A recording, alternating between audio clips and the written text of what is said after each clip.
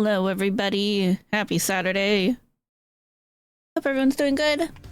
Hi, there we go. Hi there. Hi. Hello. Hope you all had a good week. It is Saturday. It is Ace Attorney time. We're here. We're back, and we have just a little bit longer to go in episode 4 here. We may even get to start episode 5. I am ready. I'm eager to start. I'm gonna go as long as I can today before I get tired. Just ready. I'm just ready. I'm ready to have a good time today.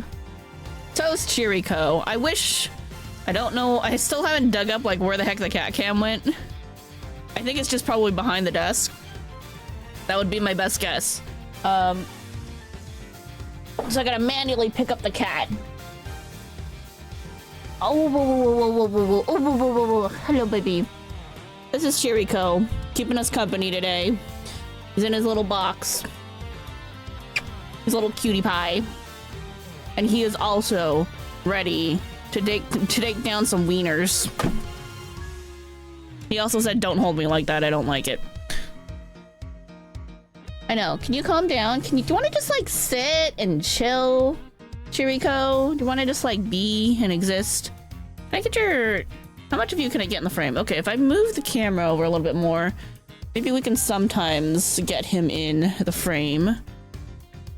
Like that? Yeah, I can like get his tail. So when he peeks over, maybe we'll see him, right? Okay. I think that'll work. That'll do.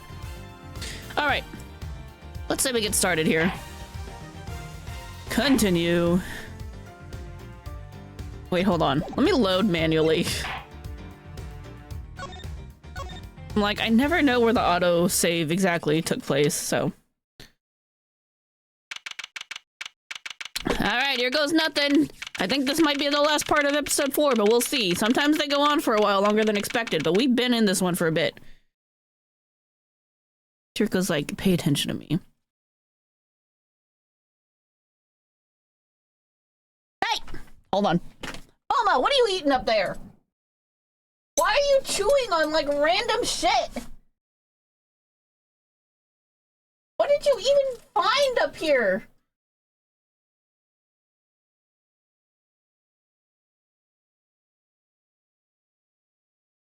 The cat found something. They have a bridge up here that like goes to the top of the shelves next to my desk. There's some stuff up there. I don't know what he was chewing on, but there's like some kind of plastic up there that he found and he was just like going anyway. He gets bored sometimes and he wants attention. Oh, now we lost both cats because Momo was being a little punk. Anyway, sorry about that. Back to the game. April 6th, Committee for Prosecutorial Excellence Chamber.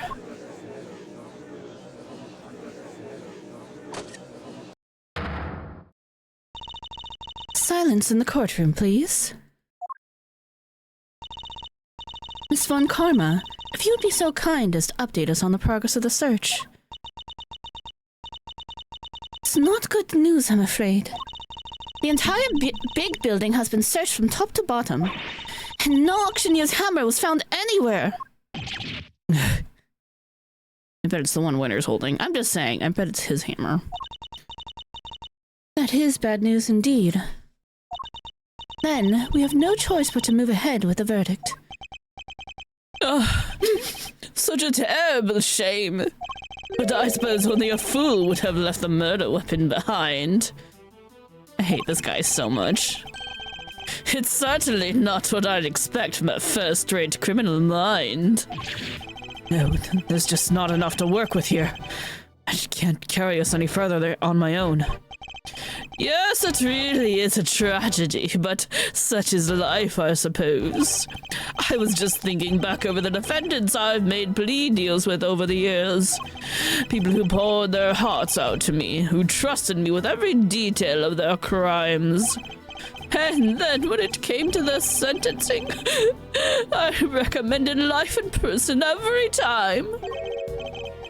For every single one. Oh, if only you could see them. The stupid, dumbfounded looks on their faces. Oh, you're kind of a scumbag, ain't you? The verdict will now be passed.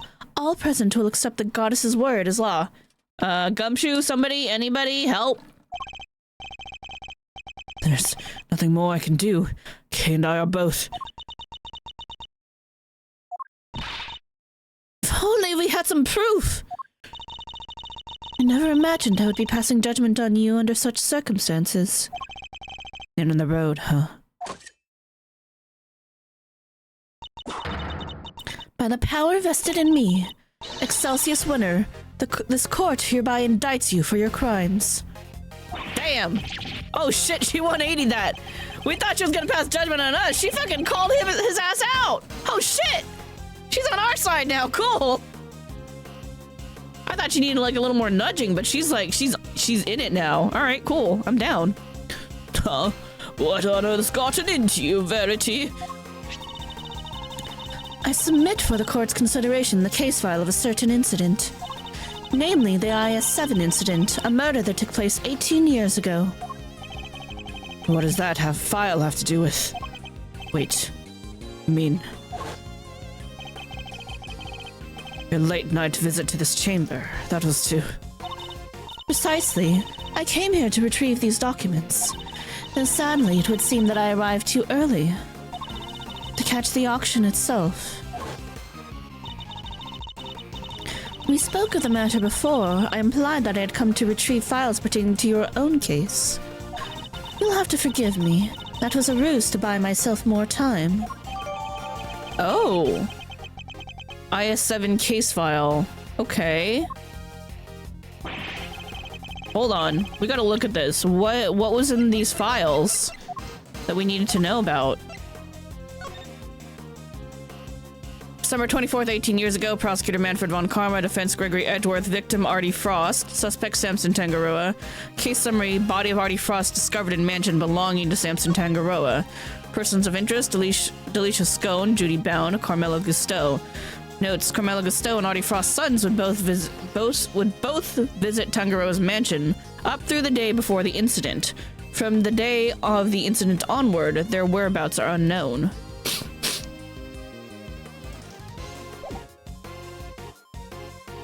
Okay.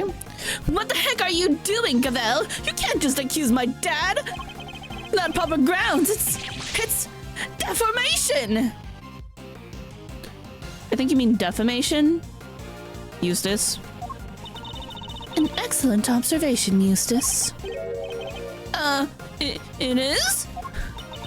And of course, I have the grounds to make such an accusation. 18 years ago, Mr. Manfred von Karma had some details about the victim's body fabricated. Details he was forced to fabricate when the sculptor Artie Frost's body went missing. My papa? Fabricating information? What is the meaning of this? Ian Seidman, the detective originally assigned to the case, did in fact report that the body had gone missing. However, it seems that a certain someone wasn't very pleased with Mr. von Karma and deliberately withheld that information in order to bring him down a few pegs. What? This individual refuses to allow anyone to go against their wishes or to challenge their power. And they're known to go to extreme lengths in order to bring those who defy them to heel. 18 years ago, they were no different. In fact, they even ordered Dr. Hertz to create a fake autopsy report for the IS-7 incident. What? She was the one responsible for the fake report? Well, wait, you have to understand, Grandma, she's not a bad person. She had to do what he said. She didn't have any choice. He? The person in question was the chief prosecutor at the time. The chief prosecutor 18 years ago? No. The man who gave Papa the first penalty of his career? Oh yeah, he didn't like that. Excelsius Winner, it was you. Objection! What are you all talking about? My dad would never do something like that! Overruled. I'm sorry, Eustace, but your opinion on the matter is not needed here. Well, Chairman Winner, do you have anything to say for yourself? Oh, that nonsense with the body, that was Manfred's doing. Such a willful boy. And the fake autopsy report? Hilda, how could you? I can't believe you naughty kids would do such dishonest things behind my back.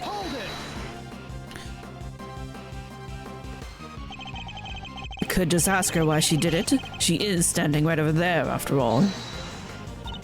Oh, wait, Grandma can't. She's... Ow!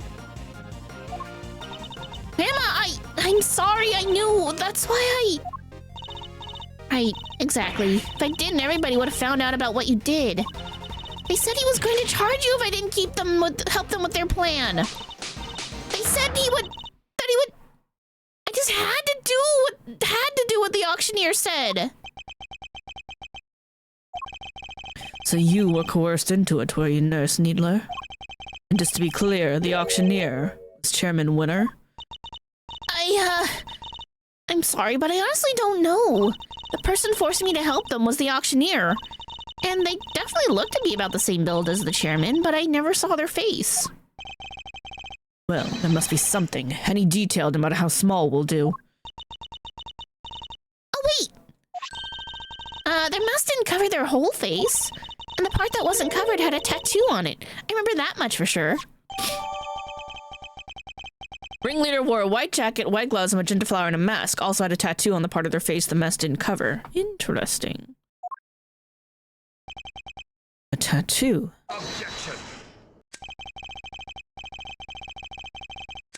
Is your beard fake? Is that a fake beard? Can you take that off? Can I shave you? Can I tug on your beard like a kid sitting on Santa Claus's lap? And maybe see what's underneath? This all sounds very dramatic, but I really don't know what you're talking about. There's no tattoo anywhere on my face. I think I'd know if there was one, wouldn't you? Let me tug on your beard and find out. Which means I can't be the ringleader no matter how much you might want me to be. I only hope you can figure that out. Who is this shameless manipulator might be? Your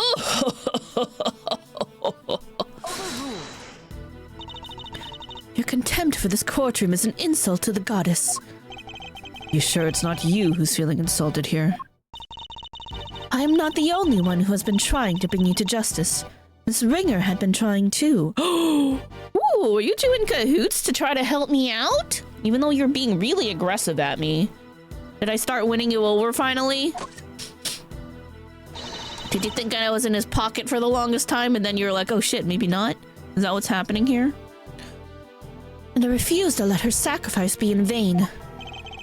Young Rosie was looking to take me down, you say? Alright, hold on. There's like hair in my ear. It always gets like in there from the headphones.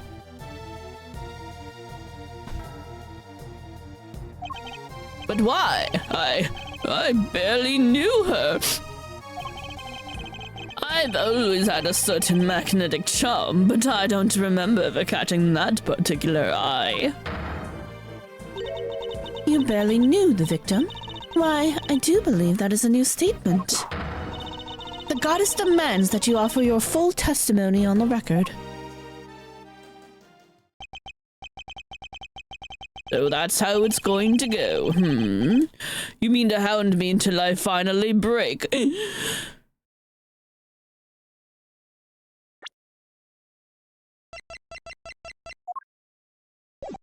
Are those all prosecutor badges on his coat? I'm just realizing, are these the badges that he's taken away from people? His corruption.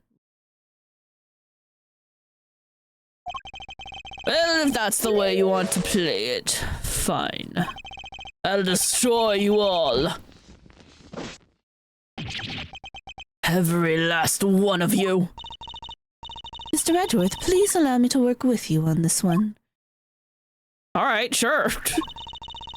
I doubt we'll get another chance to put him on the stand. So let's make the most of this opportunity. Of course, Your Honor.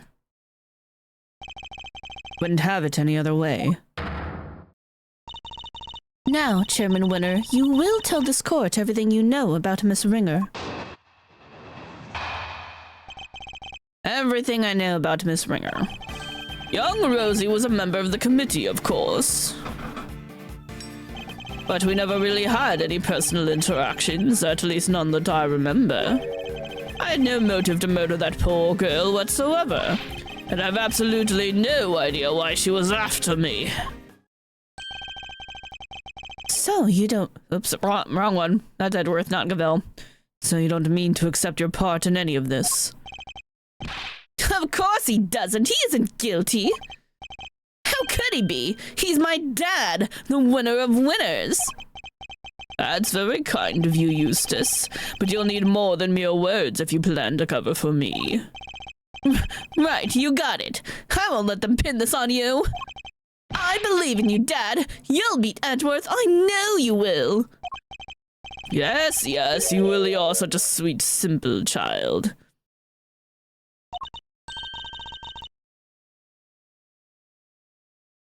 I have a thought that's like, this is gonna be really, really fucked up to say this.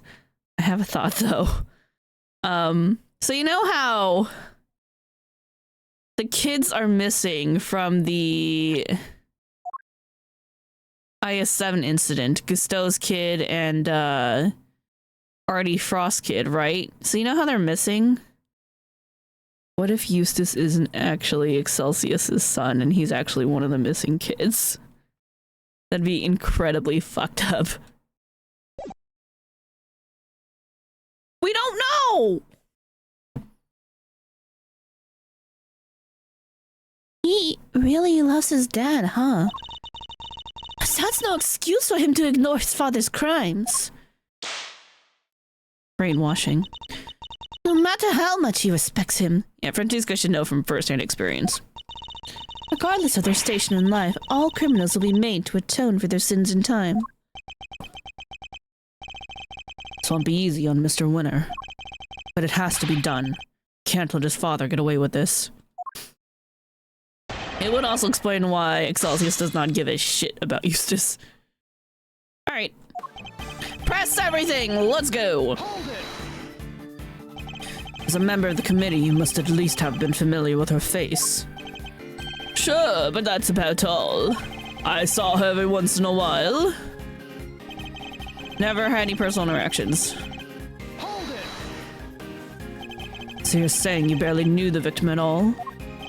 That's exactly what I'm saying, my boy, yes. Why, I never even knew about that burn mark on her hand.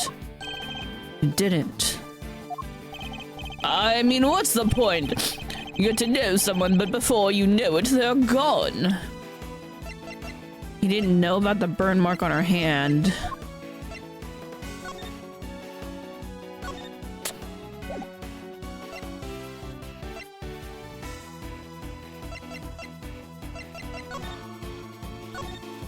Revenge for 12 years ago. We still don't know what that's about.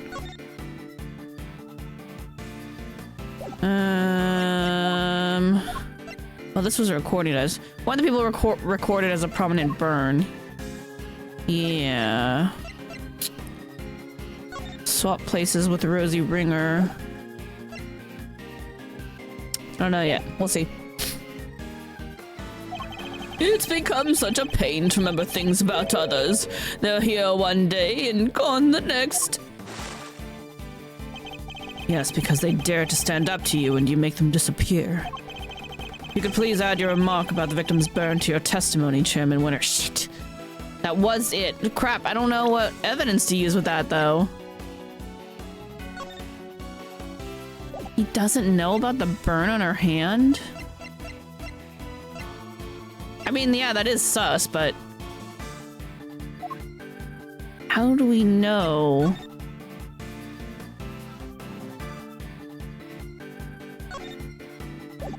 It's a pretty prominent mark. I don't know where we're going with this just yet.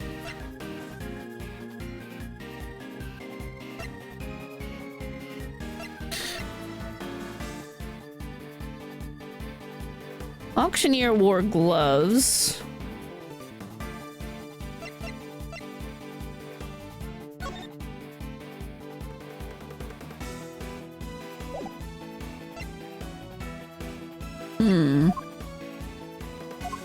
Okay, he might be saying that because of this recording. Is there anything else to look at on this dude? The left horn is missing. Can't help but wonder where it went. Though even if we were to find it, it might not be easy to fix up either.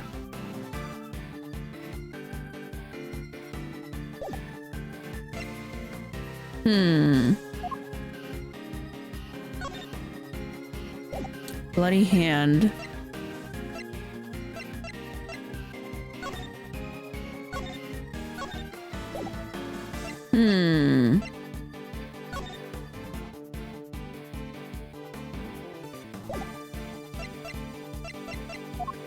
They wore gloves. I don't know where we're going with this yet. Well, I didn't even know about the burn mark. Okay, press it. You're sure you didn't know about the burn mark? You really don't let up, do you? I'm not in the habit of memorizing who has a scar on their hand and who doesn't. But this wasn't just any old scar. I'd say it's pretty noticeable, in fact. Perhaps under normal circumstances, but now that I think about it, Miss Ringer did always wear gloves. Truth be told, I wasn't aware of the burn mark until after the incident myself. The victim's hands were always covered by a pair of gloves. It makes sense, of course. People can be very self-conscious about such things. I can only sympathize, being something of a sensitive soul myself. Hope you're not too sensitive to append that statement to your testimony. Oh, alright. Keep digging. She was always wearing gloves, perhaps to hide the burn. So you remember her always wearing gloves? I mean, it was something of a trademark of hers, yes. Who knew it was to hide a burn mark? I always imagined it was just a fashion statement. Does your little friend there have something to hide under all those bandages, I wonder? She's fucking injured, you jerk! Who, me? No, I don't have anything to hide. You don't? Not even the stony visage of a cold-blooded murderer? Oi! If anyone here is hiding such a thing, it's you. And I'll expose your true face if it's the last thing I do. Oh, you never fail to entertain my boy. Go ahead and do your worst. So Miss Ringer always wore gloves. That reminds me of something. I should look over all the evidence again. She always wore gloves?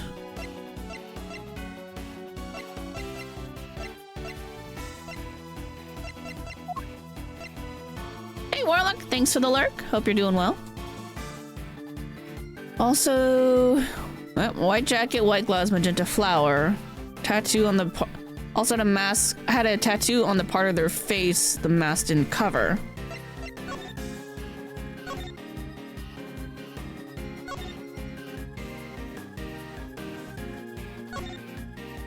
If she always wore gloves, then why is there blood on her hand?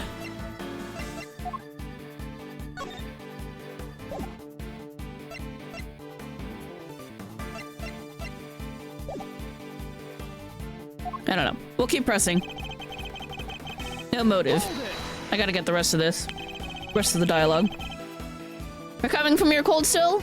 Have some hot soup. I hope that usually helps it for I feel. But I hope you feel better. Never had any trouble with her professionally? Oh, don't be silly, my boy. I'm far too important these days with such trivialities. And by all accounts, her work was unimpeachable. Besides, our difference in standing meant we hardly ever interacted. Doctor diagnosed you with acute bronchitis. At least you have medication for it now. Ooh, that's rough. But at least it's, you know, only acute. So, and the medication should help make it go away pretty quickly. So, Hope you feel well. Hope it doesn't last too long and it's not too rough on you. Well, that doesn't prove you didn't kill her, does it? Well, you would say that, wouldn't you? Anything to save your little friend, It certainly seems that Miss Winger had some personal interest in you, at least. Indeed, indeed, but I can't for the life of me imagine why. Too bad, so sad. Without a motive, you can't logic your way into pinning this on me. No idea why she was after him. Something about 12 years ago. You have no idea at all as to why she was after you? Let's see now. It's because Dan's a real catch! I suppose you could say that, yes. The admirers, they come, and then they go again. You couldn't even dream of being like my dad. Who's your mom? Do you have one? Has he ever been married? We're gonna question that. Are you secretly an abducted child who's been brainwashed by your kidnapper? This series goes to some dark places sometimes. Very true. I doubt many ordinary people could quite match his achievements. It's remarkable, really, to have so many people come into a life and then for so many to leave it. I certainly won't complain if you chose to leave Verity, my dear. Ooh, that's messed up. I think it's far more likely that you'll be the one leaving today. Handcuffs. Yes, yes, very droll. But if you think I'm finished, you will be sorely disappointed. I have to think back over what we know about the victim. If you're not sure how to approach this, take another look at the evidence. You just might find a new way to interpret old information. You're trying to help me, Francisca. I'm trying to help Kay Faraday. I couldn't care less about you. Nice to see she really is worried for Kay, in her own Francisca sort of way. I really tripped over that one. Perhaps it was hide the burn. Alright, that was a lot of dialogue. I'm gonna say it real fast. Alright. But she clearly wasn't wearing gloves when she died. And the other thought I have is in the recording. They were talking about, like, clearly being able to see the burn. So, like, that doesn't make a lot of sense if she was also trying to always wear gloves. So, we'll try this one first, and then we'll try the plush. Alright? Nope, not that one. Okay. Please take a look at this piece of evidence. You certainly seem fired up about it. Yada, yada, yada. Nope, that's not that one. Okay, we'll try the plush. The recording.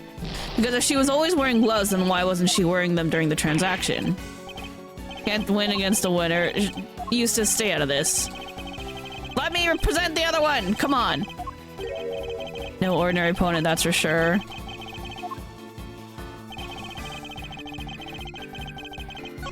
Nope.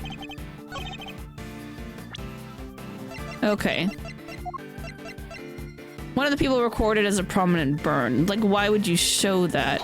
There we go. That was the right line of thinking. So, Miss Ringer always wore gloves. If she did, that raises a rather important question, and highlights quite a contradiction. A contradiction, you say? Really? If you listen again to the conversation that was captured by this stuffed cow, you'll see what I mean.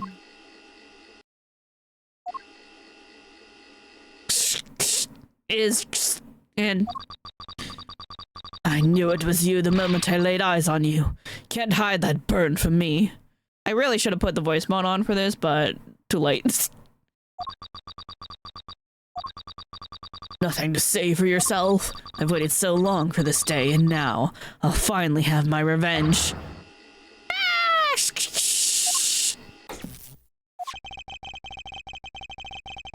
I can be reasonably certain that what we just heard is the moment the victim was attacked. I knew it was you the moment I laid eyes on you. You can't hide that burn from me. We assumed that those were the words of the killer. And where's the problem in that? It seems like a perfectly sensible assumption to me. Okay, except that if she always wore gloves, how would the killer know about the burn? I'm afraid not, Chairman Winner. For you see, if the victim was always wearing gloves as you just testified, then the burn mark on her hand should not have been visible to her killer. Objection. You speak as if gloves can't be easily removed. She could have taken them off during the auction. That's... But she hadn't! She was still wearing them when I changed places with her. So they must have been on her hands when she was being murdered, too. What are you saying, my dear? You don't know how much trouble you're in, don't you? I'm not scared of you anymore. I have Grandma on my side now. Now it's time for you to pay the piper, Winner, you dang devil. I see. So you're both looking to disappear, too. Oh, so you admit you make people disappear. That can be arranged. Not this time, Excelsius Winner. The only person disappearing will be you. Hey, you can't talk to my dad like that! I call into question whether or not he really is truly your father. Have you DNA tested this? Who cares if the burn was covered up? Why does that even matter? Oh, it matters. Because it turns out our understanding of that burn mark on its head. Oh, what do you mean? What can the fact that the victim's burn mark was covered up possibly tell us? The murderer had a burn mark too, the victim didn't have a burn mark at all. There were no burn marks at all?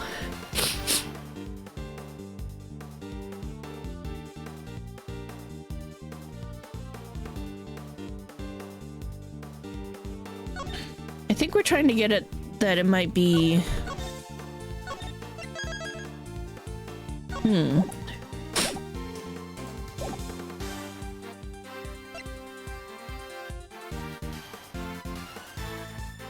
Maybe the victim didn't have one before?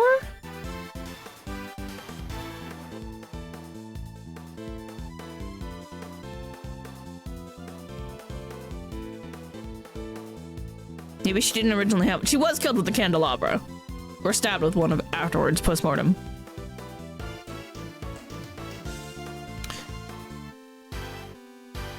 It was covered up because...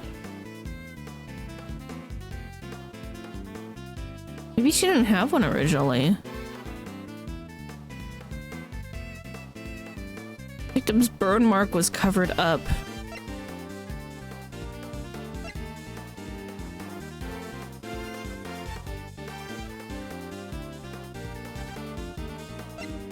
There were no burn marks at all.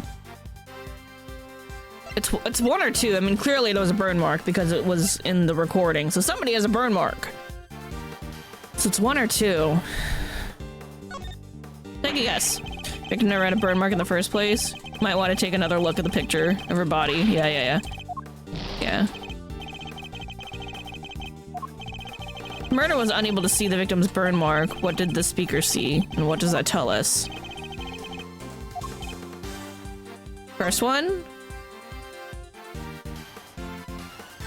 I don't see quite how, but I mean, I guess it has to be.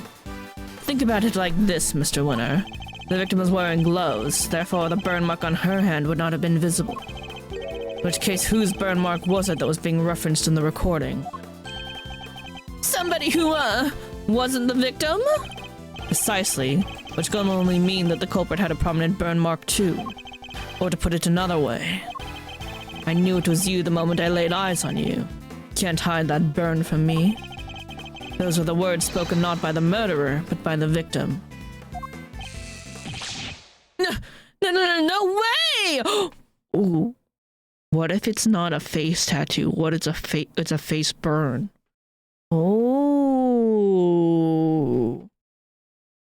Ooh. Objection. Hey, when you want to take your beard off? Can I shave you? Can I tug on your beard like a child? Eustace, my boy, would you mind stepping aside for a sec? Wait, hold on. Did I miss a line from Eustace? Oh, no, I didn't. Look, Miles, it's nice to see you having fun with your little flights of fancy, but let's get serious. So the murderer had a burn mark now? Really? Where? Your little theory will either take flight or die, depending on your answers here, I'm afraid. It's not messing around. I have to figure out where that burn mark was, and fast. I wonder where it could have been. All the auction people were wearing disguises, right? Yes, and each disguise was different. Yet in spite of that, the burn mark was clearly visible to the victim somehow. Which means... Well, shall we? Enlighten us, why don't you? Where was the murderer's burn mark? I assume you have some evidence.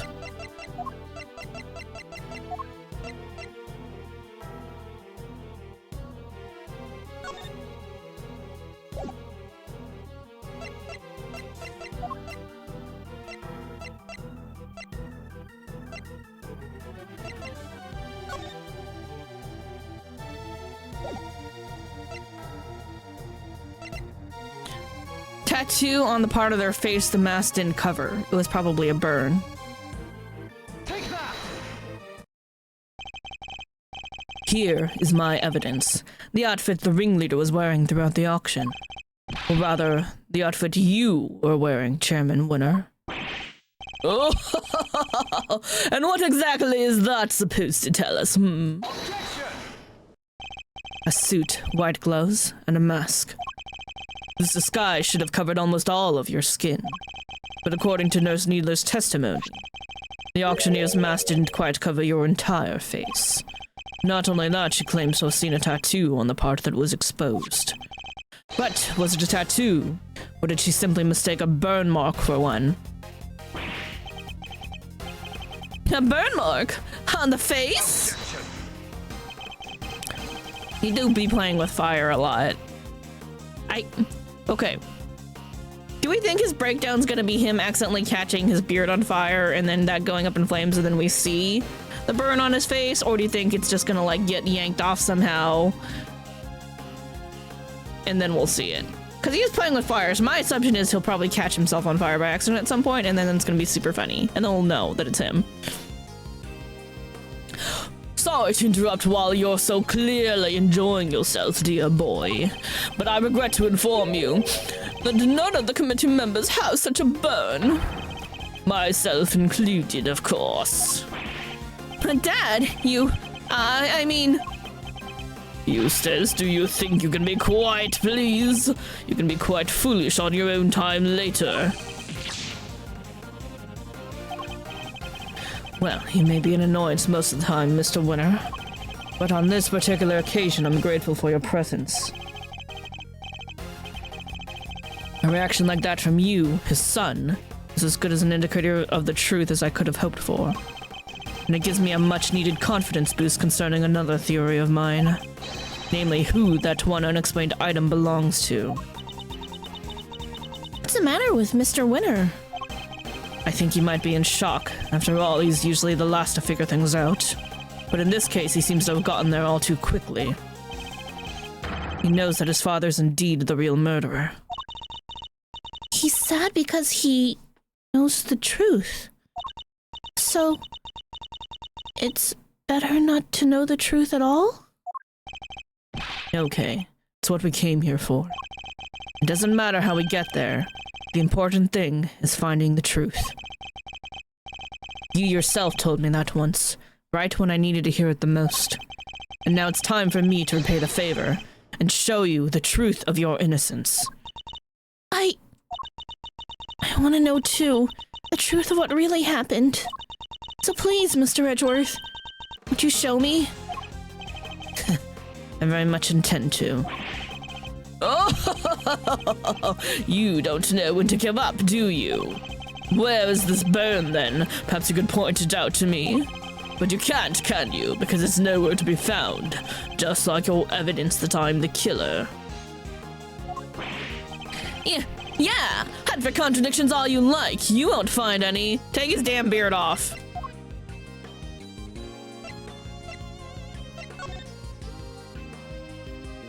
One wig was straight and the other wavy. Ringer's hair was straight, so wavy was not used.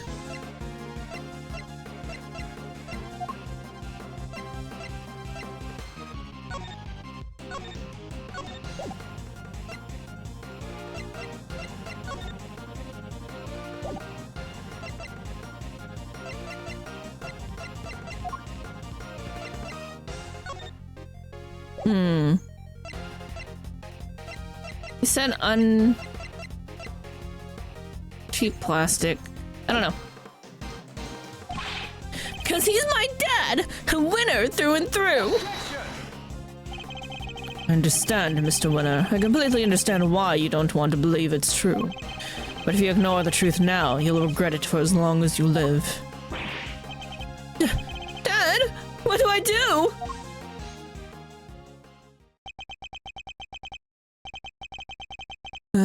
I just don't understand it. How could I have raised such an utter buffoon?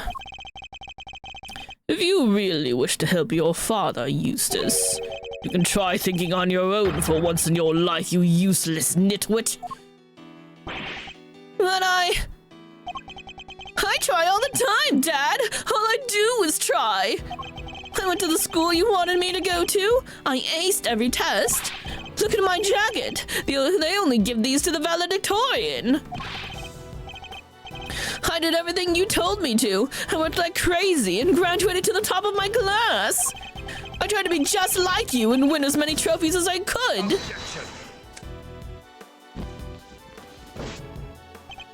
You really are just a simpering simpleton, aren't you? Those tests you aced, I had the school give you perfect scores on all of them. Those debate and speech competitions you won. Those judges were all friends of mine. Woo, you like rigged the shit out of his life.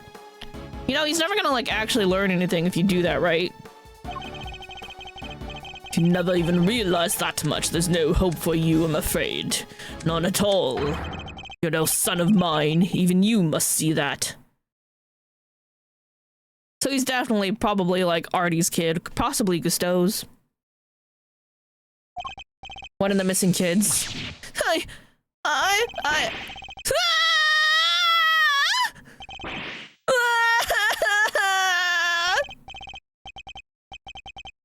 Oh, gone. My own son. They all leave in the end. Oh, I mean, boo. Even when he was trying, he was failing, and he did it all for me. Then he should have tried harder. You're a disgrace. You don't deserve to be a father, but you certainly don't deserve to be chairman of this committee. I'm telling you, he abducted a kid. Even I feel sorry for the boy now. Or Mr. Winner. Explain yourself, Chairman Winner. Just what do you think your son is to treat him in such a way? An utterly useless pawn sounds about right. But you're one to talk, Verity. You tried to worm your way into my trust by using Eustace too. Cannot deny it. However, I have never thought of him as a mere pawn. He may not be a naturally gifted prosecutor, but he tries. In some ways, he tries harder than anybody. That's what I've witnessed during my time with him. Yet you would call him useless. How could you? Objection. Because he's not his real dad! Oh, because he is, Verity, my girl. He is utterly incapable of doing anything I ask of him. Mr. Edgeworth, I entrust my offering to the goddess to you, so that you may use it to call her final judgment onto Excelsius Winner. Thank you, Your Honor. I've been more than ready to do so. The ringleader had a visible burn mark on their face that night, and it would follow that Chairman Winner's currently hiding that mark somehow. How exactly was he dressed during the auction? He was beardless. That will be the key to solving this case at last. Now then, your answer, please. Which piece of evidence will help us to reveal the burn mark on the culprit's face?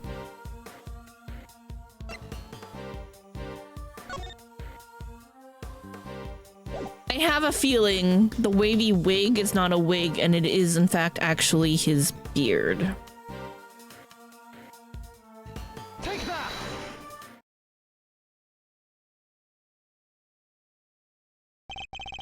Call Nurse Needler's testimony, if you will. There was one thing we never quite resolved. The second wig. The one that wasn't used. I seem to remember it being wavy. What are you two talking about? Nurse Needler apparently found some very interesting items when she went to swap places with the victim. And what does they have to do with the burn mark? What she found were 2 wigs. One was intended to make her look more like the victim. But what was the other one for? I don't suppose it was meant to be a spare. Doesn't take a huge leap of imagination to see the truth. Compare Chairman Winner's current appearance to that of the ringleader as it was described to us. Stop it! Stop staring at me! One very prominent difference presents itself. His face, or rather, what's around it. You mean it wasn't a wig after all? Indeed, not a wig intended to go on top of the head in any case. It was a fake beard all along, wasn't it, Excelsius Winner? Yeah, caught fire! Come on, do it again. This is all my own, dear boy. How very unkind of you to suggest otherwise. Let me yank it. Let me yank it. We'll see if it's real or not. We saw how your son reacted when he realized the truth. How he desperately tried to cover for you even in light of his realization. Yet you still feared that he might expose you. So rather than take that risk, you bullied him until he couldn't take it anymore. Because he knew that your beard hides a prominent burn mark. Chairman Winner, I insist that you remove your beard this instant. Yeah, it's on fire! Oh shit, he's bald too. Oh my god, how do you get a skull burn mark? Damn. There it is, the burn mark! Mr. Edgeworth, for bringing evil to justice before the eyes of the goddess, you have my thanks. No, thank you. I couldn't have done it without you. Excelsius Winner, in the name of the goddess, I hereby pronounce my verdict. In the matter of the murder of Miss Rosie Ringer, this court finds you guilty.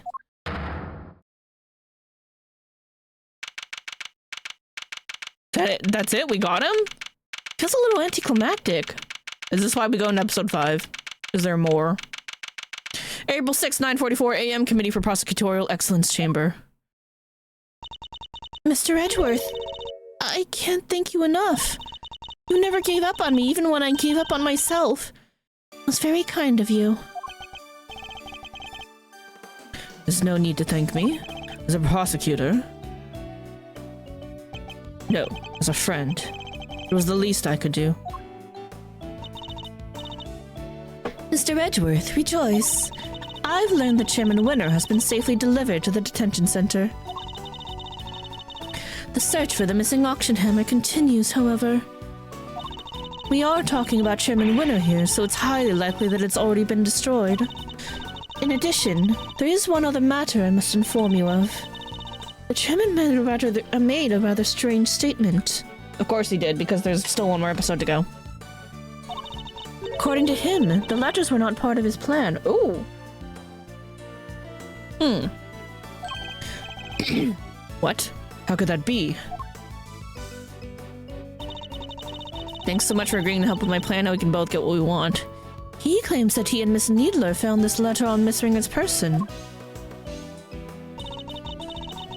And that they found a second letter on Kay's unconscious body. In their contents, the letters seem to ones of correspondence. So he leapt to the conclusion that they must have been working with each other. It's quite the conclusion to jump to. As he read the letters, that's when he came up with the idea to frame Miss Faraday for Miss Ringer's murder. So he decided to place the victim in a very conspicuous place. Namely, in her left chest pocket. Sounds to me like he's just trying to make excuses for himself. Yes, I certainly thought the same. Perhaps it was some sort of last-ditch ploy on his part. But it matters not. He will answer to the goddess now. And under her scrutiny, such strategies cannot hope to succeed. He will not escape justice. And with that, one of the duties with which I have been entrusted with is complete at last. Judge Cavell, before you go, can you tell us what you know about how Chairman Winner came to murder Miss Ringer? There's more, isn't there? Yes, and I suppose you've earned the right to the whole truth. Miss Ringer once had a lover, a press photographer. He was investigating the underground auctions as a freelance journalist. Before he could uncover the truth behind the auctions, he was disappeared. All Miss Ringer was left with were the memories of and personal effects of her lover. So, seeking revenge on Chairman Winner, she made her appearance at the auction. Unfortunately for her, her opponent struck first. See, so that's the story behind this case. The goddess does not condone acts of wanton vengeance. Miss Ringer's actions have exposed Chairman Winner's crimes at last. So that was your real goal. You were tasked with exposing Excelsior's Winner and the corruption at the heart of the committee. Does anyone know what happened to Mr. Winner? I'm afraid I haven't been able to get in touch with him. You have any idea why? Probably because I wasn't there for him just now when he needed me most. Oh. I really feel bad for him. Well, don't pity him too much. At least he knows the truth now. And no matter how hard it might be, he'll need to learn to accept it. If he can't, he'll never be able to move on with his life. Trust me. My father's influence isn't easily erased. But in time, he can hopefully try and change his ways. You're right. You've gotta be. Can I change too, I wonder?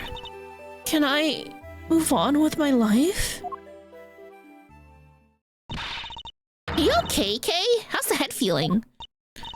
I'm fine. Thank you? I'm so sorry, Kay. You were my patient. I had a responsibility to you, and instead I let them accuse you of... Ouch!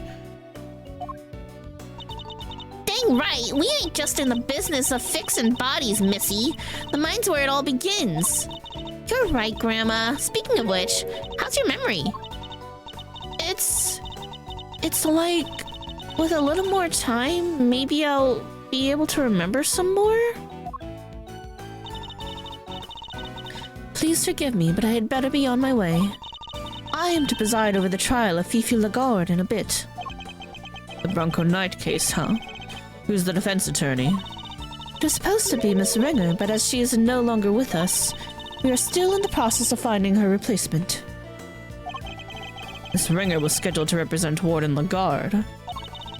And of course, until we find Eustace, there is nobody to act for the prosecution either. In any case, I must take my leave. Wait, please. What about Mr. Edgeworth's badge? What's going to happen to it now? With its chairman under arrest, the committee's activities have been suspended for the time being. So to answer your question, it's complicated. It's all up to the goddess now. But... Don't worry about it, Kay. It's a consequence of my own making.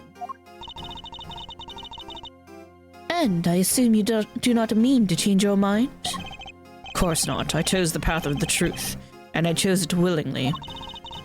With Chairman Winner out of the picture, justice is in the hands of the righteous once more. If you did wish to follow the path of the prosecutor again, Mr. Edgeworth, I would be more than happy to facilitate such a decision. It's very kind of you to offer, but I can't accept your help at this time. I can't ask for my badge back when I'm not even sure if I want it anymore. I see. It seems we are destined to continue on different paths, then. Well, I trust I'll keep my badge safe until they converge again. With all I have. Archie's not happy about that. She's like, you better fucking go back to being a prosecutor, so I can beat you. In the meantime, I have here a token of the goddess's mercy. You may return this notebook to its rightful owner. Kay's promise notebook. It seems it was due to be sold in the auction. And with the name Kay written on its cover, Chairman Winner made the connection immediately and knew who it belonged to. It was the same name as the one in the letters, after all. Letters he claimed to know nothing about. Suppose he insisted he didn't prepare them. Yes, he also had something else to say. Apparently, he thought that Miss Faraday was after her notebook, and that Mr. Ringer was after his life. And that their respective goals are what led them to cooperate and then infiltrate the auction together. I mean, that's not unreasonable. Wait, what did I do? Oh. I didn't even know that was a button. Fortunately for him, he misread the situation completely. It was all just happenstance. Kay had known a defense attorney who was also a member of the committee. There's no way she wouldn't have told me. That just isn't like her. Your belief in her is touching. While the notebook did become part of the Chairman Winner's cover-up scheme, it is also a treasured possession of Miss Faraday's, which is why I would like for her to have it back, as I am sure with the goddess. Thank you. I pray that it helps her to recover her lost memories. Oh, she's pretty nice after all, now that she's no longer trying to work undercover. Cool. Is everything all right? Judge Gavel wanted me to return something important to you. Aww. Isn't that... Always greet people with a smile, even people you don't know. Never cry in front of strangers. Daddy, I wrote them all down, Daddy! Yeah, I'm gonna keep all my promises and be a real hero when I grow up just like you. Oh wait, I forgot to write one down. The most important promise of all. Promise number 5. Always try your hardest to learn about things you don't understand. I remembered it just as how you said it, and now I'll never forget it.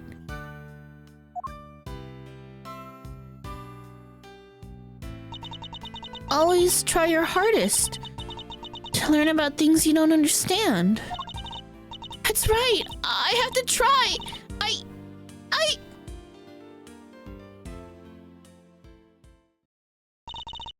I'm Kay Faraday, the great thief who'll do anything to... why do you have to talk so fast?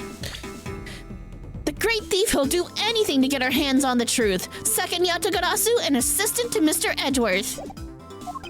Kay, is that really you? Can't say I'm not a little bit embarrassed, but... yeah, I'm back. And I couldn't have done it without you, Mr. Edgeworth. You never stopped helping me, even when I was totally lost and couldn't remember anything. Thank goodness. You certainly seem to be back. Hey, so this is the real you, huh? Welcome back. It's so good to know you're better. I can sleep easy now. Now that you found it, don't you dare go losing that memory of yours again, young lady, you hear? Miss Needler, Dr. Hertz, thanks a lot for looking after me. And if you really are better, how about you get out of them dang hospital duds? Oh yeah, I washed all your clothes for you. Here. I thought they were with Detective Gumshoe. He handed them over to us after they came back from the forensics. And did he happen to mention if forensics found anything of note? I didn't ask. Anyway, never mind that now. Put them on, Kay. I want to see. Wait, what about her bandages? Surely it's too soon to remove them.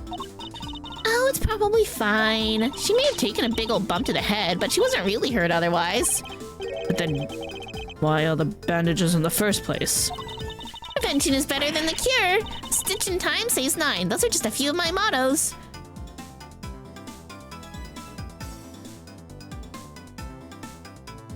But why? Why would the band... Huh?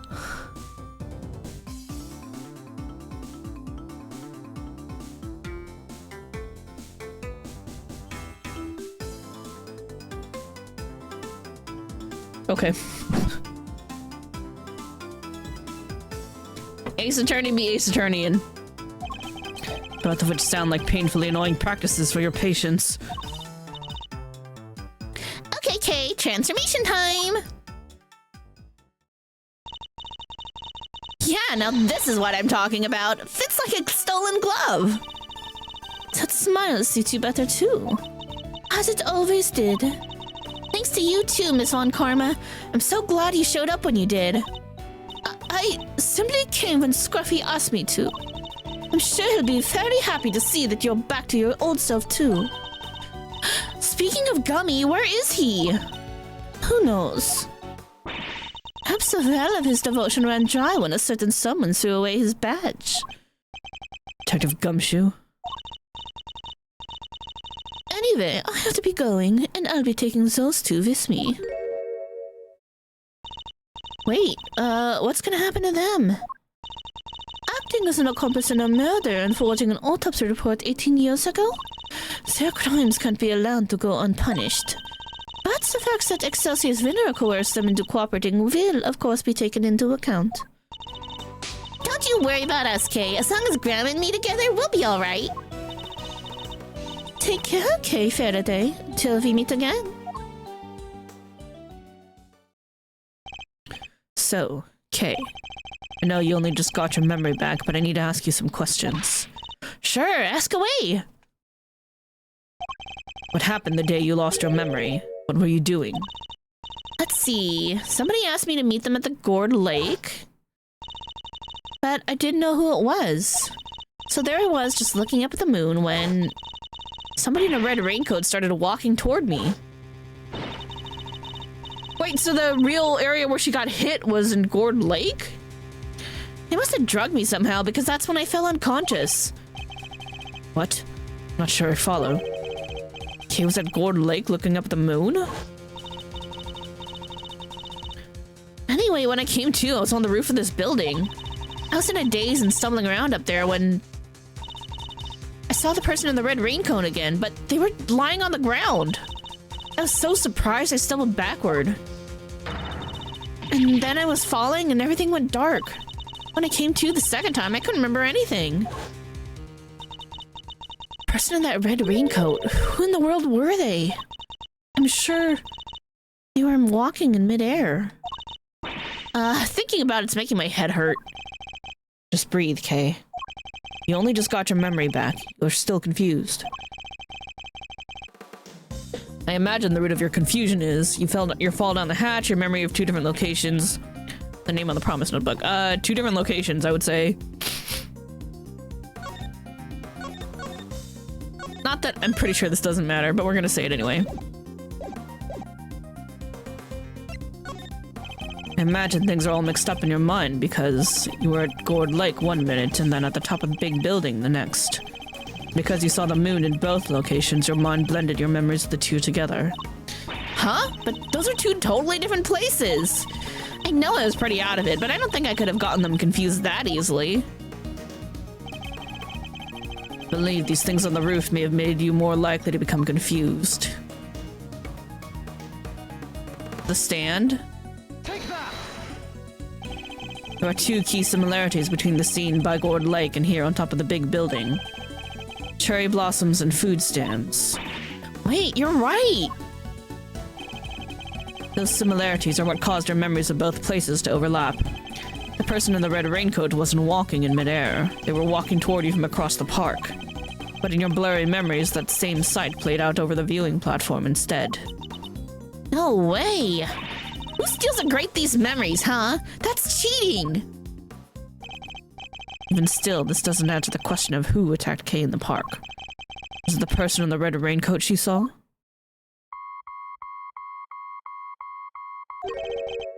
Do you hear that?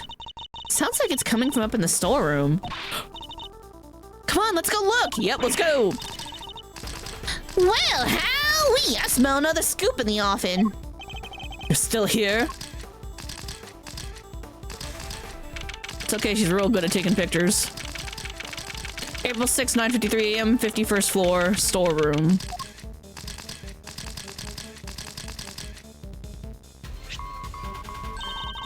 coming from this little gadget here, Mr. Edgeworth?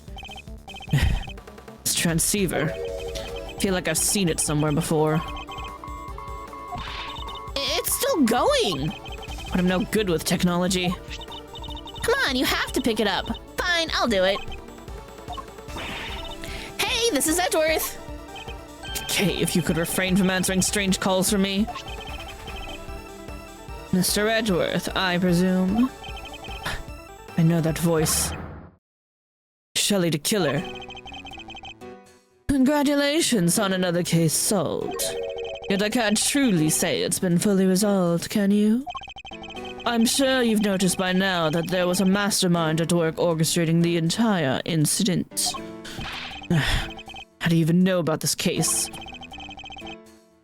That's not what's important right now. He's on like a bender because somebody was orchestrating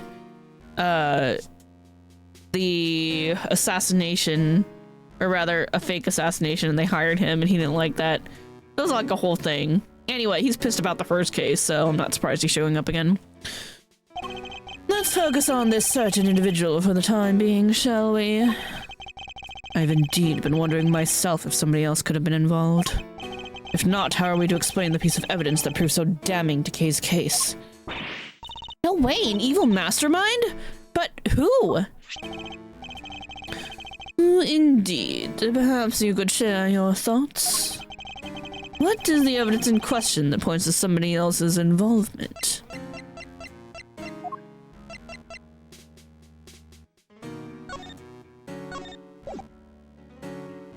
These, we don't know where these came from.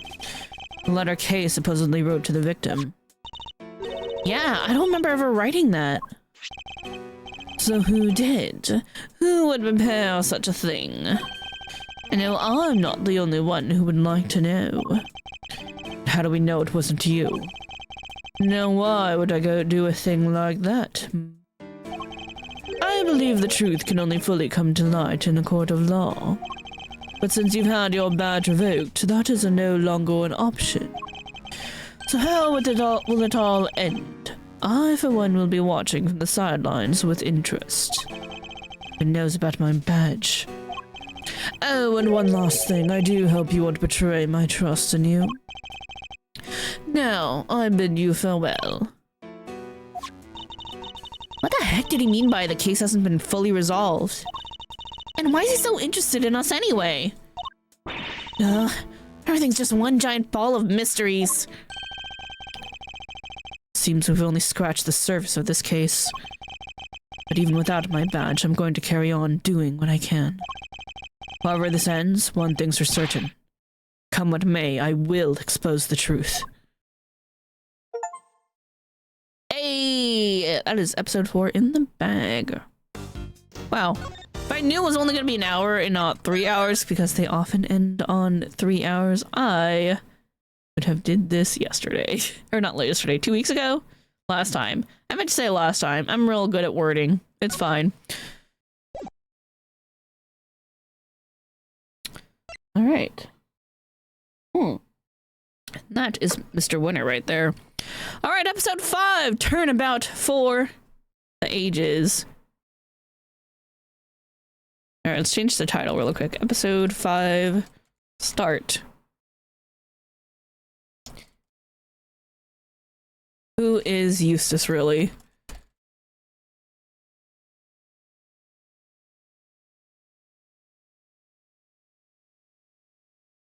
I'm still betting that he's one of the kidnapped kids. Alright, let's go. Cutscene time. There we go.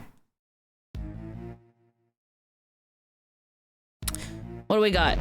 Whoa. Going down? Going up? Or something happening upstairs?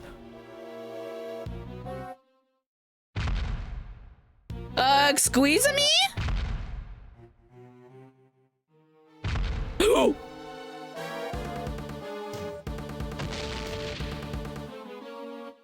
That's a giant ass eyeball!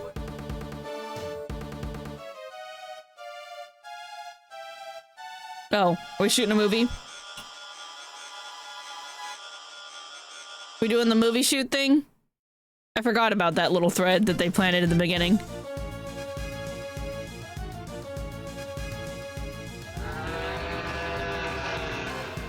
It's Goji Cow.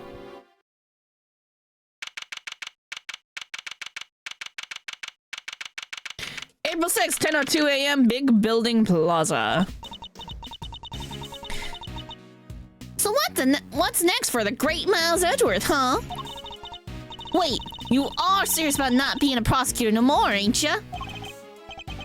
Yes, I am. No longer a prosecutor.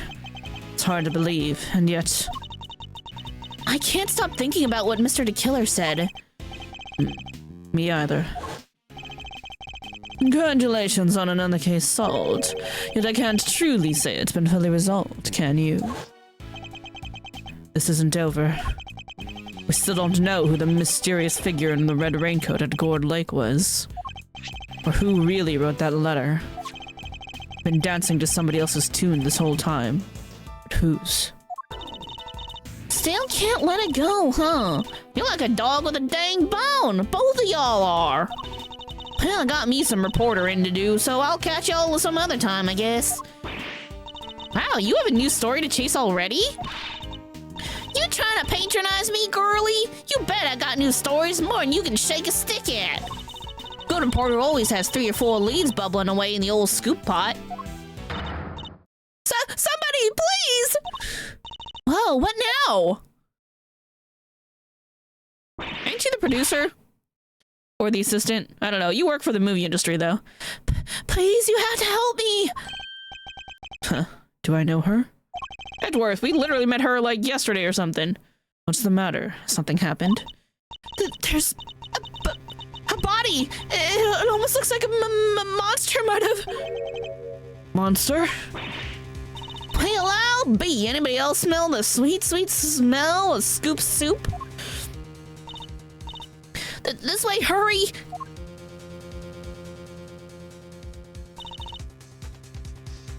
What's happened now? But indeed, I suppose there's only one way to find out. April 6th, 10:05 a.m. Big building. Empty lot.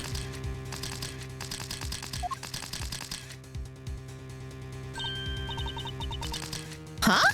These look like... Yup, footprints. This right here's a photo gold.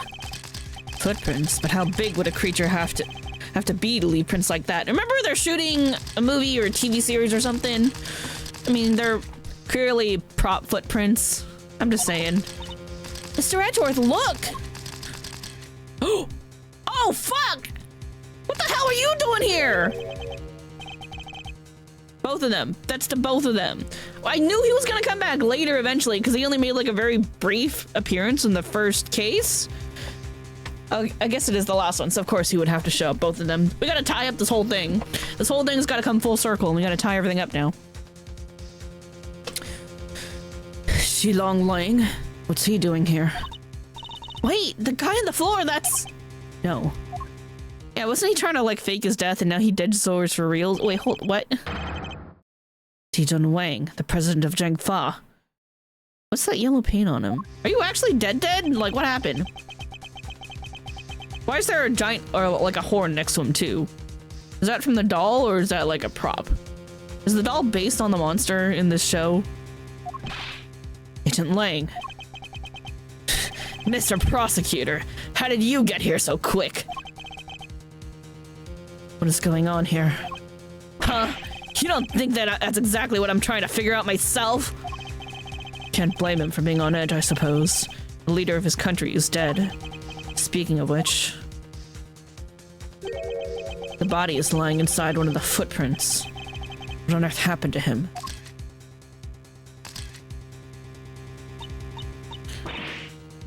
Monster! Monster? What the heck else y'all want me to say, huh? Them right there's monster prints, mister.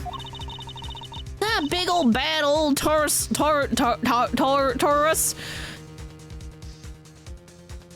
are y'all doing to me? Why you gotta make me do this? Taurosaurus! God. Don't stomp right through here. I ain't never been sure of nothing. Taru, what? Huh? And I suppose you mean you are sure? This right here's a scoop to scoop up all the other scoops and bury them 10 feet deep. Being trampled by a giant monster. I'll lead with that in every paper here from here to Honolulu. Ridiculous. There's no such thing as monsters. Wait. Honor is all mine, Mr. Edgeworth. I am Dijon Wang. Your efforts on behalf of Jang Fa have not gone unnoticed. You have averted something of a crisis. You're the assassin we've been looking for. In a sense, yes. A certain someone did indeed hire me to carry out a contract. And that contract did indeed specify that I was to assassinate President Wang. He finally managed to. You! Did you discover the body? Yes! That is... What are you doing, Agent Lang? Lang Ji says, begin at the beginning, with the first person to arrive at the scene. Well, did you really just discover the body? Yes! Hey, go easy on her. Can't you see she's scared? I don't think he's in the mood to go easy on anybody. Pah! Nobody's getting it easy today. Do you have any idea who that is lying dead over there? That's President Wang, the leader of Cheng Fa. Please, Agent Lang, you don't seem your usual self. In more ways than one, in fact. When we first met, you had more underlings than I could count. And you were known for your unrivaled arrest rate and your cool head under pressure. Now the underlings are gone and you've forgotten the fundamentals of police work. What happened? What did you just say? Shouldn't you be looking over the scene instead of accusing the first person you run into? Or is it me who's forgotten the fundamentals? Ugh. I don't need you to tell me how to do my job. I was just about to get started. Good. It seems to have calmed him down a little. We should take a look around too, Mr. Edgeworth. Yes, I think we should. At least until the police arrive. I'm not strictly supposed to conduct investigations anymore. Don't nobody need to do no looking around. I done told y'all who did this. It was Taurosaurus, or my name ain't Lotta Hart. Wait. Who did this? What did it? Yeah, that. You quite finished? We have an investigation to be getting on with. Step aside, please. You can't order me around no more, mister. You step out of my dang way. Was more like it. Y'all mess with this here scoop of mine and there'll be heck to pay and then some. Excuse me. The woman who found the body. Where do I know her from? You're Mr. Edgeworth, right? Do you remember me? Yes, of course. We met on, that case. No way, you two know each other? Yes, as a matter of fact, we do, from somewhere. Great to meet you. I'm Kay Faraday, Mr. Edgeworth's assistant. Wow, I never knew you had your own adorable little assistant. I'm Penny Nichols. I work over at Global Studios. I'm in charge of props. It's nice to meet you. Right, she's just an assistant. Okay. Of course. One of my old cases involved a murder on the set of the Steel Samurai TV show. She was a member of the crew and thus a person of interest. Our paths must have crossed several times while it was all going on. And yet, I'd completely forgotten her. That's so mean, Edgeworth. It's good to see you again. So, if you're here, I guess that means... That's right. We're here on location filming for Global Studios. It's kind of a big feature, to tell you the truth. I was first in today and wanted to make an early start. But then I noticed something was wrong. Footprints and the body. We'll take a closer look at the body in just a moment. In the meantime, can I ask you to notify the police? Yes, of course, right away. I'll need to speak to her at length a little later. But first, let's go over the scene. There's plenty to look at besides the body. Momo and Chiriko are both cute booties. Yes, they are, actually. That is in fact true. I'll need to examine everything in detail.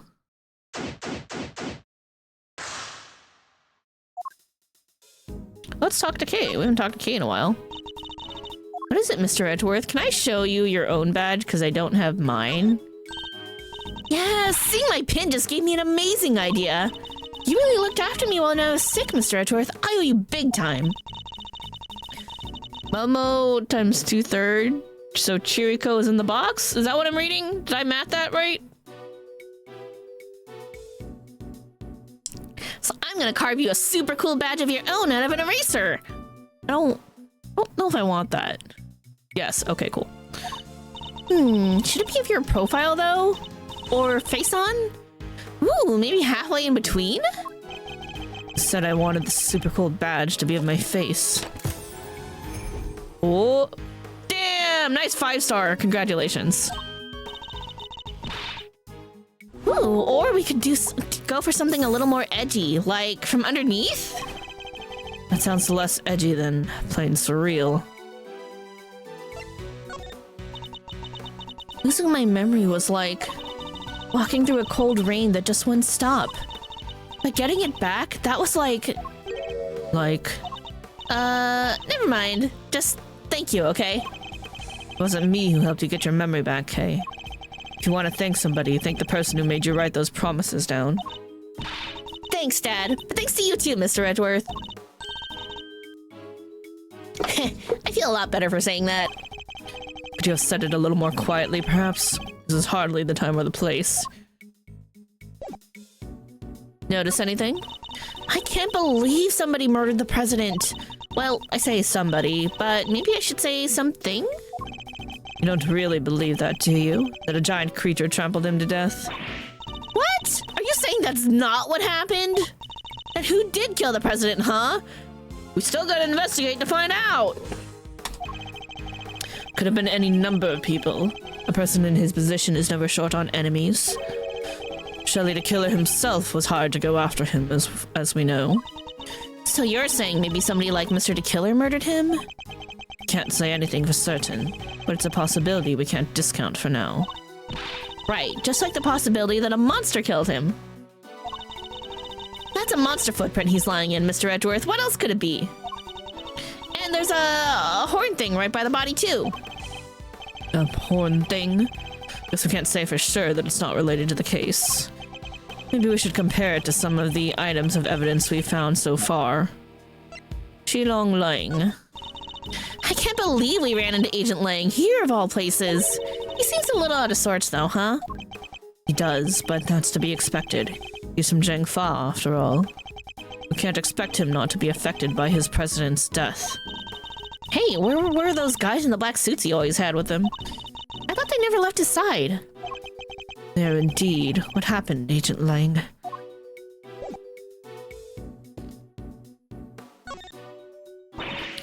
What is it now? Can't y'all see I'm busy? Girl needs room to work, you know. Why are you so obsessed with the idea that this was a monster attack? Monsters don't exist. Surely even you know that. What you don't know what the heck you're talking about. Taurosaurus is real, dang it. I know that for a fact. For a fact, And how is that possible exactly? 'Cause I done seen him. What? You saw Taurosaurus? Where? How? Also, I'm just saying, Taurus, the relation to the Zodiac, and then we had the whole Zodiac, like, themed stuff with Artie Frost, and that was, like, 2 different murders, and that was a whole thing. I'm just saying, there's a theme.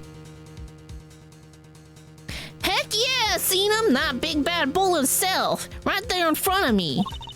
I was up on 51 over at that there big building just yesterday, right?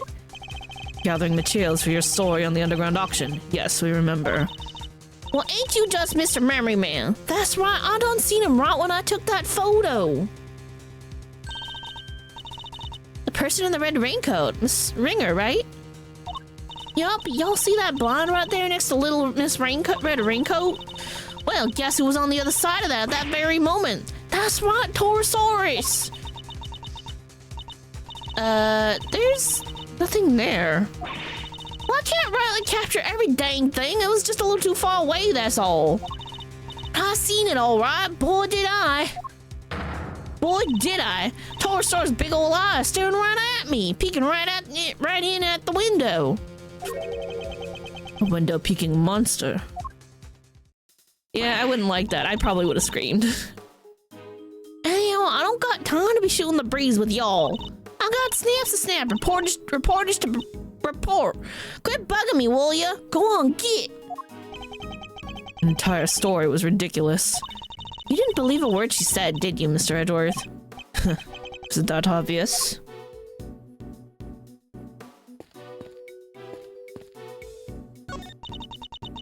What's this big metal stick thing? Is it for climbing trees or something? No, it's a camera crane. It's used for filming from an elevated viewpoint. There's no camera currently attached, but it would usually be positioned at the top there. Ah, gotcha. Sounds perfect for casing a place before a burglary. Mind if I go ask somebody about borrowing it? How do you propose to transport it if the answer is yes? Easy. You take the bottom part, I'll take the top. So I'm helping now. And if we go one little step at a time, we'll be back at your place before we know it. You're walking it back to my house? Hey, those are plastic sheets you can put down when you have a picnic.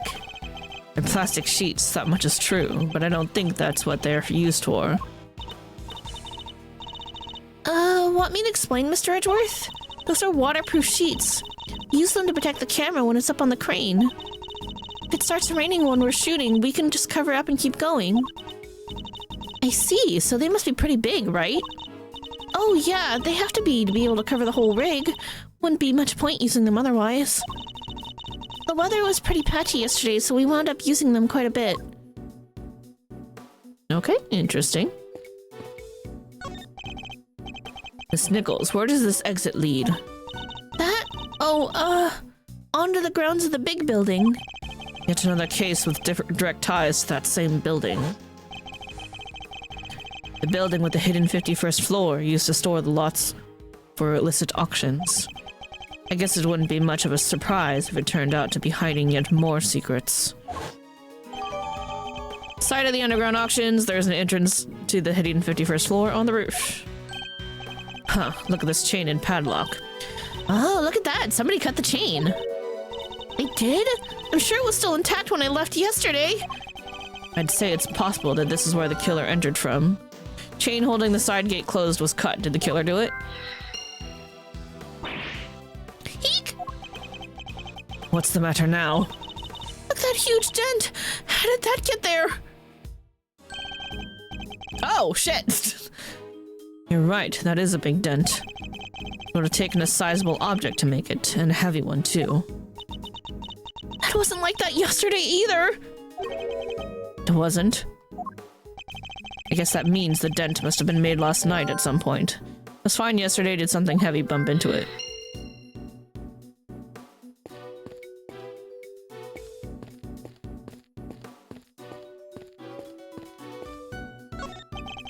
This looks like equipment used by the lighting department.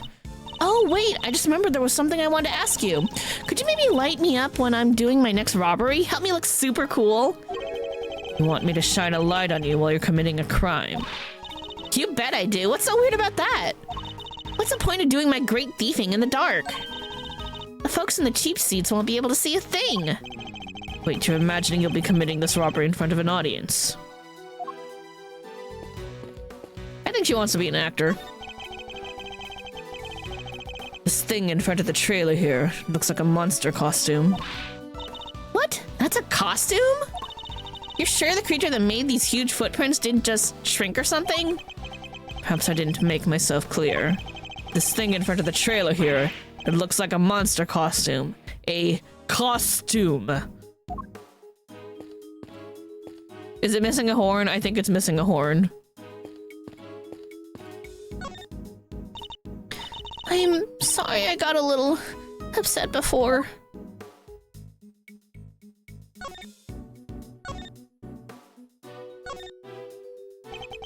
This is the pin Kay always wears. It's shaped like the mark of the Yatagarasu, and is very eye-catching indeed. Can't imagine any thief other than Kay would want to wear it.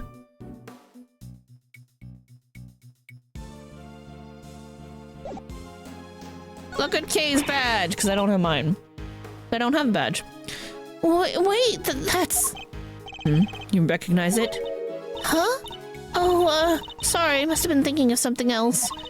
I really do need new glasses. I'm such an idiot.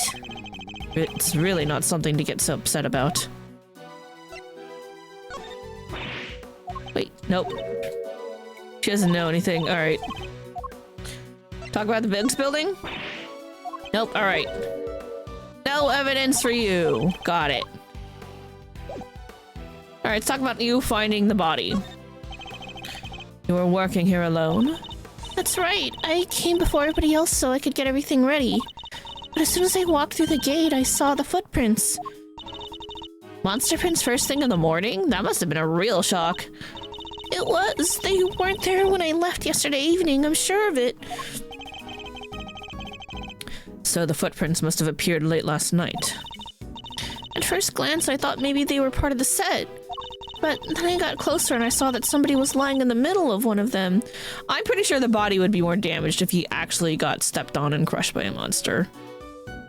You didn't notice until you were right up close? Yeah, my eyesight just seems to be getting worse and worse lately.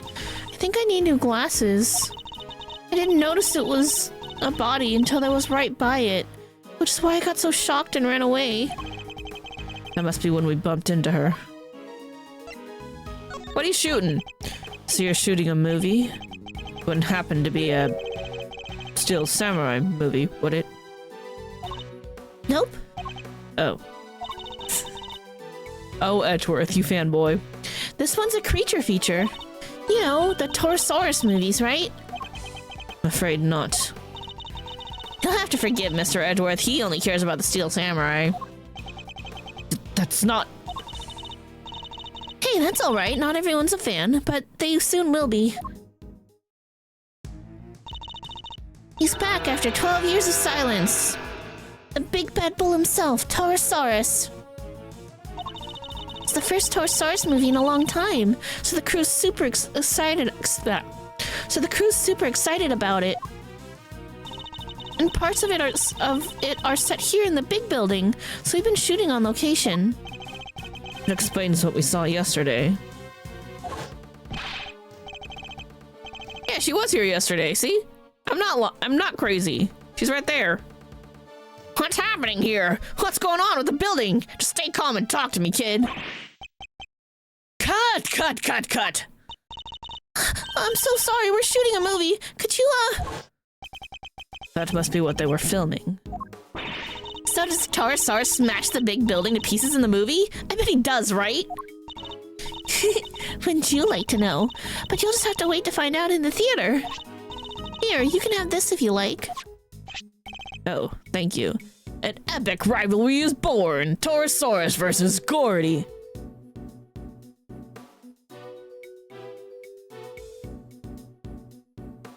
Concern. Thought. Gourd Lake, right? The other location where Kay was and where she actually got hit was at Gourd Lake, and the Red Raincoat person was at both locations. So this is very clearly tied to what happened.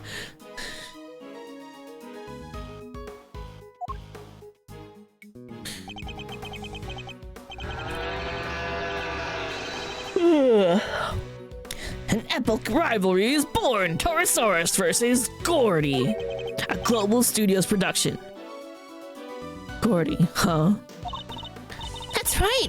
It's not just Torosaurus on his own this time around. He has an arch nemesis. You know Gordy, right? The monster from Gourd Lake? Oh yeah, wasn't everybody talking about that a couple years back? The mysterious creature in the lake. It showed up in that one couple's photo. Yeah, and we figured out it was just like a deflating part of the Steel Samurai costume. It's like balloon. It's fine. Not only were people talking about it, it played a major part in one of my cases. Not a name I'm too wild about hearing again. The director's fascinated by the stories, which is how Gordy wound up in the movie. Little do y'all know. We know the truth of it. A little behind the times, but better late than never, I suppose. Just wait till you see those two legendary legends tearing into each other on the big screen. Latest in the series after a 12-year hiatus, Torosaurus vs. Gordy. Talk about the front gate. Think we need to learn a little more about the security situation here on set. Miss Nichols, is the set kept locked overnight? Yeah, we used one of these. A combination lock, huh? So anybody who knows the code can get in and out. And was the lock in place when you arrived this morning? Yep, everything was locked up tight when I got here. Who knows the combination? Oh, the producer, the director, the crew, the actors. Basically, everybody is working on the movie. So any member of the cast or crew could have opened the lock and entered. Alright, that's all for now.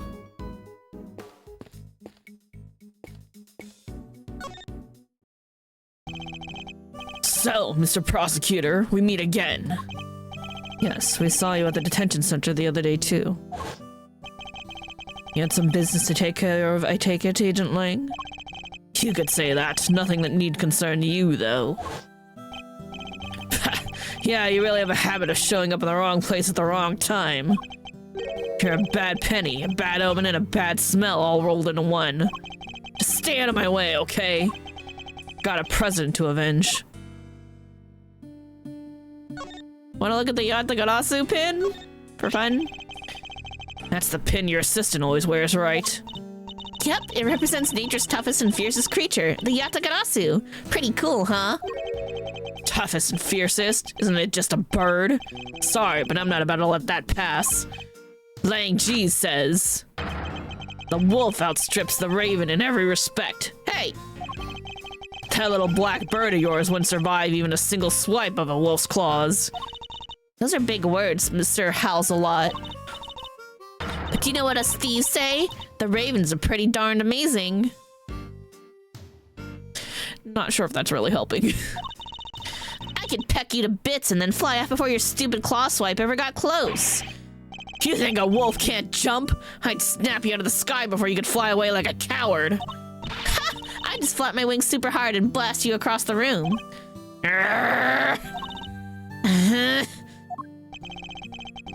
Haven't had to endure an argument like this since elementary school. It is pretty childish. You probably have nothing to say on this. Why are you shoving this in my face? You gotta be careful I don't bite it. Perhaps I'd better put it away. Big building? Want to talk about the creature feature? What, you want to talk about Torosaurus with everything else that's going on? Certainly not saying that the creature could be our culprit, but he's not unrelated to the case. If there's anything you can tell us, I'd be very much obliged. Well, President Wang had a Torosaurus toy from way back when. I saw it a couple times over the years. That's why I recognized it. Stuffed toy. I saw it in the presidential plane, too. If even the leaders of other countries love Torosaurus, he must be famous everywhere. Dogs go bow bow in other languages, right? Cats go meow. And roosters go, cucurico. So what noise would a Torosaurus from another country make? We don't even know what noise our own Torosaurus makes, do we?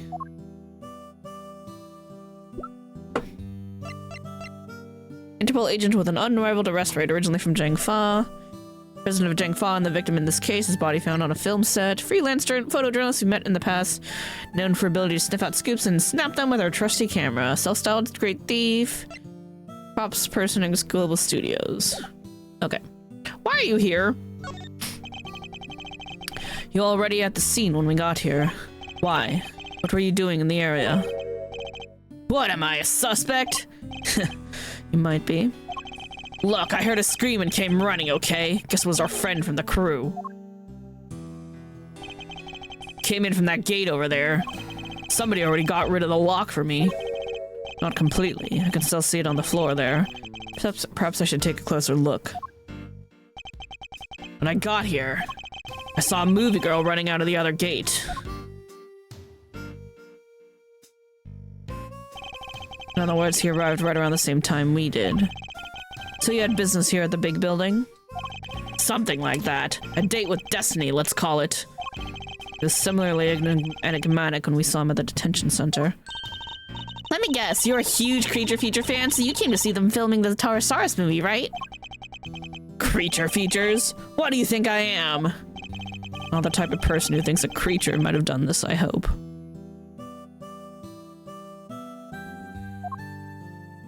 Let's talk about President Wang. Sorry about the president. You have my deepest condolences. Thanks. He was a great man. Zhang Fa will be lost without him. I don't know if he was all that great. He was kind of puffed up. You and he were close, correct? It all started when he hired my father. That was our big break. Our family kept him safe. That was our most important duty. And our most sacred. But, like, he was being guarded by Knight and Rook, and then, like, they had that whole faking assassination attempt, and then there was a real assassination attempt, and then there was a coup. There was a thing that happened. Gave my father medal after medal. They had to come up with new ones just for him. In the end, there were no medals left to give, so he made us the keepers of his last will and testament. Oh. Those medals, that duty, they're our greatest pride. Our family jewels. Never thought we'd be unsealing that will so soon. Wow, it sounds like your family and the president were super close. But wait, when that whole thing happened back at the lake, you weren't with the president then, right? Yeah, that's what I want to know. Look, a lot happened, okay? This was all 12 years ago or more. My father and the president being friends, our family being the ones who kept him safe. He just changed one day. It's like he became a different person. Now he doesn't trust the police one bit. I wonder what happened 12 years ago. Regardless of what happened, I still respected him. Zhang Fa may not be a big country, but he held that place together. Damn it! What was the security detail thinking? Imagine you've already contacted the embassy. Of course I have, and the government, and my family. I'll be going crazy right now thinking about what needs to happen with that will. Things will be getting crazy here soon, too. Those bodyguards will be all over the place. If you're not a fan of trouble, I'd leave before they get here. Look, Mr. Prosecutor. These days, I'm a one-man outfit, a lone wolf. You won't be letting me lead the investigation. But I've still got fangs, and I can still bite back. I'll find whoever did this, and I won't let you or anybody else get in my way. Okay, buddy. It's fine. You do you. Alright, let's take a little look-see here at the body. Really is him, huh? Certainly appears to be. The same man we met only a few days ago. So this time the president really did get assassinated. That is what happened. The assassin certainly chose an attention-grabbing method. Scour the scene. No obvious wounds, but he's definitely not breathing. So it really was a monster.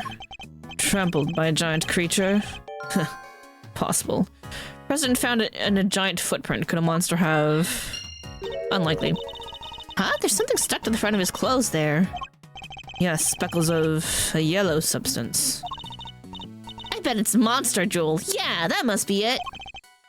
Please, Kay, can you at least try to be sensible? We'll need forensics to tell us what it might be. Alright, that looks to be pretty much everything the body can tell us for now. Better note it all down. Surrounded by shards of concrete, flecks of something yellow stuck to clothes.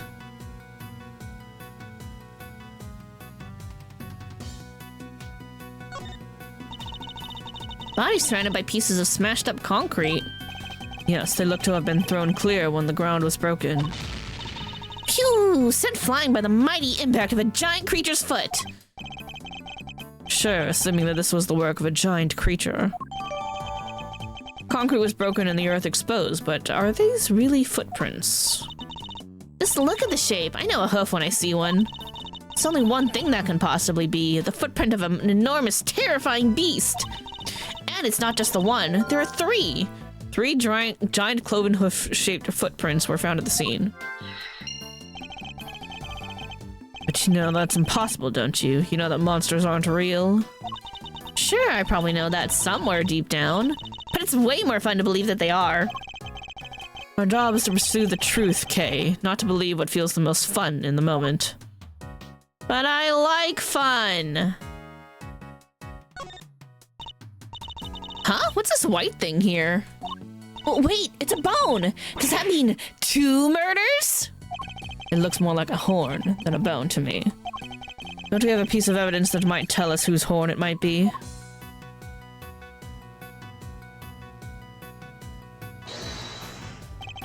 Could this be related to the evidence somehow? I mean, it clearly belongs to Torosaurus. Eureka! This could be one of Torosaurus's horns, couldn't it? You're right, it totally could. Maybe it's part of a prop from the movie? It is. It must be from something pretty big, judging by the size. What's it doing on the ground here? We should ask one of the crew. Maybe they'll know.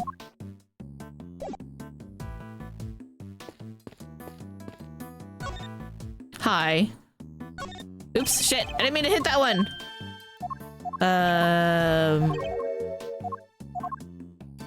Alright, cool. Broken horn, let's talk about it. This horn, do you recognize it? Huh? Oh, that's part of one of Torosaurus's horns.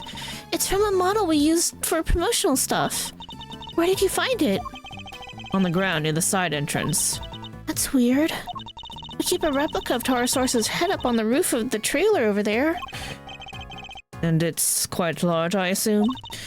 Oh, yeah. Well, not as big as the real thing, obviously, but it's still pretty big. It's just up there, see it?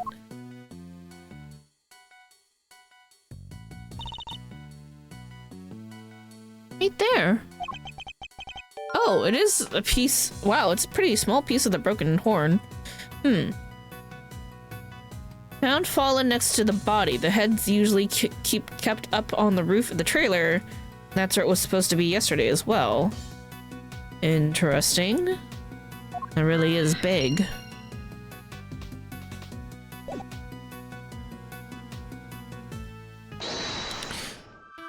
Alright, we gotta draw some conclusions.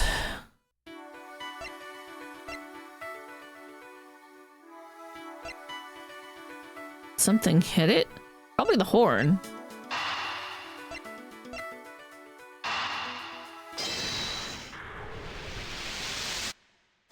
Yeah. But the dent in the fence, and the broken horn, weren't there yesterday according to our witness. Which leads me to wonder. Wait, you think that giant Torosaurus head could have... I do. I think it could well have rolled off the trailer roof and landed in the lot below. Giant head might have fallen from the production trailer's roof. It seems more than possible, and it also means...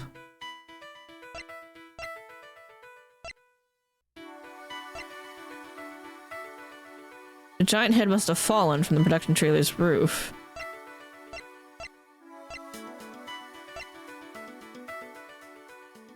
The chain holding the side gates closed was cut. Did the killer do it?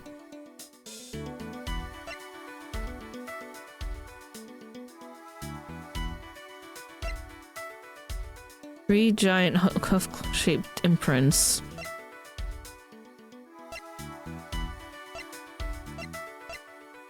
I don't know where we're going with this yet.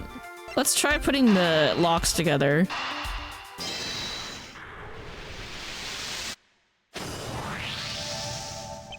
The combination lock on the gate leading to the plaza was intact when Miss Nichols arrived, but the lock on the gate leading out to the side of the big building had been cut. What does this tell us? Easy, that the killer used the side gate. Precisely, and it tells us something else important too. That they were not a member of the crew, because otherwise they would have come in through the other way. Namely that our culprit didn't know the number for the combination lock. You're right. It would have been way easier to come in that way if they did. But instead they chose the classic thief's route, the lesser-known side entrance. This is no run-of-the-mill criminal, Mr. Edgeworth. We need to keep our wits about us.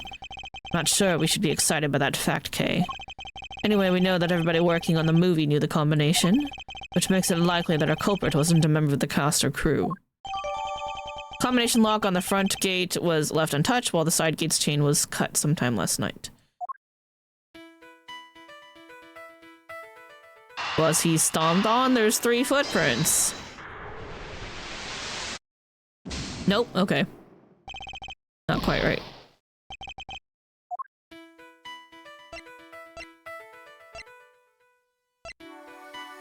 I do think it's more likely he got hit by the head and fell into the thing. Okay. There's no sign of a murder weapon anywhere. Oh yeah, there isn't.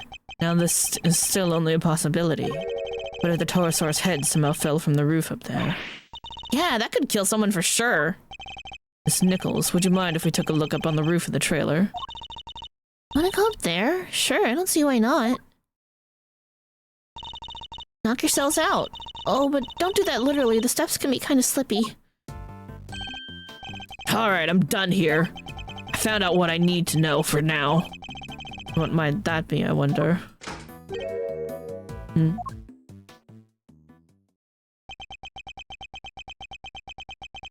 Oh, it's the star.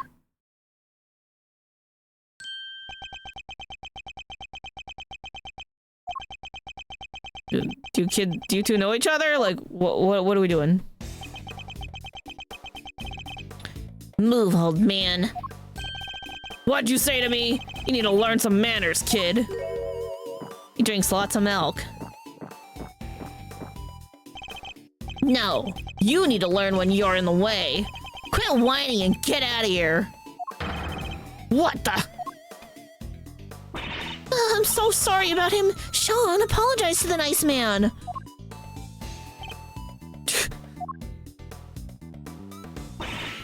Come on, Sean. You know you can't speak to people like that. Whatever. Who the heck was he? A policeman, that's who. Why would you antagonize him like that? I thought there was gonna be trouble for a second there. I don't think I've ever seen anybody stand up to Agent Lang like that. Oh, let me introduce you all. Everybody, this is Sean Fenn. He's the star of the movie we're making. Star? This little boy? Hi there, I'm Kay Faraday. It's great to meet you. Sean, this is Miles Edgeworth. He's a prosecutor. Prosecutor? That's right, and a pretty famous one at that. He's a prosecutor. Where's his badge? Certainly doesn't pull any punches. Look, ex-prosecutor. Oh, you, might not want to get too close, Sean.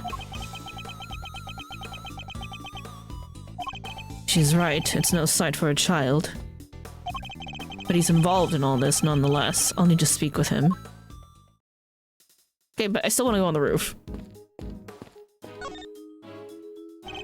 Actually, would you mind coming up there with us? Oh, sure, after you. So this is the mighty Taurosaurus. Huh? He looks different from before. Here he's way cooler on the flyer. What's with the weird ring around in the nose model? Weird nose ring on this model. Oh, I forgot. You two aren't Taurosaurus fans. This is the original Taurosaurus designed from 12 years back.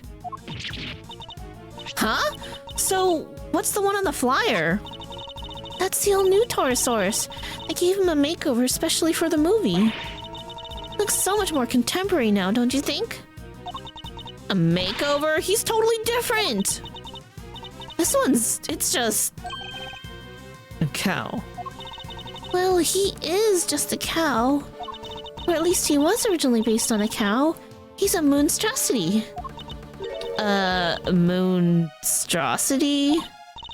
Yeah, the cow, man's best friend, reimagined as a terrifying monster. It totally makes you think about our whole relationship with nature, right? That was the original concept. I think the concept might be a little lost on me. Me too, I'm afraid. Scour the scene, alright. The model was made for promotional events, stuff like that. So people would remember the old Taurosaurus and realize that this was a reboot. Yeah, he does look different. People might not get it otherwise. Just as we thought, his horn is broken. So the model really is what killed the president? I think it's a distinct possibility, but it's one thing I don't quite understand. What's that? Snickles, the model looks very heavy. How do you move it around? Oh, it comes apart. If you know the trick, it's not so hard. But I guess if you didn't, you might struggle to figure it out. You happen not to be a member of the cast or crew, for example. Once it's in pieces, can one person move it? Oh yeah, even I could. Maybe not very fast, but I could. Modeled on the first generation Taurosaurus design, seems like it fell off the roof of the on-set production trailer last night. Sure, I remember that face from somewhere. Hey. Hey, Mr. Edgeworth! I know this cow. Funny, I was just thinking the exact same thing. A note from the president's plane, of course. And from the auction. So President Wang's plushie Was a soft toy version of the original Taurosaurus. This really be just a coincidence?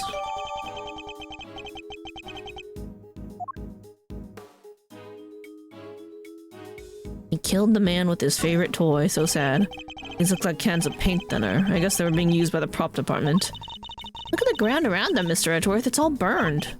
Indeed, as is the blue sheet underneath, and the nearby newspaper, and the outside of the cans. Wait, do you think the Taurosaurus head can breathe fire? Nah, this guy doesn't look like the fire-breathing type. It's not even possible, let alone likely. Still, the fire was started somehow. There's a heater here. Do you think it's to keep the crew warm or something? I could imagine so. It's spring now, but the evenings can still be pretty chilly. Really gets in your bones.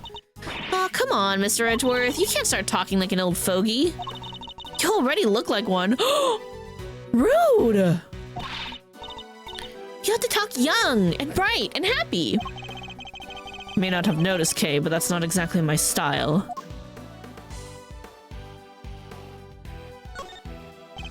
It's a wooden table, sadly collapsed. Parts of it are badly scorched. That's weird. The head should be on that table. But the legs are broken. Guess Taurosaurus isn't going back on there now. Scorch marks look particularly bad where the legs snapped off. I think there might have been a fire up here. Perhaps started by the heater. You think that's what happened to the legs? Yes, and when the fire had burned through the legs, the table would have collapsed and the head would have fallen down onto the ground below. You're right. The fire caused the head to fall. Indeed, and I also happen to have an idea about how the fire may have started. Alright, so the current theory right now, with what we know so far, we still have plenty to look over. What if the president's the one who snuck in because he wanted to see the Taurosaurus? Because, you know, people are entitled. Just happened to be bad place, wrong time. So he sneaks in. For whatever reason, the heater upstairs is on or left on. Starts a fire because it's next to some paint thinner, which is highly flammable, typically. So heater starts a fire. Wrong place, wrong time. Head falls down. He gets hit by it. Dies. But doesn't explain the large footprints.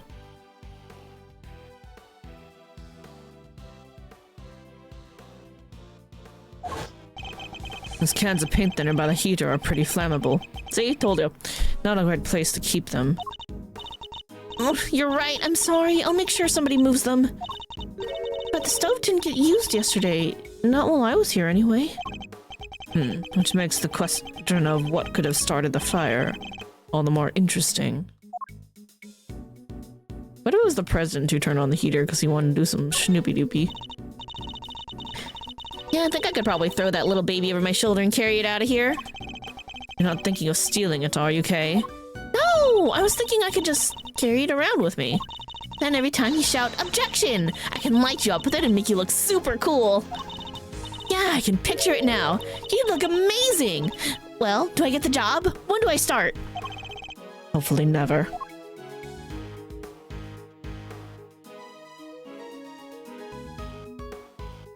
Why can't I figure out what this is? I guess it's not important. What am I missing here? It hasn't kicked me out yet.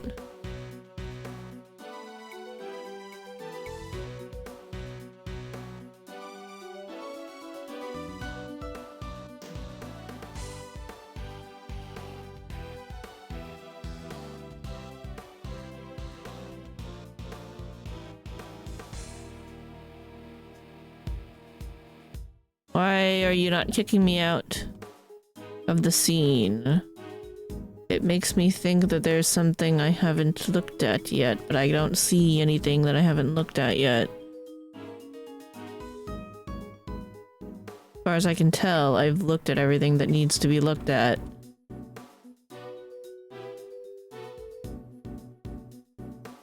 Including the horn.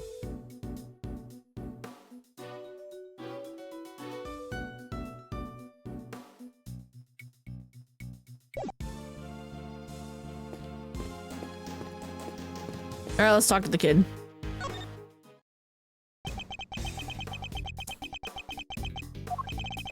Sean, wasn't it? Do you mind if I ask you some questions? Are you really a prosecutor? You just look like an old guy to me. I am. Old guy. Charmed, I'm sure. Badge first, then we talk. I don't have my badge right now. How do you expect me to believe you're a prosecutor? Ugh. Phew, he's not the friendliest, huh? You want me to try talking to him? Why not? I doubt it can hurt. Never was good with children.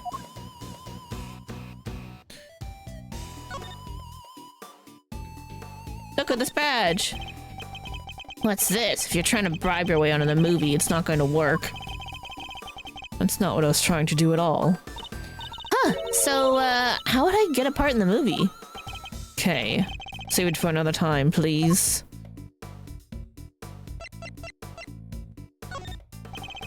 Torosaurus is just a movie character. How did he wind up involved in a murder? That's exactly what I'd like you to help us figure out. Give me a reason to, old man. I'm trying here, Sean. Hey, how about some delicious candy, huh? I bet you'd like that, wouldn't you? Seriously? I'm not 5 years old. Aw, the old candy Gambit usually works like a charm. So near and yet so far. You aren't even near at all.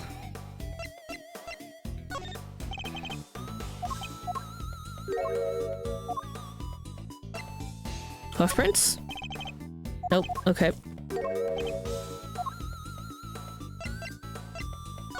Fire? Movie character? Nope, same thing.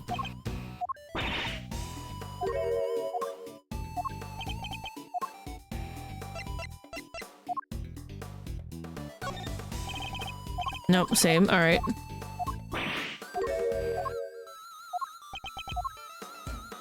What if we talk about the big building? Nope, okay. Want to talk about the locks? Alright. I got nothing. Let's talk about you. So you're an actor, right, Sean?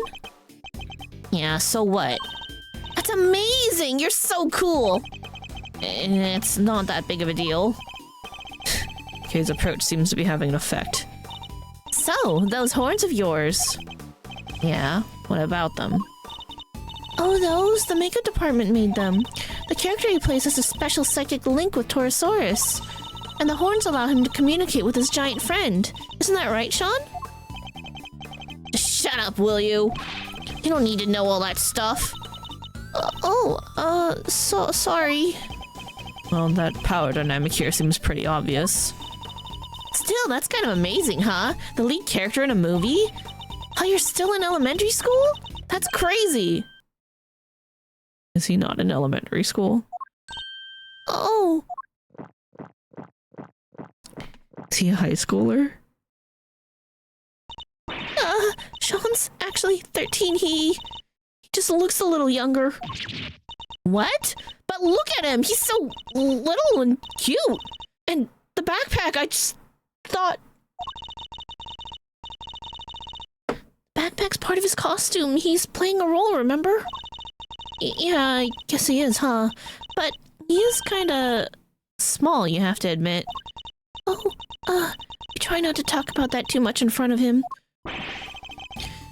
I said stop telling people stuff they don't need to know! I'm sorry. So it's all part of the role, except for the carton of milk, maybe. You know President Wang? Dead guy. That's the president, right? Yeah, you knew him? A little. I met him once. He's meeting with the presidents now. Guy's a real piece of work. Hey, you can't just say that. It's not nice. What was so bad about him anyway? Huh? Don't want to talk about it? Fine, I guess. Oh, President Wang was working with us on the movie. Working with you? How exactly? He had a part, just a cameo, nothing big. Oh, so he would have come in the front. So he could have been the one who cut the side. So he came to look around the set one time, and that would have been when Sean met him. I put the president in your movie. We heard he was a huge fan of the original Taurosaurus, so the studio offered him a little role. They figured it would be good PR. Last thing I need is amateurs on my set. I told you before, Sean, you can't talk about people like that. I told you to shut your mouth! Guess he's none too thrilled about the idea of performing alongside non-professionals. Alright, diva.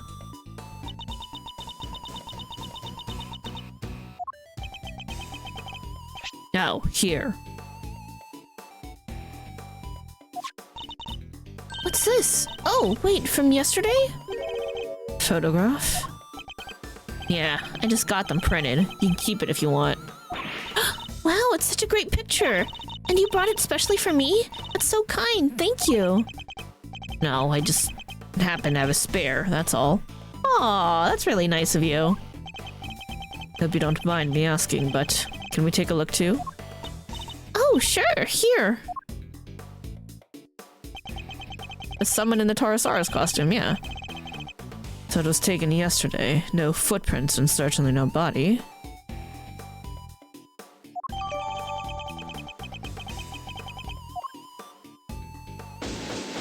Alright, we're done.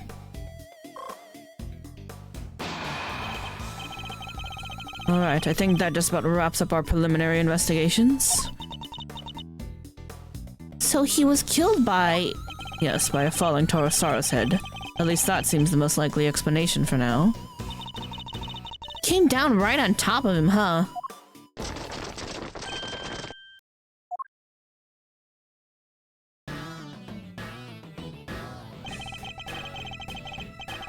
Well, they took their time, but here they are. Police, bodyguards, the whole gang. Mr. President! It's a little late for that, don't you think? Curses, who did this? Whoever it was made a big mistake. And I promise you this. They'll pay. I'm on their trail already. What? What do you mean? Our president may have been murdered, but that doesn't mean the extraterritoriality applies. The local police have jurisdiction. Luckily, I know the right people to talk to. And I just got myself seconded to the case.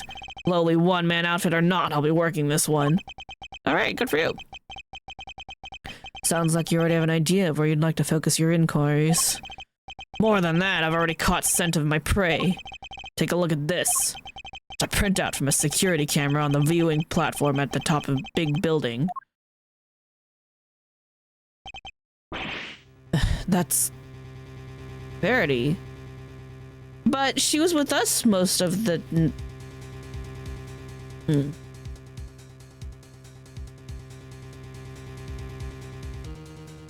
This would have been last night during the auction. Because this morning we just took care of everything with the... Wait, actually, hold on. For the auction. No, after the auction.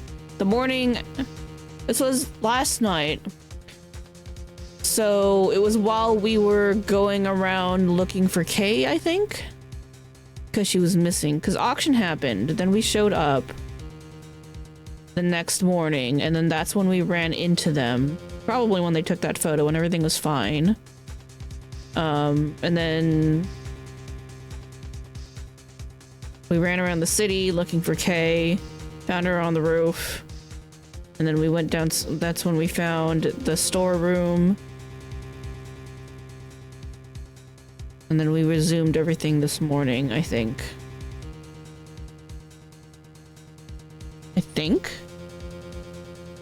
I'm not totally sure.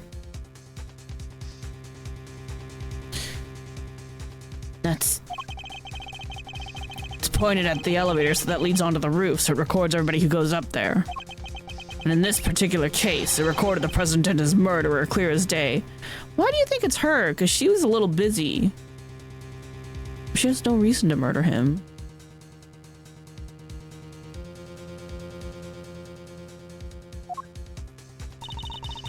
What was Judge Cavell doing there? Saying he suspects her of the murder?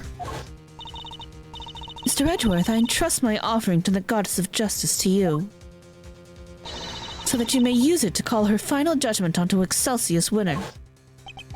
The murder goes against everything she believes in. Shows President Wang and Judge Cavell in front of the elevator on the roof of the big building. That doesn't mean anything, because that probably happened before he even came over here. That's like... I question the relevance of this. Agent Lang, perhaps you could explain your thinking on the matter a little further? I mean, like, she might be relevant as, like, a witness, someone to talk to, be like, hey, do you know what happened to him? Where did he go? Did he see anybody? But, like, that doesn't make her the murderer.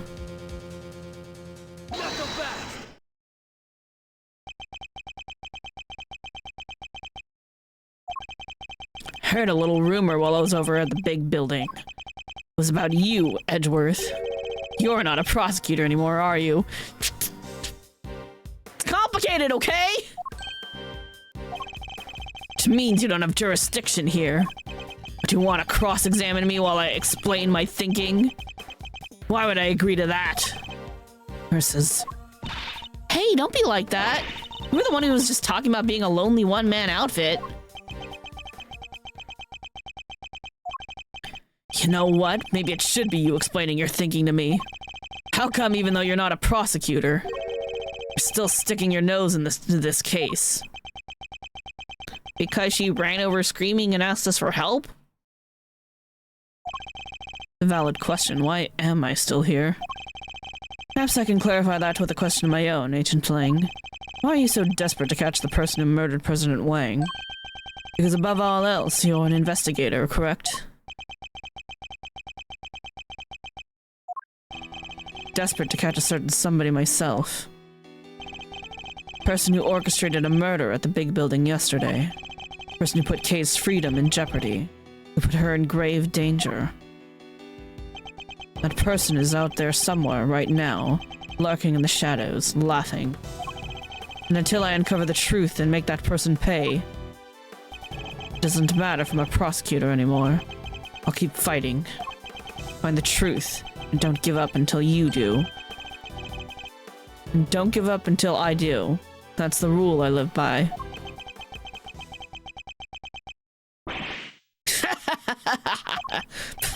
You may have the look of a smart guy, but you're a fool, just like the rest of us. Fool? How dare you? That was just what I needed to hear. Fine, you're in. Alright, cool! I lost my minions and you've lost your fancy title. But it seems neither of us is prepared to give up on this investigation. Now, seeing as we're both so stubborn, how about we go head-to-head and thrash out the details? And be honored. Be warned, I won't be going easy on you. I have an assassin to catch. And not even you're gonna get in the way of that. Of course, I would expect no less. Cool. Let me show you the truth I tore from this case with my bare fangs. Why he suspects Cavell. Do tell. Alright, so this judge friend of yours met the president up on the roof. Yeah, and? Then she pushed him. He landed right here. This all happened the night before last.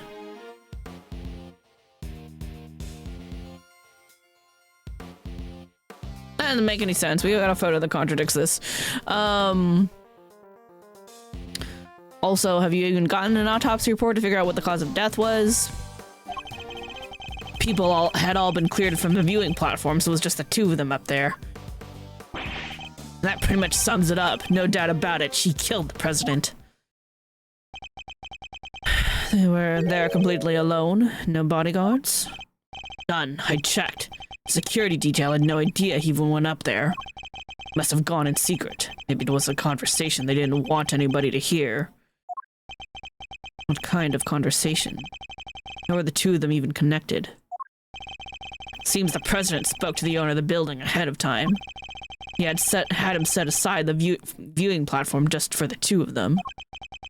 And it was the president asking. I guess the guy wasn't about to refuse. So the last person to see the president alive really could have been... Yup, Gavel. Did you just say her name was? Her. His argument certainly isn't completely without merit.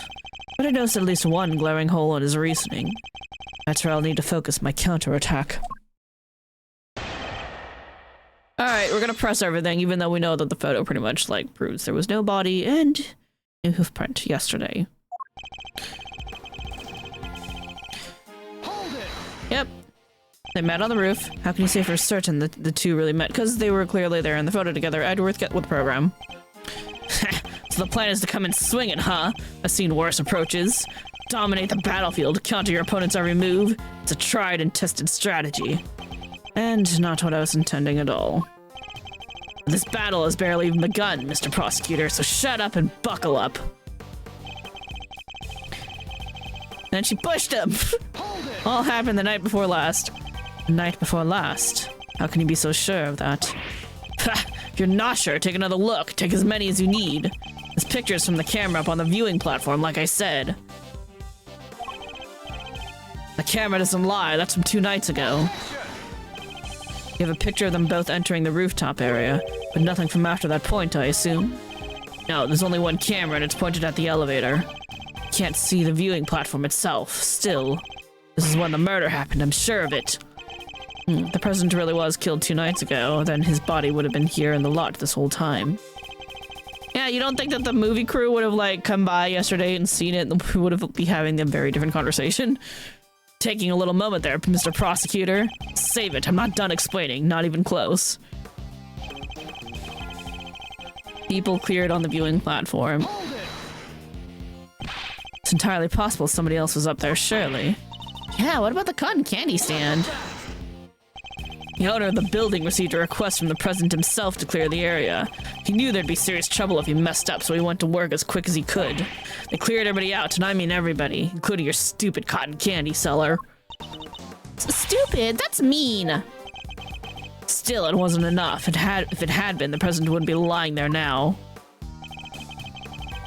That sums it up, he says. Dude.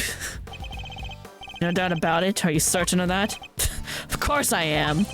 Place, the time, everything points to the woman in the picture. The place and time? Interesting. Agent Lang seems to believe the president wound up in a certain place at a certain time. And yet, yes, I think I'm starting to see the problem here. There's at least one major point he's overlooking. Why would anybody not find the body for a whole fucking day? It's so stupid. That's where I'll need to focus my counterattack. Like, you really think the bodyguards would be like, herpty-derp, like, we're not gonna go look for our charge for like a whole entire day? No!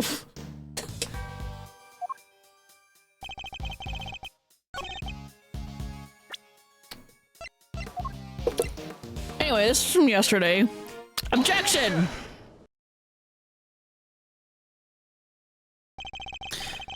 Shai Long Lang, former star agent of Interpol, had the mighty have fallen. What? Take a look at this picture. It's a behind-the-scenes shot of some of the cast and crew. Look at those smiles. Well, maybe not Sean's, but you know what I mean. And was taken only yesterday. What? Judge Gavel really did kill President Wang the night before last. The body would have been clearly visible in the background of this picture. And also not on top of a giant hoof print that didn't exist there before. I'm just saying. Something that happened 2 nights ago, not super relevant. What? Perhaps you should have taken a little more time to speak with those involved. After all, thorough witness interviews form the basis of any good investigation, as you should know. Ha! I don't think I've ever seen you so happy, Mr. Edgeworth. You really do love backing your opponent into a corner, huh? Ha! Fine, you got me. I must say it's been a while. I almost missed it. Perhaps if you tried to stay a little calmer while conducting your investigations in the future. Don't push your luck, Edgeworth. Lying Cheese says, the righteous anger of a wolf lasts 100 years. Won't be calming down anytime soon, not until we've caught the president's killer. You want the same thing. We all do. Nonetheless, the body appeared last night. You have to accept it now. And there's one other thing you'll need to accept. The president didn't die from a fall. That's right, he was crushed by a falling head of a giant monster. The incident occurred here on the movie set, not at the top of a big building. Says you, but that's just your theory. I'm not about to give up my own because of it. But it literally can't have happened the night before last. We just proved that with this picture. Did you? What if? What if your friend Gavel pushed the president off the big building the night before last, and then came down here to the movie set and hid the body somewhere? Here, but where? There's all kinds of stuff down here. Costumes, equipment, you could hide it anywhere. Then come back a day later, last night in other words, and take it out again. We just need to check the lot for trace evidence. We'll soon find where she put it. There won't be any need for that. What? This piece of evidence proves that Judge Gavel can't have hidden the body.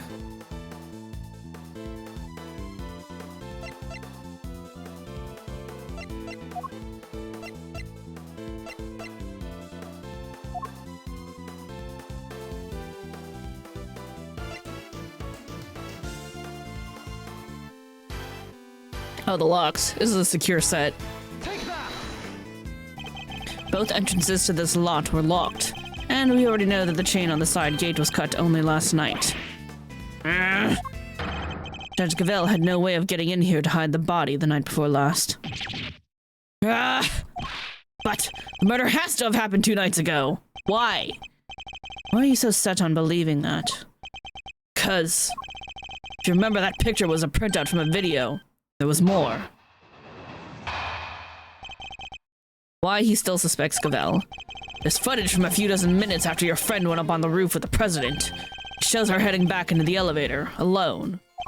You know what there's no footage of? The president himself leaving that roof. 'Cause there's a secret door. There's no other way he could have gotten down from the top of a building that high. Unless he was pushed by Gavel. Yeah, there's a secret floor you don't know about. You say the president was never observed returning from the viewing platform? Yeah, the camera was pointed at the elevator door the whole time. If anybody else had come up or down, it would have been on that tape. In other words, the presence of the camera ensured that nobody could have left unnoticed. I see. That's not good news for Judge Gavel. No footage of the president riding the elevator down to leave. Vanishing from a rooftop hundreds of feet in the air? Yep, that's a tricky one, all right. You already know the secret of that rooftop, though. Indeed, even the Yatagarasu can't actually fly. Well, not yet anyhow. Just need a little more practice. Please don't tell me you think you can learn. Oh, Lang, you're so easy. Alright. There's additional footage of her leaving alone. Few dozen minutes, that's awfully vague. Exact length of time doesn't matter, not anymore anyway. What matters is what she did after that. And what was that exactly? Perhaps you'd care to elaborate? Now I mean to, believe me. Heading back alone. Hold it! So she was alone when she went back down in the elevator? You're sure of that? I'm certain. Like I said, there's footage from a little while after they went up to the roof. Footage of Gavel recorded by the camera that points at the elevator door. She was getting back into the elevator. Just her. I saw it with my own 2 eyes. Seems almost certain that Judge Gavel did indeed get back into the elevator alone. I doubt he'd be so sure of himself otherwise. It's so weird, right? Like, completely alone? Not even her pal, the goddess of justice, was there? I doubt the presence of an invisible entity would have swung things either way. What? No fair. Poor goddess of justice. I feel like I should light a candle for her and say a little prayer. Why? We could return to the matter at hand, Agent Lang. You don't think there's any possibility the president could have taken the elevator at some later point? No, I considered it, but... No footage of him leaving, okay? And just to be thorough, the camera has no blind spots and it was functioning normally. Are you trying to say overlook that stuff? What do you think I am? Forgive me. As I said, I was just being thorough. It's simply my way. Whatever. The footage was clean, okay? There's no doubt about it. The president came up that elevator and he never went back down. Understood. While I may question your testimony, I'll refrain from questioning your methods any further. Do what you want. You're both rock solid. No other way to get down from the top of the building? Yeah, there is. Hold it. You just don't know about it. And what if there was another way he could have gotten down? He was 50 stories up. Don't be ridiculous. The elevator was the only way down. It's that simple. If you want to take my theory apart, you'll need some sharper tools than this. There really have been no other way of leaving the viewing platform. Well, Mr. Prosecutor, are you about convinced? No. There's no other way the president came to be lying here. Unless he was pushed by Gavel. I think it's a little too soon to be saying that for certain. Struggle all you like, you won't escape me. My fangs will close around you in the end.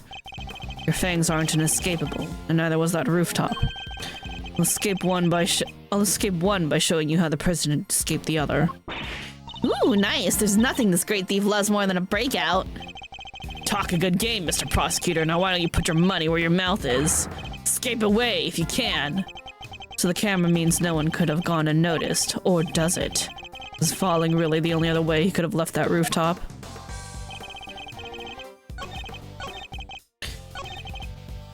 No other way he could have gotten down from the building, except there's an entrance to the hidden 51st floor on the roof. Objection. Buddy, I need to tell you something. Actually, there was another way. Apart from the elevator? What do you mean? You're not about to tell me he flew? He didn't need to. It was much simpler than that. Assuming that the president knew what we know, of course. Namely, that the big building has a hidden 51st floor. What? That's right, a hidden floor. With a hidden entrance on the rooftop. If he left that way, he wouldn't have needed to ride the elevator. What? But you said it was hidden, right? And it was a secret? How would the president even know about it? It's an interesting question, and one I don't have an answer to just yet. For now, this is just a theory. So what are we talking about exactly? What is this hidden floor of yours? Sounds like the kind of place your little ninja friend would happily spend time in. No, I hate it there. Don't make me go back. Fortunately, Kay's memories of it are far from happy. There's a secret storeroom up there where they kept the lots for an underground auction. The whole sordid scheme was uncovered just yesterday. Underground auction? What the heck are you trying to say? That President Wang was involved somehow? I don't have any proof, but I certainly think there's a possibility. Yeah, based on what we've seen of him, he totally seems the type.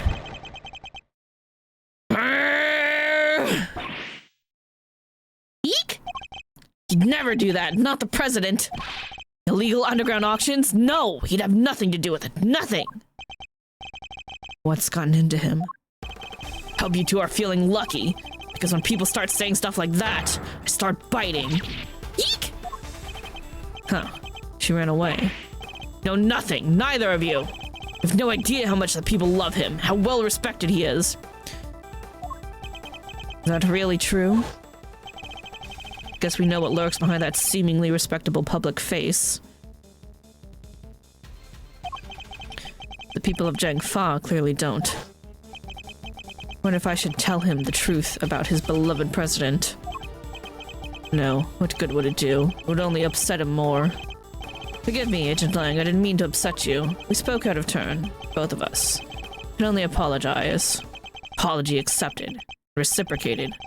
Sorry I got carried away. It's alright, Kay. You can come out now. Sorry. It's fine. It's not you I'm upset with. It's the animal who killed the president. Well, ain't you just a fine figure of a man? All patriotic and such, gotta tip your hat to that sort of thing. What are you talking about? Well, I got good news for you, Mr. Patriot. Real good news. What? Ain't no way in the heck your pal, the president, moseyed on downstairs via 51. Really? I was hunkered down in that there storeroom the whole dang time. I was peeled like oranges. Didn't you, like, No, you passed out for a bit, though. Because they found you.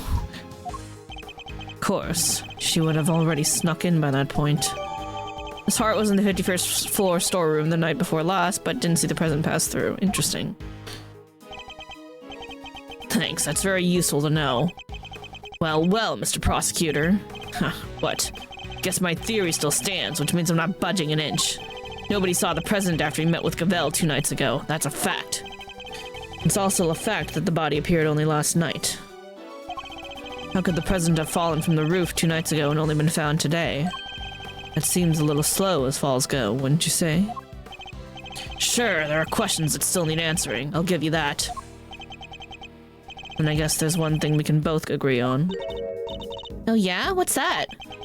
The question of exactly what happened here yesterday. Will require further investigation.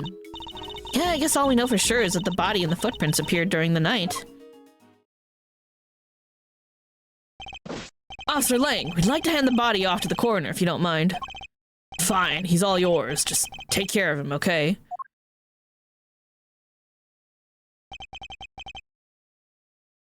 Oh, one last thing. What?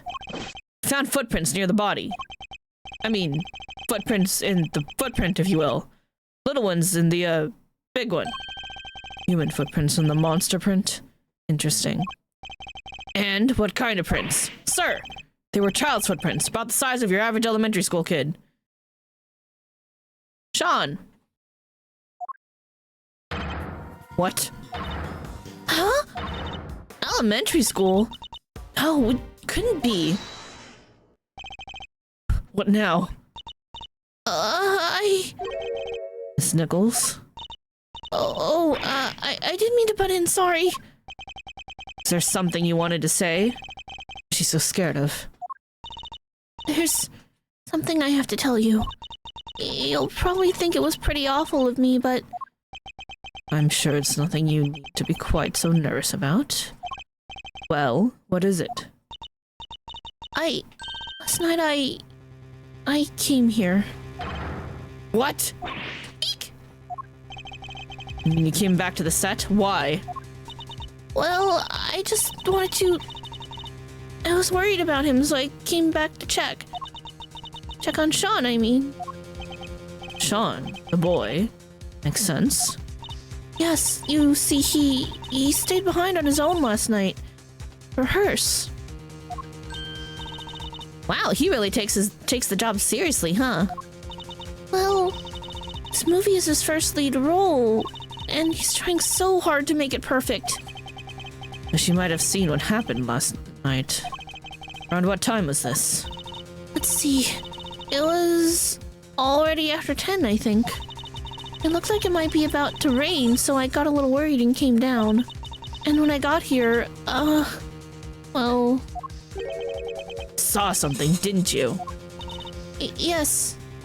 Sean was there on his own, running his lines, and towering above him there was this long, like, really, really long neck. Gordy? Neck? Yes, with skin like an enormous worm. It was like a dinosaur. Gordy. Ooh, you mean it must be. Gordy! Good old Gordy. You done made me the slip last time, you slimy old lizard, but I got you now. What? Gordy's involved too? We already know he's in the creature feature. Yeah, I think he might be. I was as surprised as you are. Although, I guess Sean was practicing being a kid who can communicate with monsters. Hot dang, you're right. He could have been communicating for real with them little horn doohickeys of his. Right, but it seemed more like he was kind of looking up and talking right to him.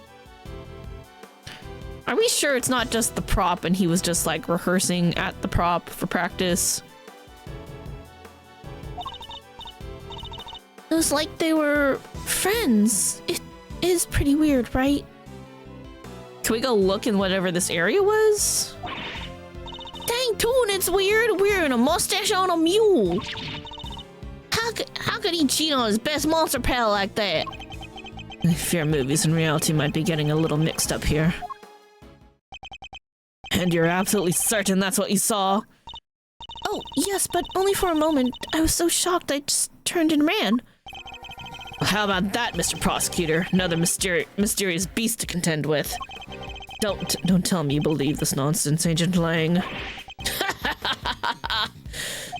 Yeah, the monster's angle's neither here nor there.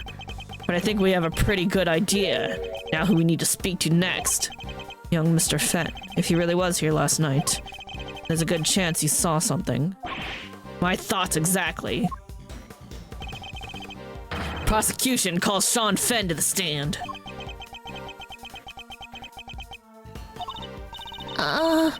Sean ran off just a moment ago. What?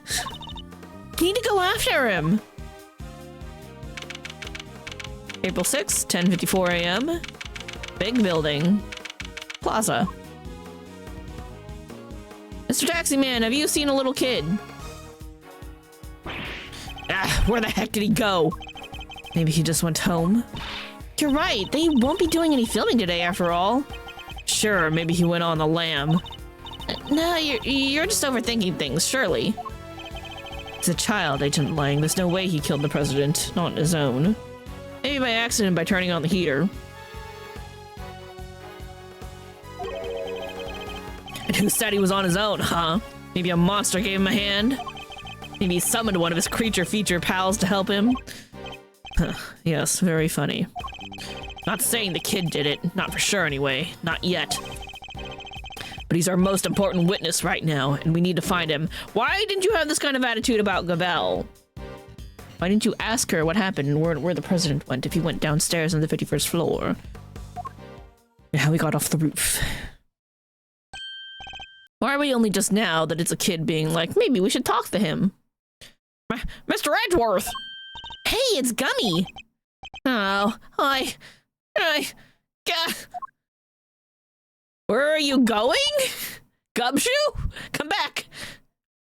He ran away! What's that about? Well, just goes to show that your police force can't be trusted. You're saying you intend to continue investigating the president's murder alone? Yeah, so what? Well, last time we met you, you had about 800 other agents helping you. Sure, but I told you, I'm a lone wolf now. Got a problem with that? I don't need lackeys and I don't need friends. All I need are these fangs right here. What happened to you? Why did all your friends ditch you? Keeps things nice and simple. No lackeys, no friends. Anyway, catch you both around.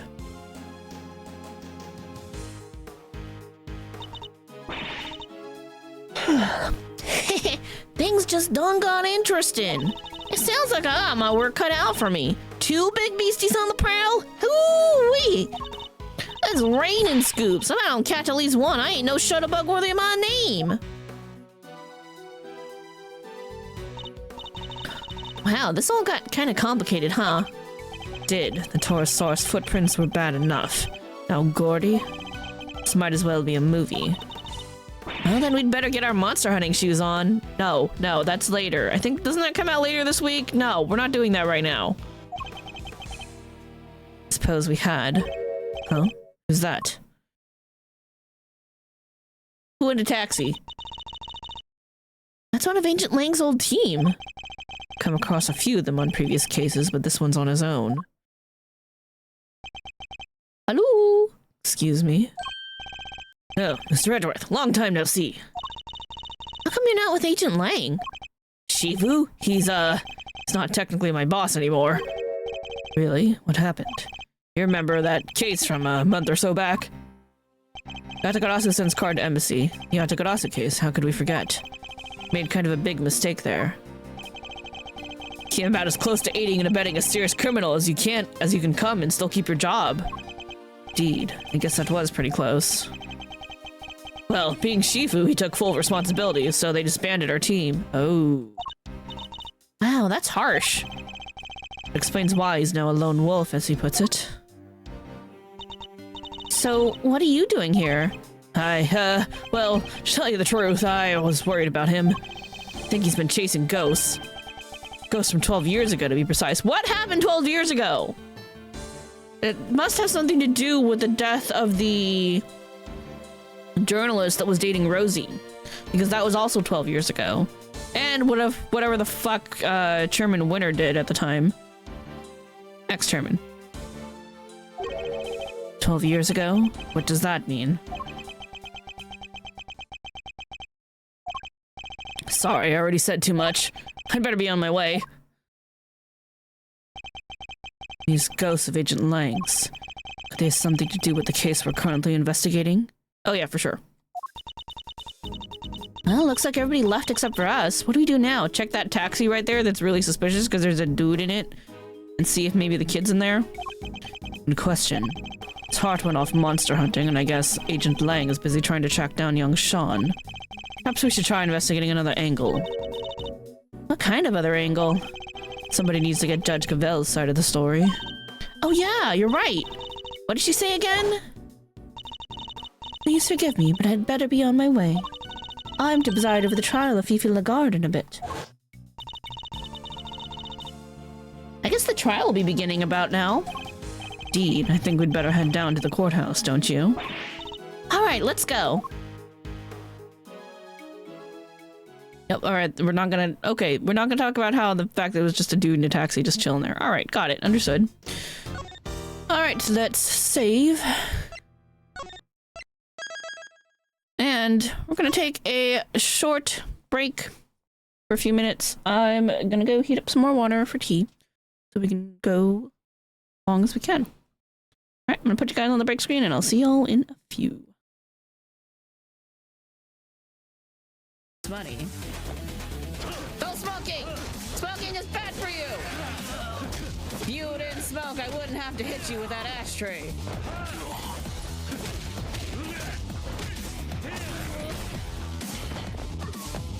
Make sure you always recycle!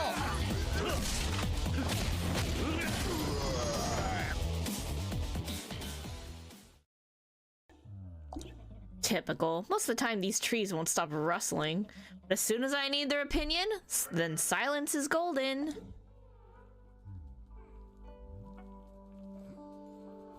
Thanks for the spirit wood. I think you've got some issues that we need to maybe talk about. Ooh, money though. Cheerio, Scout! Hope you're settling into your solo camping adventure. Don't be disheartened if you can't find a needy ghost immediately. I intentionally picked a safe island that's not too haunted. When you finally find a ghost, try to help it make peace with itself, and when you do it, you'll finally graduate to 2nd degree. Signed, Scoutmaster Blake. P.S. I'll write to you every day, unless I get busy. 1 common log cabin, large potted plant. Okay. Sir? Scoutmaster Blake. Hi. Hi. Hello. Parfait here.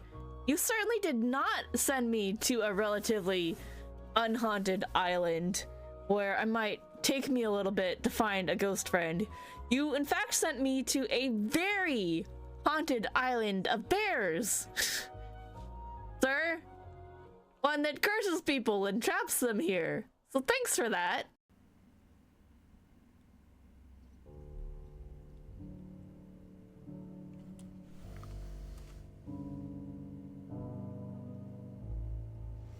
Killed Mr. Kitty.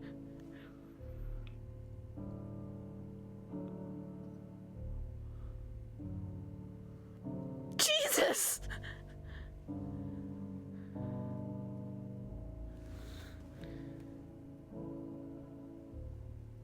has lots of fragrant magic water. I mean soap. See you tonight.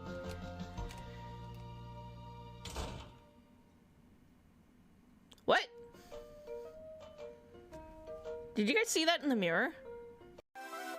Ooh, that's a Needle King. You don't learn moves though. Can you really be that good of a king if you don't learn from your mistakes? By which I mean learn moves. Oh shit, he tried to razor leaf my ass. Maybe he's a good king after all. He's like, what'd you say about me? Ow! Ah! Are you foul?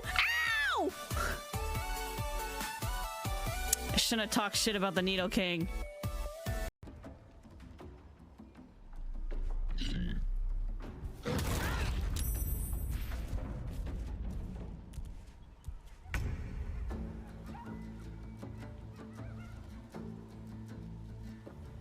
Oh. I see. Well then.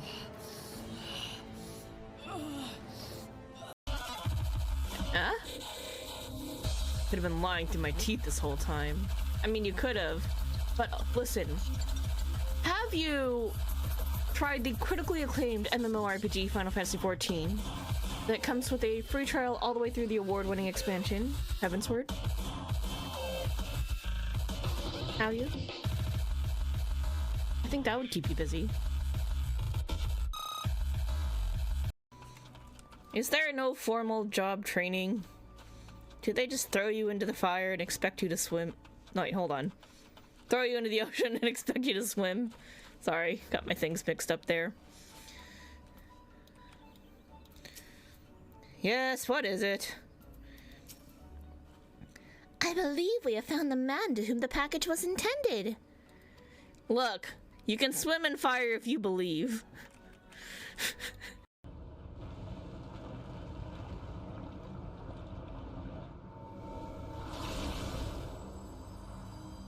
And tombstone. Book! Book. Map? Book. Tombstone!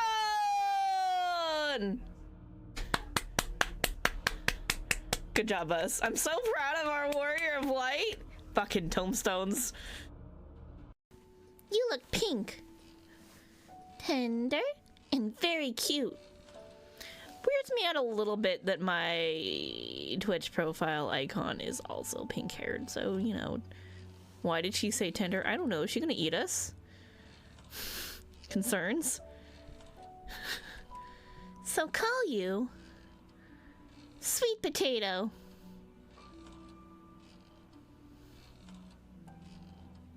It's nice. That's a food. You're gonna eat us. I think we're gonna die.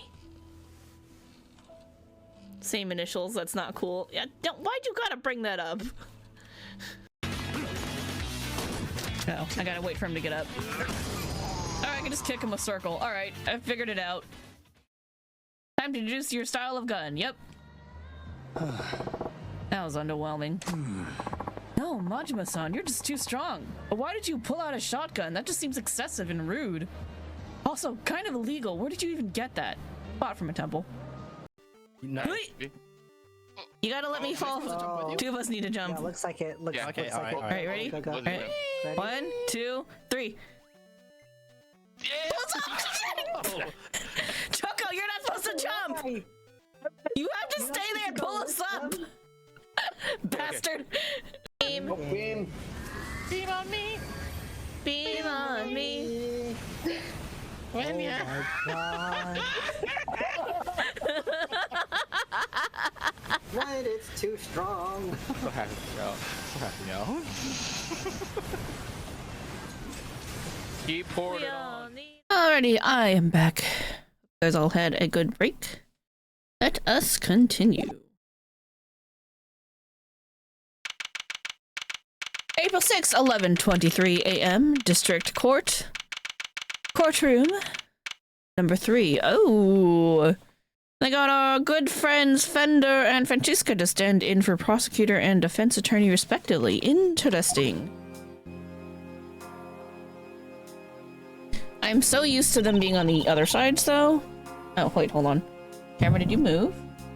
Don't do that. Okay, sorry. Is the defense ready to proceed? You bet. Bring it on, Big G. The prosecution has been ready for some time. The original attorney in this case, Rosie Ringer, was murdered, while the original prosecutor, Eustace Winner, has disappeared. So Fender and Francisca have taken over in their places. Very well. Let me begin by apologizing for the delayed start to these proceedings. The crime we are here to adjudicate took place in the prison, an institution of the judiciary. What's more, the fact that the defendant was the warden of the said prison carries grave implications. These two factors combined caused pre-trial preparations to take more time than usual. And then the unfortunate passing of the attorney in charge, Rosie Ringer, delayed the trial yet further. But now we are ready to begin at last. Hi, Chirico! That's your butt on the camera. And out of focus. Mr. Fender, Miss Von Karma, the court thanks you both for stepping in at such short notice. Hey, no sweat. Rosie was your pal, right? And this was her last case. Couldn't exactly say no, could I? You'll have to bear with me though, gang. Didn't exactly get a ton of time to read the paperwork. How about you, friend? Everything cool over on your side? Hardly ideal for the prosecutor in charge of the case to have run off and abandoned it. But Eustace can't sit around waiting for him to grow a spine. So evidence has just been handed to me, so yes, I'm ready. Thank you both. Very well. Bring the accused, Miss Fifi Lagarde, to the stand. How much of this are we gonna watch? Crap, I don't remember what she sounds like. That was ages ago. I invite the prosecution to make its opening statement. Alright, the accused was... Let me stop you right there, darling. What is it, Miss Lagarde? Oh, I was just wondering if you could tell me something.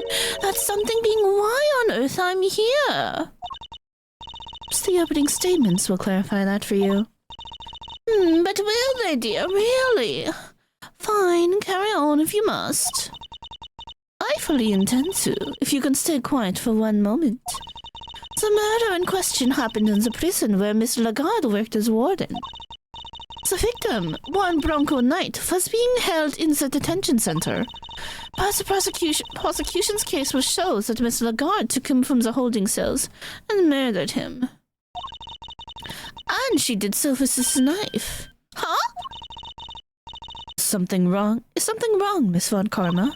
How can that... No! The evidence! Like is, Fran. Everything okay? The murder weapon, it's not here! And neither is Bodhidharma Canis' chisel. Hold on, I gotta sneeze. Sorry, Chirico, I didn't mean to sneeze in your general direction. I didn't mean to scare you. My cat is like super spooked by the fact that I was sneezing at him. I wish I could show you, but the cat cam is in the abyss and I have to fetch it. What? Say it ain't so. Who's nicking my fucking evidence? Silence. Silence. Miss Von Karma, explain yourself. I wish I could, Your Honor. You moved the weapon, Then what exactly are we all doing here? Really, darling, you shouldn't have volunteered to prosecute a case if you can't even keep the evidence safe. I can only work with what the previous prosecutor gave me. Little boy, winner strikes again. Hey, G. What is it, Mr. Fender? Guess we know where this is going on. Let's kick this one down the road a little further, shall we? Overruled. The court hereby denies the defense's request. What? Don't be like that. What's the dealio? She's absolutely right, of course. We simply can't have any more delays. Let's get on and show everybody how wonderfully innocent I am, shall we? Objection! Innocent? I'll thank you to take this seriously. Oh, but I am, darling, and you don't have any evidence. You just said so yourself. In the courtroom, evidence is everything. I heard that somewhere before. And without any, you can't charge me with anything. Isn't that right, Verity, darling? It is.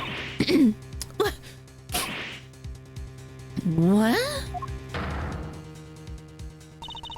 Without the items in question, the prosecution's case against the defendant cannot proceed. As such, this court hereby declares the accused, Fifi Lagarde, not guilty. Whoa. Hold the phone there, hasty pants. Can't go dropping a verdict just like that. Forgive me, but why is the defense objecting to its client being acquitted? Don't be cute, kiddo. You know just as well as I do the little Miss Warden over there is guilty as all heck. And as for the murder weapon, you were right there when we found it. Mr. Fender, it is incumbent upon this court to see that fair judgment is afforded to all. And as the instrument of the court, I cannot allow my experiences or opinions to interfere with my work. You must think of the Judge Gavel who was present when the murder weapon was found, and the Judge Gavel you see before you in the courtroom today, as two entirely different people. Gee, you're killing me here. I have no choice but to pass judgment based on the evidence available. And we have that evidence, just not here. Give me some time, just a little. I'll find it, I swear to you. The prosecution hereby requests a recess. Oh, yeah, the defense does that too. Come on, Your Honor, don't do us like this. Very well, the court accepts the request. Really, Verity, you won't help anybody bowing to pressure like that, you know. There will be a 15-minute recess. I suggest that both the prosecution and the defense use the time well. Understood. Phew, saved by the bell, huh? Very well, we will reconvene in 15 minutes. Disappearing evidence is a problem. April 6, 11:38 a.m. District Court. 3rd floor. Lobby. We did totally find that knife, didn't we, Mr. Edgeworth? Yes, of course we did. Huh? What's the matter, detective? It's a metal detector, sir. It's, reacting to the alligator. What? How? The metal detector was reacting to something inside her after all. Your Honor, I'd like to remind you of this piece of evidence. The chisel? Didn't we just figure out that that isn't the murder weapon?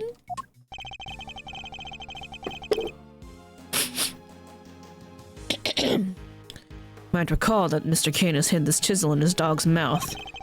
Would you believe that the real murder weapon was hidden in much the same way?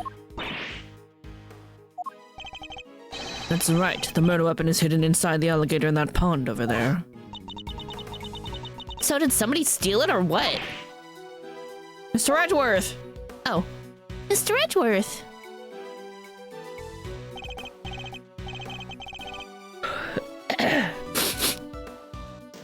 Miss Berry, Mr. Saint, are you here to watch a trial? Yeah, we heard it was going to be a real fun show. Do you know where we need to go? It's the trial for the case I was nearly convicted for. It should be starting any minute now. We were late because of practice, but it's somewhere around here, right? Simone, there's kind of a problem. They lost some evidence, the knife and the chisel. So they called a recess and kicked us all out of the courtroom. What? But no, they can't. They're not gonna arrest you again, are they? Why would you say that so happily? There's something wrong with this girl. say that. No, no, no, no, no, no, no, no, no, no, no, no, no, no. Gee, I forgot how easy it was to upset you. Huh? How dare he embarrass me like that? Speaking of easy to upset. Franstina, Franderella, chill, okay? Just chill. Mom, put the whip away. That's it. That's it. That idiot of a so-called prosecutor. I'll find him and I'll make him eat whip for breakfast, lunch, and dinner. Yeep. Master, you gotta calm her down. Kid's gone cuckoo. Guess I'd better at least try.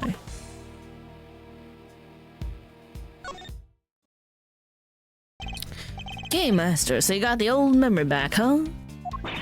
Sure did. It's me again. You had me worried 6 ways till Sunday. Not that, Heather wasn't a blast, too. Anyway, welcome back, kiddo. Bring it in. No?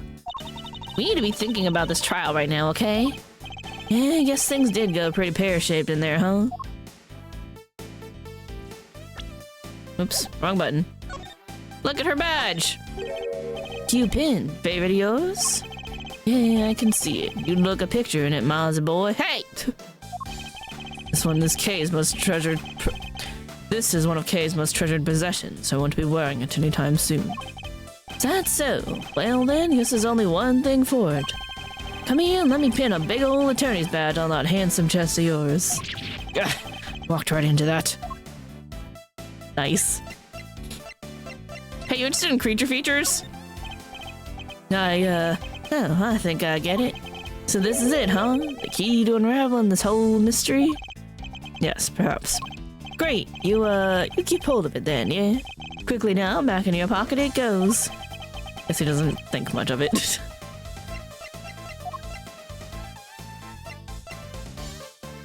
Alright, let's just talk to you. We need to dig out this missing evidence lickety-split. We can't count on them putting the trial on hold much longer. Yeah, it's a stumper, alright. Only some kind soul offered to go find it for us.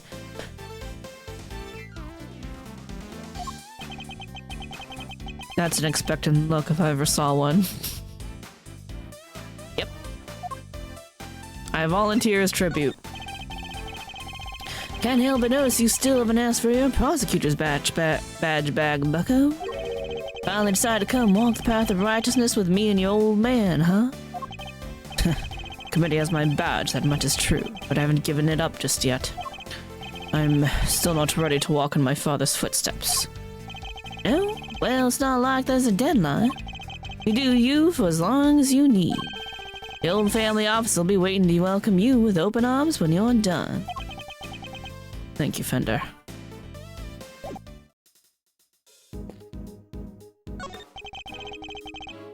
There's nothing we can do to help? Let me see. Oh wait, I have a good idea. You guys could put on a show here in the courtroom. That would distract everybody. And they'd be so busy watching that, they'd have to postpone the trial till later. No. If I do that, they'll arrest me again. No, they won't. It's fine. Courtrooms are nice. If you entertain everybody, there's no way they'll arrest you. Kay, I don't know if you understand what's happening. Realistically. Right, Mr. Edgeworth? I really wish you wouldn't spout such nonsense with such infuriating confidence. Bye, Chirico. Miss you. Courtroom trials sure are fun. There's even an animal tamer performing here today. Animal tamer? She's a little too grumpy. Might want to think about appealing to the audience a little more. But she is so good with that whip. If you're talking about who I think you are, the whip is exclusively reserved for use on humans. Court is in recess. Nobody's allowed to enter. Really? Nobody? Court is in recess. Nobody's allowed to enter. If nobody's allowed to enter, how will the trial ever get started again? I don't know. You got me. You got me good. How do you like that, Mr. Edgeworth? I hit him with a stone-cold contradiction. One that gained us exactly nothing. Courts and recess, nobody can enter. But it's the same convo, it's just I talk to him instead of the door. That's dumb. You should check off both. Why would you give me both and not change up the dialogue? Lame. Where are you going, Mr. Edgeworth? Oh, nowhere. I was just looking at the doors here. I get it. Basic thief work, right? Making sure you know where all the exits are. If you're angling for a position as the Yatakarasu's assistant, just say the word. Seeing as it's you, I'll let you skip the written test and the practical. Basically, the job's yours. Thank you. It's a very kind thought.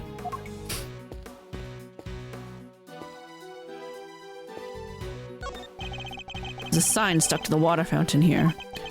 Press the pedal to enjoy delicious ice-cold water. However, be aware that once you press it, the water won't stop. Use with care. What? I think do not use under any circumstances might be more appropriate. Alright, I'm a pretty careful girl. Here goes nothing, and we're flooding the building. Got it. Not another step, Kay.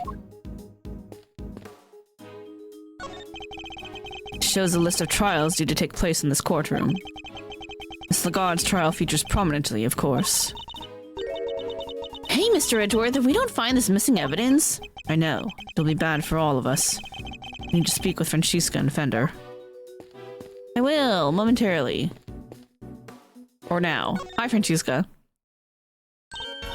Oh, it's you. Good morning, Mr. Ex-Prosecutor. Francesca? You shouldn't be here, you know. You're not in the right line of work anymore. You should be at home planning whatever it is you mean to do with the rest of your life.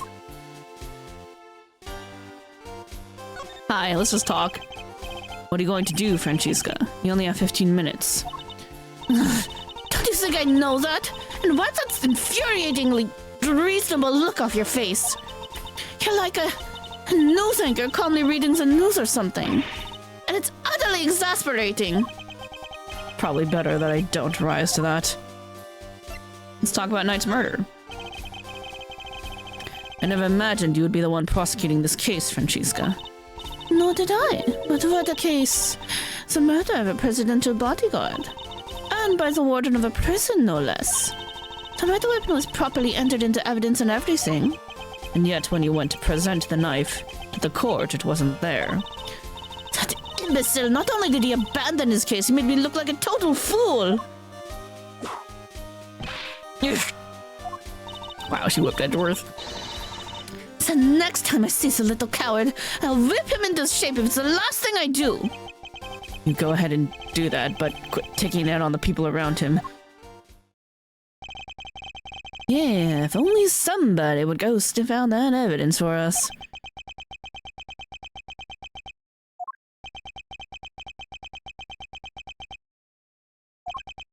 Fine, we'll do it. We're all waiting for him to just accept. Way to go, Mazio. You sure? Do what I can, but that might not be much in 15 minutes.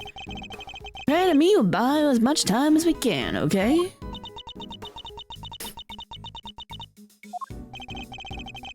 G won't be banging that hammer of hers until you've made it back with the goods, I promise. Thank you. I'll be counting on you, Fender. And you, Francesca? How does that sound? What makes you think I'd accept your help? How about some advice instead? That you seriously consider a new career as a news anchor? Come on, Fran. Clock's a tick-tocking here. Time to step up to the plate. All right, fine. We'll stall the trial for as long as we can. But you'd better get your ex-prosecutor behind in gear. You know, I quite like having you run errands for me. Maybe that could be your new career instead. Glad you're on board. I can help too. I don't want to be arrested again. Ooh, this sounds fun. Can I play? All right, that would be very helpful of you both. Very well. Where shall we begin? I think we need to go speak to a certain somebody, don't you? Who will we need to speak to in order to find where the evidence went? Word. Gumshoe? I mean, Eustace, ideally. But we don't know where he is. Take that! That's right, the supposed custodian of the evidence in question, Eustace Winter. Oh, the new prosecutor guy? Okay, we're on it. Thank you, Mr. Saint. We don't know where he is, though. He went missing. He ran away and was sad. Alrighty then. Then we'd better huddle and talk tactics, huh, friend? Just the two of us. Ow! Don't keep me waiting, Mouse Edgeworth. Try not to. We'll be back as soon as we can. Oh, Franny Poo, wait up now. He's gonna get whipped. Alright, we need to find Mr. Winter, and fast. Hi, Gavel, do you happen to know where he is? Any clues yet? Whoa! It's Gavel. Ah, Mr. Edgeworth, a pleasure as always. A pleasure? How is it a pleasure? What was all of that about just now? Okay, stop it. But Judge Gavel knows that horrible woman's the killer. Why the heck would she? Because she's doing her job, as impartial as she has to be.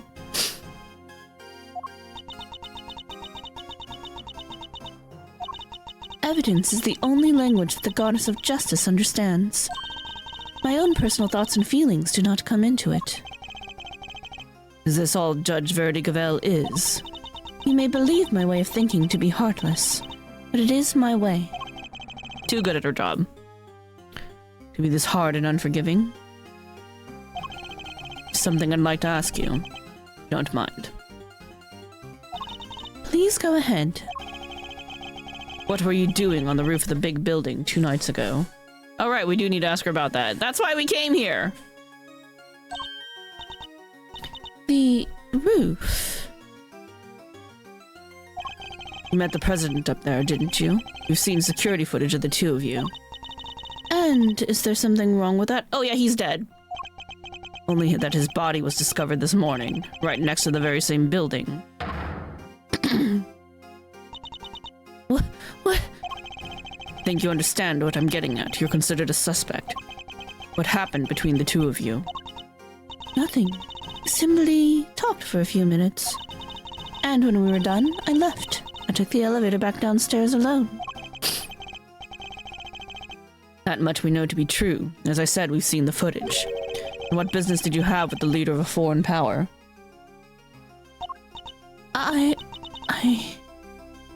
I'm not at liberty to say. I see. Well, I'm not at liberty to leave until I have answers. In which case, there's only one thing for it. She's hiding something. And I have to get it out of her. Are we gonna mind chess while we're supposed to be looking for evidence? This is our priority right now?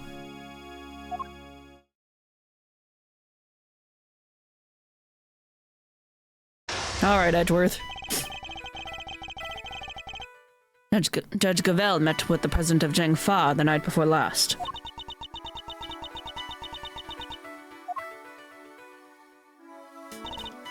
Yes, I admit it. We met on the roof of the big building. But it was simply to discuss professional matters. Matters that I am not obliged to discuss with you. Clearly going to have to work hard to get her past her professional defenses.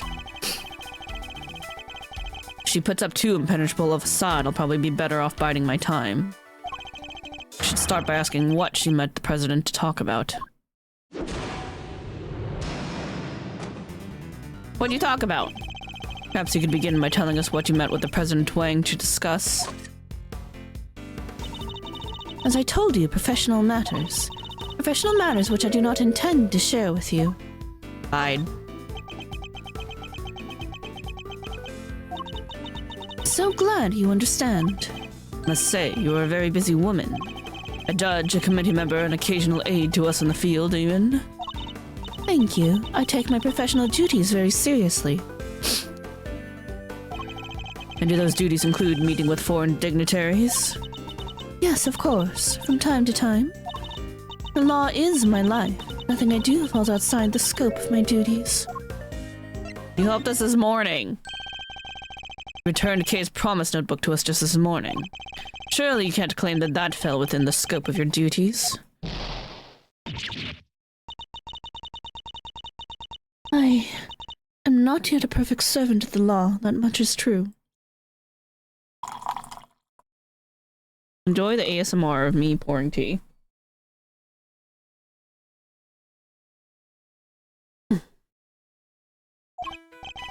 You are a human being, and that was an act of simple human kindness. You have feelings, Judge Cavell, and you are allowed to have them. About the president's death, too. I can still hardly believe it. If I might ask, how did he die? We don't know yet. Forensics hasn't looked at the body just yet. They're doing the autopsy right now. Oh yeah, right, but we have a theory. He was crushed to death by the head of a monster. A monster known as Taurosaurus. Forgive me, I should probably explain. Is that true? He died on the set of the movie. Oh, so you know about it. Why do you know about it? Interesting that you should even know what Taurosaurus is. Oh, I imagine I must have heard about it from Eustace. Something about them shooting a movie. Somewhere near the big building. She isn't fooling anybody. She's clearly very upset about something. She mentioned Mr. Winter, who seems to have disappeared along with some vital evidence. Perhaps if she won't tell us what she discussed with the president, we should try to find out what else she might be hiding. I'm clearly getting under her skin. I need to dig further. Where's Mr. Winter? Francesca stepped in to take Mr. Winter's place in the trial. But how was she supposed to prosecute the case if he'd never handed over all the evidence? My interest is solely in ensuring that the trial proceeds fairly once it has begun. And if once it has, vital evidence cannot be presented, it should surprise no one if the accused goes free. Fine. I am a judge, a servant of the law. My personal thoughts and feelings do not come into it. So you have no personal feelings when it comes to Mr. Winter's disappearance? Of course I do. I worry about him terribly, too. Why? You're worried about somebody else as well? Wait, two. Does that mean there's somebody else you're worried about as well?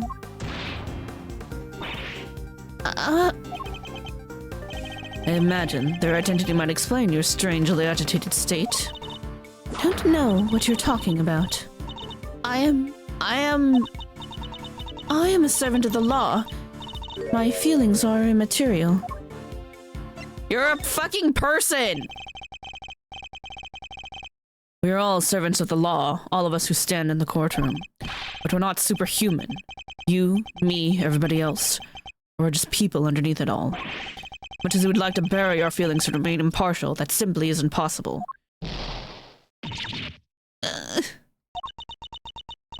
All right, of course. I'm in no fit state to offer impartial judgment. Please, Judge Cavell, just tell us the truth. What's going on? What do I do? What do I do? Wow, I've never seen her freak out like that before, okay? Never seen her lose her composure like this. Thank you, Edgeworth. You should ask her who this person is she's so worried about. The professional mask is finally beginning to slip. Perhaps now I can get to the human being underneath.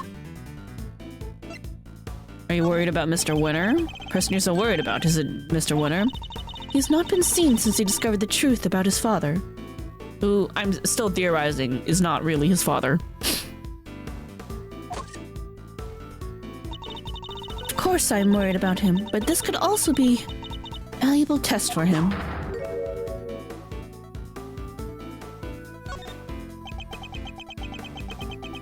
I don't know if biting is the right thing to do. He chose to disappear, and he can choose to reappear. The other person you're worried about can't? That's not something I'm at liberty to talk about. I don't know what might happen to that poor child if I did. Whoa! Who's the poor child? The poor child? Who are you talking about? Nobody! Please, it was nothing. Ignore it. Judging by the look on her face, I definitely shouldn't. I think that might prove to be a valuable clue. Are you worried about Taurosaurus? This person you're so worried about, is it Taurosaurus? I really don't have time for jokes, Mr. Edgeworth. It's not a joke when I told you how the president was killed. You seemed surprised when I mentioned that he was crushed by Taurosaurus. That was simply shock at learning how he died. And where. A half-built film set on an empty lot. Is there something wrong with where he died? Sounds as if something about where he died is particularly troubling you. No, that's not true at all. It's just film sets are places where dreams are made, and instead a great man met his end there. I only hope that the utmost care is taken when the news is shared with the cast and crew. A crew member found him. Sorry, but I'm afraid the cast and crew already know. Met two of them at the scene. A crew member and a young actor, Sean Fenn. No, why? Why did this have to happen? What is your relation with Sean? Something about the Taurosaurus connection really seems to be upsetting her. That might prove to be a valuable clue. Who are you worried about? Judge Gavel, who are you so worried about, and where are they? My apologies, but I simply cannot tell you that. Time to deploy my clue. The poor child is missing, aren't they? This poor child is missing, and you're desperate to find them? Ah! And since you say child, I suppose we're right in assuming that this person is a minor? I can't answer, and I won't. It has no bearing whatsoever on the murder of the president. Time to deploy my other clue. It's someone from the movie, isn't it? You seem to get very sensitive every time I mention Taurosaurus. The poor child you mention has something to do with the movie, don't they? Ah! How did you... You're usually so cool and collected. Your discomfort told me everything I needed to know. Who is this poor child? You have to tell us. Very well. Figured out so much already. I might as well tell you the truth. The person I'm so worried about, the person I'm so desperate to find, is Sean Fenn. Why? Sean, but why? That is more than I can allow you to know. Judge Gavel, you said you would tell us the truth. If you don't give it up voluntarily, we'll have to force it from you. I'm afraid you're just going to have to accept that. I need to get her to tell me why she's so desperate to find Sean. You know him? You know Sean personally? He is famous. I doubt there are many people who do not know him. Certainly didn't until today. You clearly need to be better informed. Perhaps I could teach you a few things. There's almost nothing I don't know about him. Why?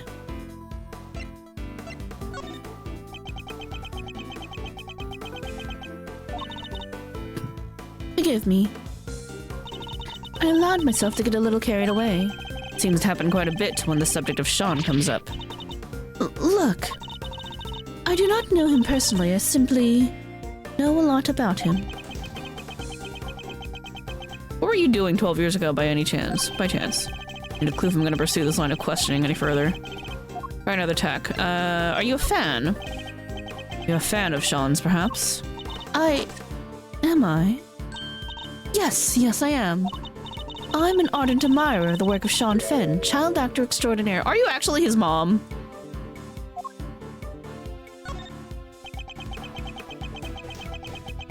Extraordinaire reminds me of 14, I'm just saying. I heard that he was filming near the big building, so I made it my business to learn where the set was and some other important details. I see, I suppose that makes sense. As a fan, you'd want to know such things. I imagine you would also have tried to learn when he was supposed to be on set? Yes, of course. He said he would be filming there all day today. Did you hear that from Sean himself? Make it sound like you heard that from Sean himself. I don't think he'd be sharing his schedule with you, a mere fan, do you? Are you his mom? No, I misspoke. Ignore me. Every slip of the tongue she makes seems to be due with Sean. And now we know she's spoken with him. It's an important clue. You know where he is? Trying to find Sean, too. Do you have any idea where he might be? Why would I have any idea about that? Two of us aren't connected in any way at all. Need a clue if I'm going to pursue this line of questioning. Okay. Do you know him? know Sean personally, he is famous. Apparently not till today. Yep, I didn't know him. She's like, dude, what the fuck? Like, why don't you know about my son?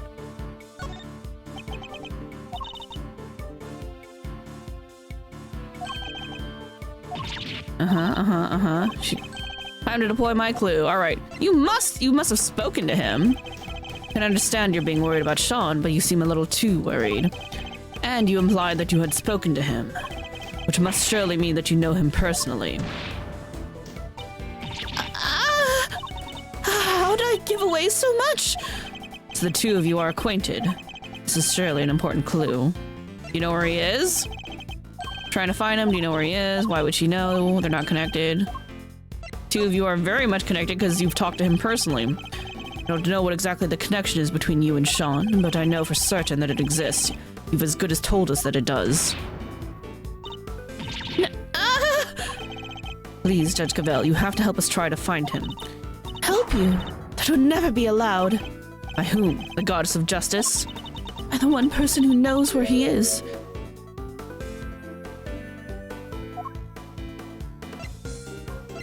The person who kidnapped him? Is he your son and you're being blackmailed? At last, the puzzle pieces are finally starting to fall into place. I know why you're so reluctant to tell us anything about your relationship with Sean. Admit it. He's been kidnapped, hasn't he?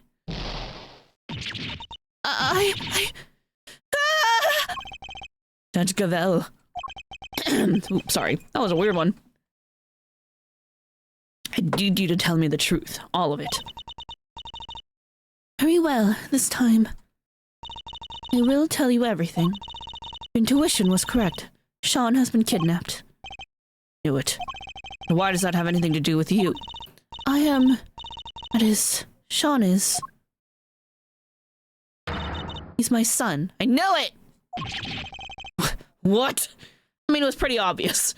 This level of worry, definitely the mother. We may not have found out what she and President Wang were talking about. We found out something just as important. Sean has been abducted. Not exactly the end game I was expecting, but that's checkmate nonetheless.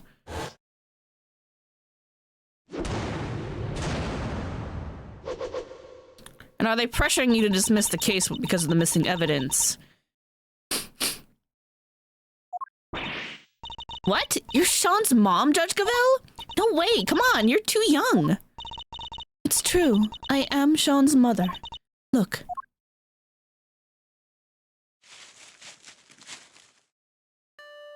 Hottest new kid on the block, Sean Fenn. Magazine clipping. An article about Sean. You always carry this with you? Yes, everywhere I go. I guess you could call it a kind of talisman.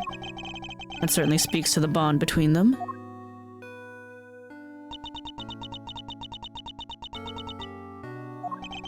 You're sure he's been kidnapped? Unfortunately, yes. I received a phone call from the kidnapper just before the trial began. Are they the one pressuring you to end the trial and let Fifi go? Is that why you're trying to pretend that you're doing everything according to the book? Did they make any demands? Only one. That Fifi Lagarde be found not guilty. Ooh. They must have been the ones who stole the evidence. Well, that certainly explains what we saw in there. And without you can't charge me with anything, isn't that right, Verity, darling? So you're colluding with the child kidnapper, too. She stinks! It is. Without the items in question, the prosecution's case against the defendant cannot proceed. As such, this court hereby declares the accused, Fifi Lagarde, not guilty. That's why you came so close to declaring her innocent. I have failed in my duty to the law. I'm a judge. I cannot arbitrate with impartiality. I make a mockery of justice. And yet, I tried to force through a ruling based on nothing but my own self-interest. Judge Gavel. goddess must be furious with me. But I just couldn't do it. I couldn't sacrifice my son on the altar of justice. I couldn't remain impartial when it mattered most. Of course you couldn't. Are you crazy? Kay. No parent could just give up on their child like that. If that makes the goddess of justice mad, then I'm sorry, but she's wrong. If she really thinks that way, then she's the guilty one. Isn't that right, Mr. Edgeworth? Yes. Declaring the goddess guilty, that's bold. Kay is right. As I told you, though we are all serving the law, we're also only human. And none of us could, or should, be expected to sacrifice a child for the sake of a verdict. Thank you, both of you. But trial must continue. There is no escaping that. Runner, there you are. Seems it is time.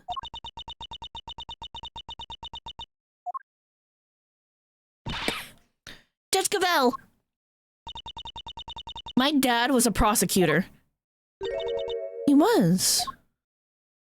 Yeah, he used to work in a courtroom just like you do. And I was thinking about what he would have done if he was in your position right now. The prosecutor were forced to insist that a clearly innocent suspect be found guilty. I know what he would have done. Anything, that's what. He would have done anything to get me back. He would. So what I'm trying to say is, you can trust us. What do you mean? To get him back, to snatch him from the jaws of danger. I'm the second Yatagarasu, and if you agree to trust me, I promise I'll get him back for you.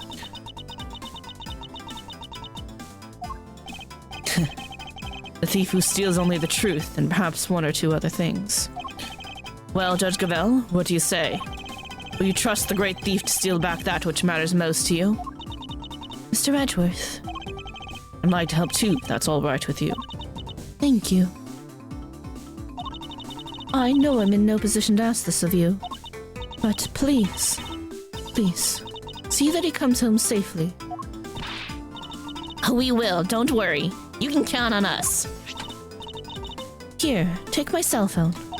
The kidnapper may call again. You'll get it back, along with your son, I promise.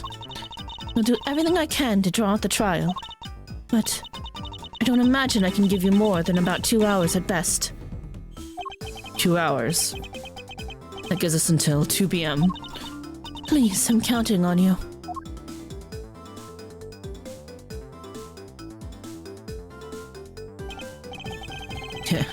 Here I thought the great thief was on sabbatical. Well, hold on to your hat because she's back in business. Alright, let's do this. My first commission. Can't afford to mess this up. In that case, we'd better start looking right away. Where to begin? Where the heck did he go?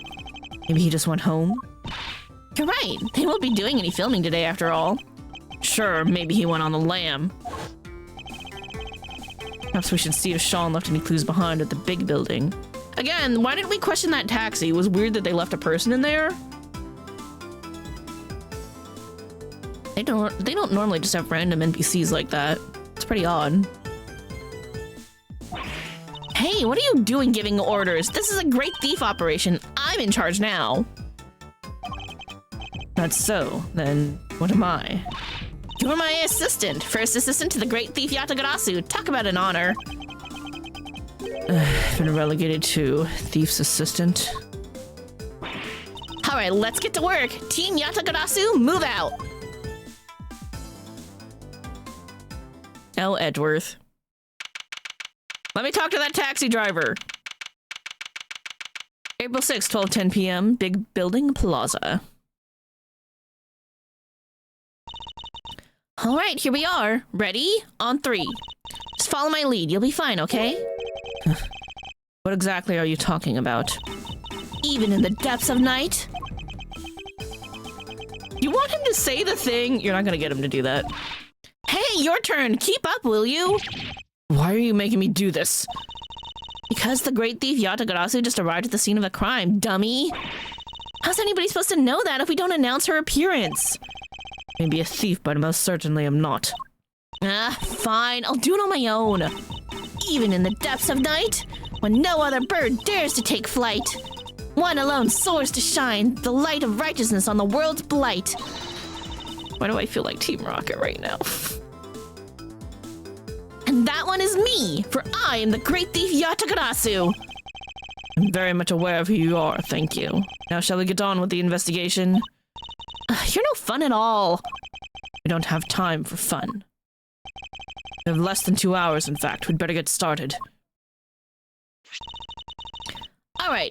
Well, we have the photo. Let's show it to a few people, see if it jogs any memories. Who's that down there? Hello? Who are you? It's him! It's the guy! It's the actual Steel Samurai. Aw, what are you doing here, buddy? Oh, hey, Mr. Edgeworth. Long time no see. Wait, This is Will Powers. He's an action star I met on an old case. He's also the man behind the mask of the one and only Steel Samurai. Edgeworth fangirling. Long time no see, indeed. Nice to meet you. I'm Kay Faraday. Great thief. Mr. Edgeworth has also been working as my assistant. For like 10 minutes. Good to meet you, but thief? Mr. Edgeworth has been assisting a thief? Let's not worry about that for now. We'd like to ask you about what happened this morning, if that's all right. Sure. I don't know if I can be of much help to you, but sure. So he'll be one of Sean's work colleagues. I guess we'd better just dive right in. Are you the guy who's in the Torosaurus costume? Is this you? It's probably him. That's cute.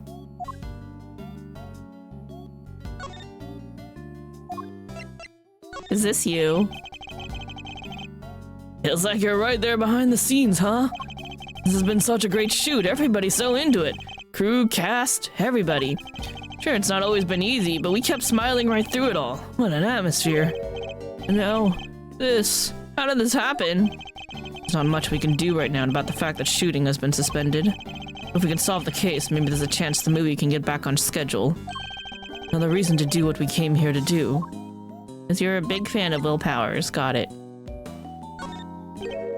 Huh? What's this? You think I could use it in a performance or an action scene or something? That would be cool. It would. Sadly, I don't think it would be suitable for that. Oh, that's a shame. Seems genuinely disappointed. Alright, tell me about the incident. Let's talk. I heard you were investigating this one, Mr. Edgeworth. Well, yes, but I'm not the prosecutor in charge, of course. If your Kay here's assistant, I guess this is her case? No, that's simply... I can see you're an intelligent man. You're right, of course. I'm in charge of this one. Don't encourage her. All right, I need you to give me the straight answers. First of all, this case, have you noticed anything weird? I mean, perhaps you could give me your impressions? That's supposed to sound like me. My impressions? I guess my main concern is, no offense to the victim and all, but is it all over for the production? Are we done? Can't help but worry. I think it's probably safe to assume that you are, at least for now. Right? Alright, I knew it. What a bummer. I don't have the location for much longer either, because you were due to finish shooting soon. No, because they're due to start building. That lot won't be empty for long. Oh. They were letting us use it while they got ready to make a start. I guess the plan was to shoot the rest on a lot back at Global Studios. I've been so worried about everything. Oh, are the people spreading all these rumors too? Rumors? Yeah, this journalist keeps coming around. Y'all been hiding real monsters on that set of yours. Oh, a lot of heart, of course. Y'all can't do that. I'm gonna expose y'all. She's always saying stuff like that. I think I know exactly who this journalist might be. Yeah, the photographer, right? I thought you may know her. But you're not, are you? Hiding real monsters, I mean? You kidding? Man, real monsters to call on. I'd be out of a job. He's definitely Taurosaurus. Let's talk about creature features. So you've all been working hard on the movie? Yeah, it's the first time I've been on a reboot of an old series. This one's been a real challenge for me and everybody else over at Global Studios. If only they'd put this kind of energy into making a new Steel Samurai show or something. Wow, okay, fanboy. Let them work on some other IPs for a little bit. What role are you playing in this one? Me? I'm Taurosaurus himself. I knew it! Knew it. No way! You're the star! Well, not quite. I'm in a costume, see? My face won't ever appear on screen. And that's how it usually is with him. He scares kids, apparently. Really? Still, that's pretty amazing. I wish I could wear a costume like that. Hey, do you think I could try it on sometime? I'd settle for just climbing inside one of the horns. I'd love to say yes, but that's not how it works. You can't really climb inside that part. Oh, I get it, because I'm an outsider, right? That's not the issue here at all, Kay. You know anything about Sean and where he is? Can I ask you a couple questions about Sean? Sean? Oh, sure. Penny told me what happened. He just disappeared, right? No, not exactly. Yeah, sounds like him. Does he do that a lot? Yeah, kinda. If we take 5 mid-shoot, you look around sometimes and he's just gone. You have any idea where he might have headed off to? Sorry, no. I did see him leaving the set, though. Huh? You did? And where was he headed? He got on the side bus. I was checking some equipment over, and by the time I looked back up, he was gone. Side bus. I wonder if he left any clues behind. You mind if we take a look inside the bus, Mr. Powers? Sure, you'll have to excuse the mess, though. Alright, let's see what we can find. It's a map of the area around the big building. Let's take a closer look. This is the big building itself, so that's where we are right now. It's kind of cool looking, but I still can't quite bring myself to like it. Not surprised. In fact, I wouldn't be surprised if you never wanted to come here again. Hey, when this is all over, when we have the whole case wrapped up, can we maybe come here just for fun? We could bring Gummy too. Yeah, overwrite your bad memories with good ones. Yeah, we could do that. You don't let the past drag you down, do you? It's an admirable quality, I guess. Let's think about that later, shall we, Kay? The case isn't over just yet. Can't afford to start making plans for when it's done. No fun. Fine, let's hurry up and solve this little mystery then, shall we?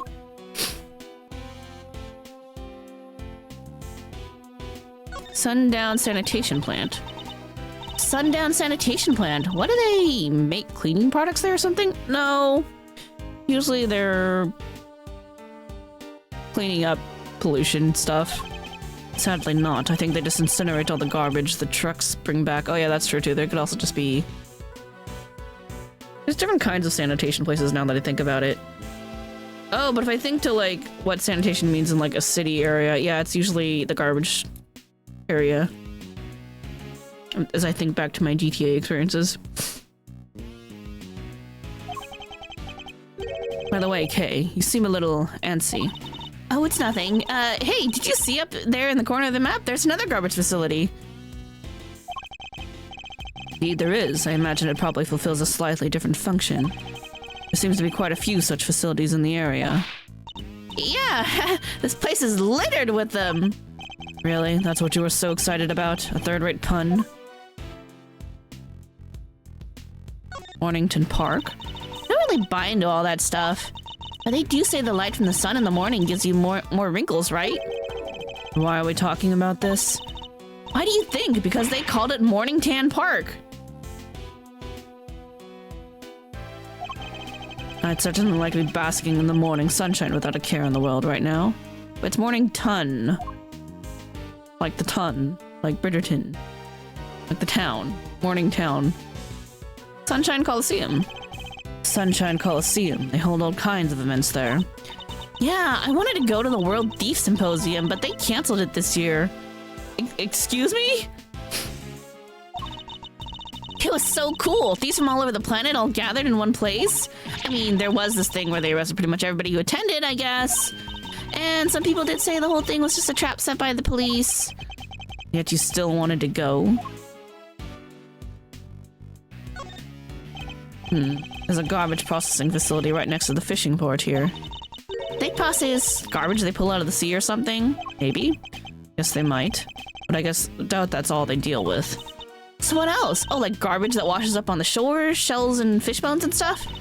Well, who throws that stuff in the air in the first place, huh? They should be ashamed of themselves. Did they ever hear of recycling? You could make earrings and necklaces and yeah. Let's maybe talk about this another time, shall we, Kay? I think that's everything I'm gonna get out of this map.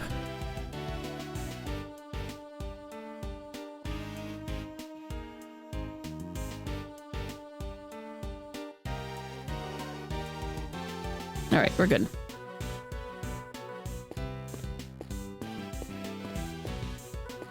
Rose Garden, Sky Garden.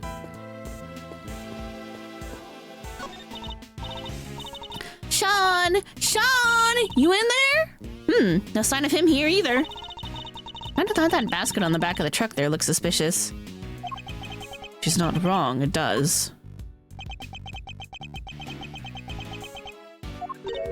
Huh? What are you doing, Mr. Edgeworth? Why are you touching the truck?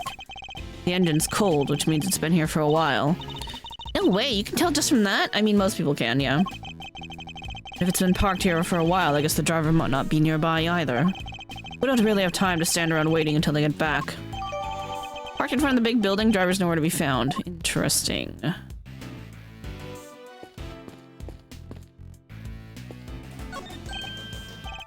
Oh, hey there, pal. Why the long face, huh? Ever think you ought to maybe lighten up a little? Did you take on any passengers here this morning? As a witch, you wear a pointy hat? You bet I did. Just the one fare, mind you. And who was the passenger? Yeah, those two guys had on these black suits, real sharp looking. They have a boy with them? This boy? Like I said, it was just the two of them. Alright, never mind. Thank you for your help. Thought we might be onto something there. But no luck. They took a taxi, the big building. They didn't have a child with them. I'm pretty sure that was just laying subordinates, no? Ex-subordinates. They are the men in black.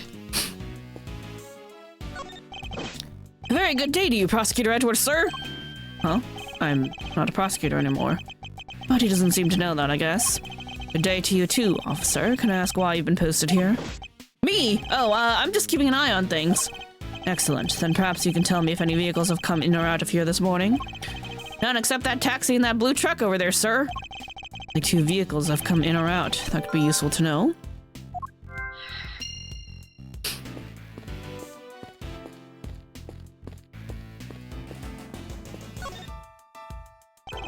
There's an array of filming equipment here. I'm getting ready to shoot something. Oh, nothing scheduled for today at this location. It's just a case has gone missing. Case? What is he talking about? Yeah, all that stuff there is normally stored inside a large case. But I look away for 5 minutes and it's wandered off somewhere. Kid went in the case and got taken away. Sounds like there's a thief around here. What exactly was taken? Just the case, as far as I can tell. Stolen from next to the site bus. Its contents were left behind. Why only take that? I would have been more interested in what was inside myself. I guess whoever took it must have needed the case more than its contents. They need to put something in it. The kid? Where would Sean have been sitting? Sean! Oh, that's a seat with a backpack on it. Something poking out of it. Videotape? Huh? Oh, we use these when we're shooting. How would Sean have one? There's something he wanted to record. This could be a clue. Do you have a way for us to check what's on the tape? Sure, there's a couple of monitors set up right over there. Alright, hitting play.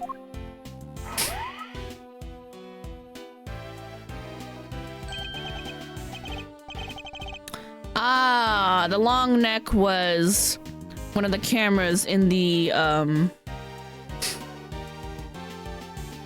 the crane with a tarp over it to protect it from the rain. Sean? Is he rehearsing his lines? Sean was there on his own, running his lines. There's clearly a visible footprint right there, which means this must be from last night.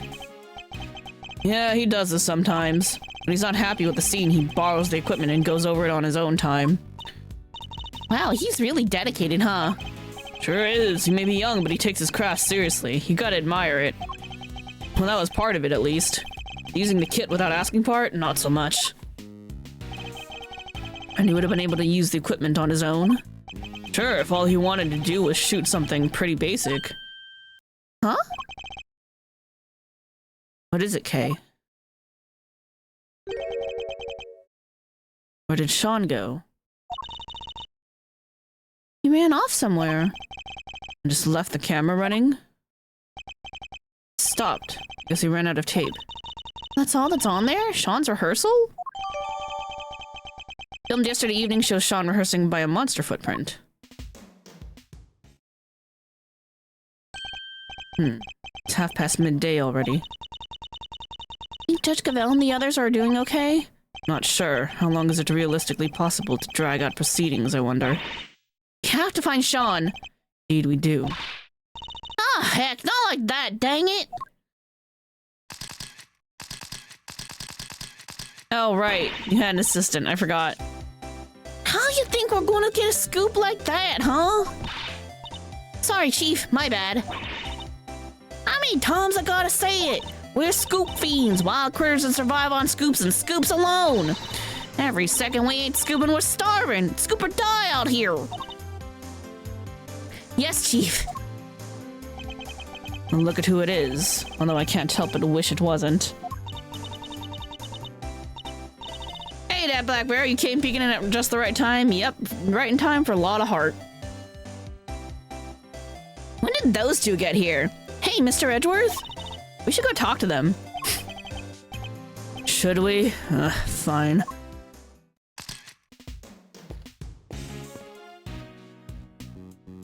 Alright, let's talk to her. Your assistant, Tabby Lloyd. Miss Lloyd calls you Chief, doesn't she?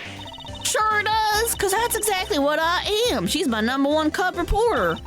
Seems my unique brand of shutterbugging caught her eye, so she came to me to learn the trade.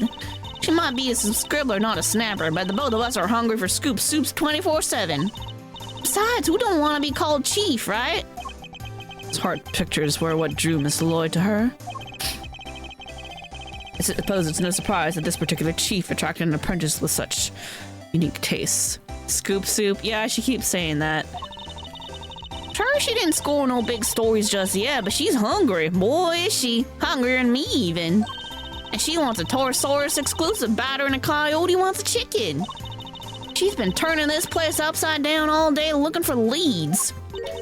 She has? Maybe she knows something about the kidnapping. I think we should ask her, don't you, Mr. Edgeworth?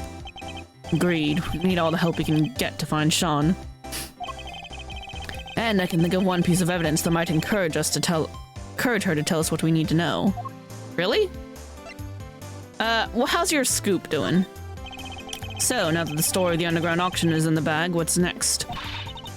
Come on, as if you even need to ask. Torosaurus, that's what.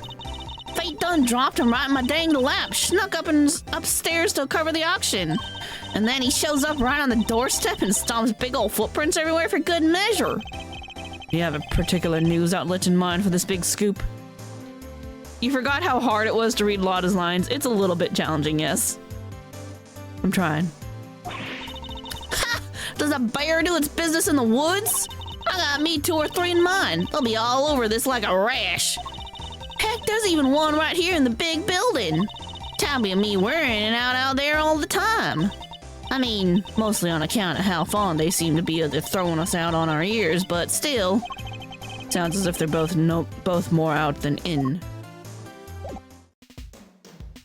Bear be mentioned? Well, of course you latched onto that, of course. Well, if it isn't my good friends, Ruffles. So hold on. Well, if it ain't my good friend, Ruffles. Good to see you all again. You, Miss Lloyd, but how come you're here if you don't mind my asking? Miss Lloyd, the accusation of murder made against you was of course entirely groundless. But the fact remains that you are a willing participant in this staged assassination attempt. Police will no doubt wish to speak to you about the matter. You should be aware that you may well be punished for your actions. Well, they kinda dropped the whole case out of nowhere. Packed me up and shipped me home without so much as a slap on the wrist. Guess it was their way of saying, you keep up the good work now. They did seem kinda keen to get me to never ever mention the whole thing ever again, though. I bet she was so obnoxious they were like, get the fuck out of here. Please stop. Please go away. Yes, because you weren't part of the official story or the attempt on the president's life. And they can't afford to have you getting in the way of that. Mr. Edgeworth, telling Tabby not to talk is like trying to stop a dam from bursting with a piece of tape. Not exactly the most delicate way of putting it. Read the whole thing, of course, every last detail, plus a few of my own. Handed it into the paper, hopes and all high and all, but nothing. Not a peep. Somebody putting pressure on them? Or the details you added a little too gratuitous, perhaps? It was a fair point. Both seem equally plausible, unfortunately. So let's talk about your reporting. What are you doing here at the big building? Are you reporting on something? Hey, maybe I didn't make this clear enough the first time we met, but you want a reporter to scratch your back, you gotta scratch hers first if you catch my meaning. Mean you want me to give you something you can use for an article? Bingo! And it better be good, because if it ain't, this conversation's over. Do need to know about what might have happened to Sean. Perhaps I could show her a piece of evidence and see if she has anything to give me in return. Oh, I'm trying to figure out which one we should give her.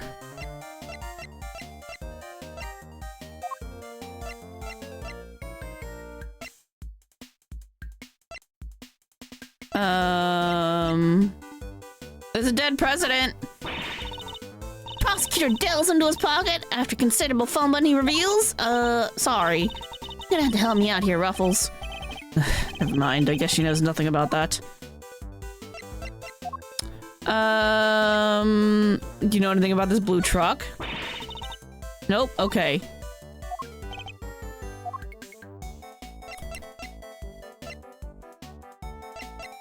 I got a photo. It's Lloyd, this picture. Say no more, Ruffles. I already know what you're gonna ask. Huh? You do? You're looking for him, right? The kid? Yeah, actually, how did you know that? What? Just can't get out from under the drama, huh? Wherever he goes, the bodies follow. Miles Edgeworth, trouble magnet. Pretty much sums you up, right? My reputation really so sordid. Now you done got yourself wrapped up in a kidnapping too? Crazy. Huh? How do you know about that? Yeah, really. How do you know about that? We literally just found out about that and nobody was supposed to know that he's been kidnapped. Everybody just kind of assumed he wandered off. The fuck? Shh, pipe down, will ya? Can't be talking about this stuff too loud. I ain't even told the chief about it. Gotta keep it on the down low, okay? This ain't a cat I want out of the bag just yet. Seriously, how do you know about it? Surely Judge Gavelle hasn't told anybody except us. Well, I mean, she didn't even know he was kidnapped until right before the trial, which was like not that long ago, so... Unless she saw the kidnapping happen and then didn't do anything about it, which is like, that sucks. I bet you'd just love to know, wouldn't you? Well, you can't. It's a secret. She's as stubborn as ever, it seems. Hey, quit staring at me like that. I ain't sharing nothing with that thundercloud of a face. What do you know? So, you know something, right? Sure do. Truth is, I done saw it. I know it! Little kid being bundled up by two shady characters in black suits. Ooh. According to Miss Lloyd, two men in black suits took Sean away. Alright, they came in the taxi then. What? Do you know where they went? Nope, don't got a clue. He was kind of far away when I spotted him. Lost sight pretty quick. Dang it. Still, at least we know something about our kidnappers now. Yes, two men in black. Alright, time to draw some conclusions. Alright. According to Miss Lloyd, 2 men in black suits took Sean away. There were 2 men who came from the taxi, but they didn't have the child with them.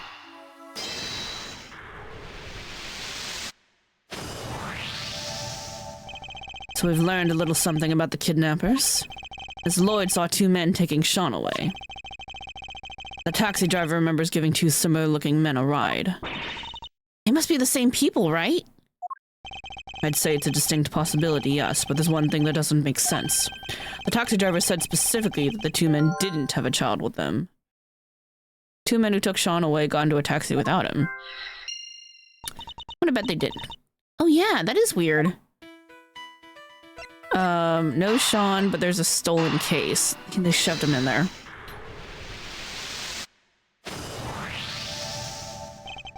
Could it be the kidnappers who stole the case? Wait, you mean... Yeah, they took all the shit out of there so they could shove the boy in there. Yes, what if they put Sean inside of it? You don't like that kind of carry-on? Yeah, but I mean, like, when you're trying to kidnap somebody, that's kind of what you do, because you walk around with the kid, pretty obvious. He's little enough that he'd fit, I guess. So the reason the taxi driver didn't see him Might be that he was loaded into the trunk as baggage. But why did they need to hide him? Imagine they might not have planned to originally, but they didn't count on there being a police presence here in the plaza. Right, that makes sense. They didn't want the officer on duty to see them going off with Sean. So they took a rather drastic measure. That must be it. Alright, let's go see what the taxi driver can tell us. The 2 men you told us about, did they have any baggage with them? Boy, did they. Giant case. Wasn't easy getting that thing in the trunk, I tell ya. That settles it. They must have been the kidnappers. Where did you take these 2 men, if you don't mind me asking? Look, I can see this is important. How about I give you a ride there? Yes, please. Thank you. That's a great idea. Come on, Mr. Edgeworth. All right, thank you. My pleasure, folks. Let's go. We gotta go save a kid. Vroom. April 6th, 12:57 p.m. We only have an hour to get the kid back. Do you have to drive that fast? Look, we're in a hurry. It's fine, Kay. Get over it. Feel kinda queasy. You okay, Mr. Edgeworth? You look a little green yourself. I'm fine. The driver said he took the men to the garage on this house right here. Which means this must be where they brought the case. No way, look at the name on the mailbox. Name? What? Celsius Winter.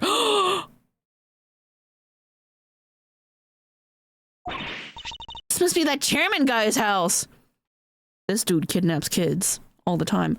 Oh shit, is it because Verity crossed him? So he's like, I'm gonna fucking kidnap your son? Oh my god, that's fucked up. So again, chat, my theory.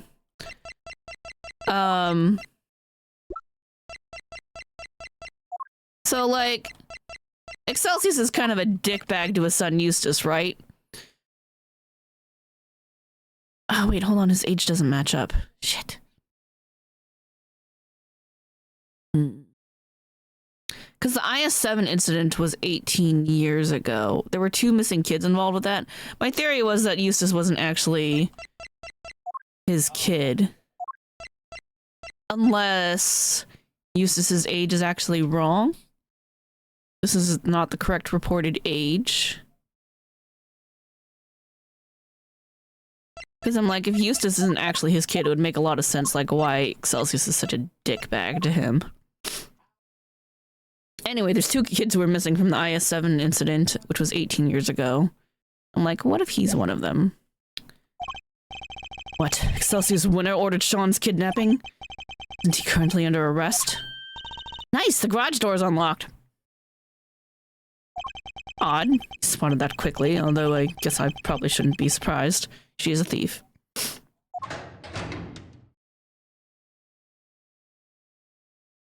I'm not surprised he has that motorcycle. Smells of engine oil in here. I guess Winter Sr. must be something of a motorhead. She do be thieving, yeah. Anybody home? No? Anybody? What are we, Kay? Common house thieves? Why did you announce us that we're showing up here? You take that back. We're great thieves, and don't ever let me hear you say different. Have some self-respect, Mr. Edgeworth. She didn't like that at all. Anyway, it seems nobody's around, which hopefully means we're not at risk of being arrested. Don't let your guard down yet. We're only just getting started here.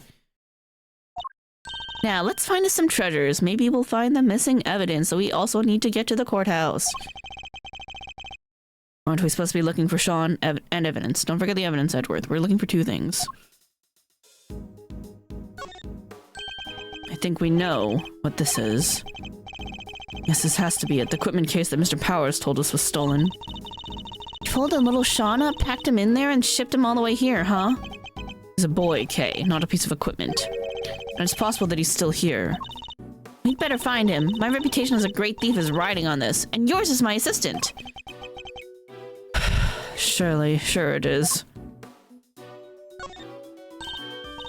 Look, a treasure!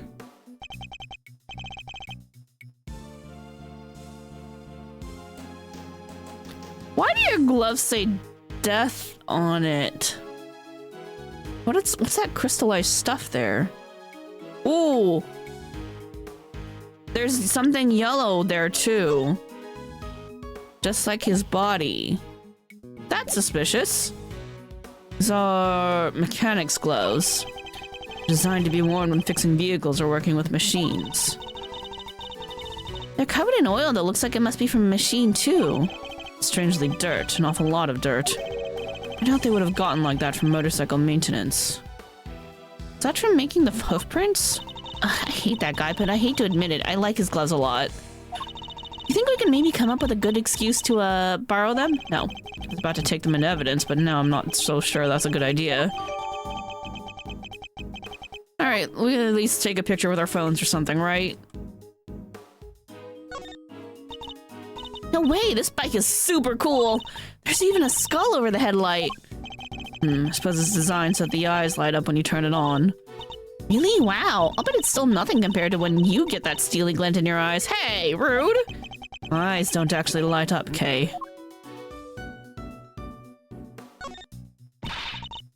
Look at these huge bags of flour, Mr. Edgeworth. Pretty sure that's not flour. Get some water and a rolling pin, we could make some delicious fresh noodles. I like them nice and firm, don't you? You have to boil them just the right amount. That's not flour, Kay, it's cement. If you mixed it with water, it would become very, very firm indeed. Really? Wow. Cement noodles. Yeah, those would probably kind of stick in your throat, huh? Just a little, Kay. Just a little. It's a sledgehammer, a shovel, and a bunch of other heavy-duty tools here. That thing makes Judge Gavel's hammer look puny. If I ever become a judge, I'm getting one like this. This with the gloves makes me think he made the... or someone with access to this house, rather, made the giant hoof prints. Yeah, Kate, don't eat cement noodles. I doubt you'd make yourself very popular swinging one of those around in a courtroom. Really? Fine. What if I swung that shovel around instead?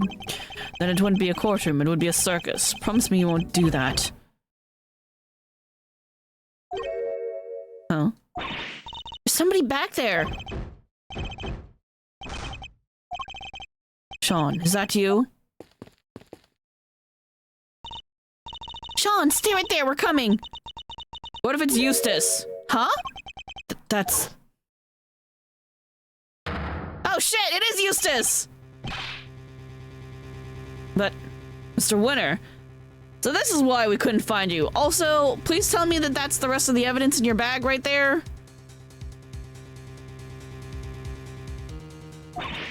What? What's he doing here? In his own house, no less.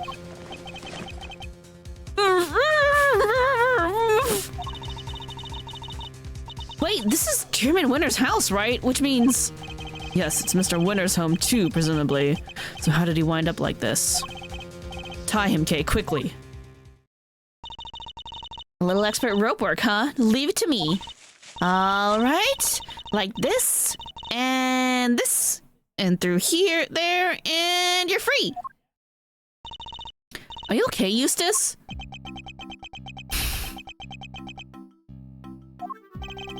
He looks like he's been through hell. How'd you come to be tied up down here? I don't know! You found me! Why don't you tell me? Oh, this child. Because we don't know. Which is why we're asking.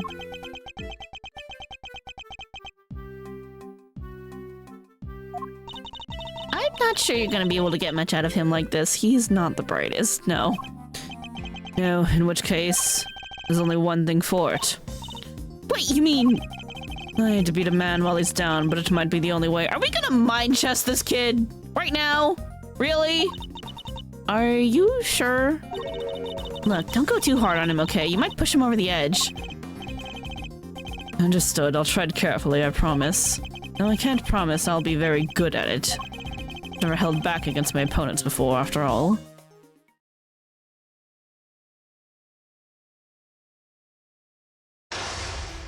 Yeah, okay. I was like, where is it? The last time we saw him, he was running out of the courtroom. How did he wind up here? You don't understand! You don't know what it's like being me! I know your dad's a dick. Holy shit, 5?! He's been through a lot. It's going to be hard to know what might cause him to lose control. In which case, I guess I may have to quietly listen to what he has to say. Why? Why me? Why am I always the last one to know? The butt of every joke! He clearly has questions. I'll have to do my best to try and answer them. There's also clearly a no-fit state for this. I'll need to try and finish this quickly. I should figure out what he needs to hear and try to calm him down.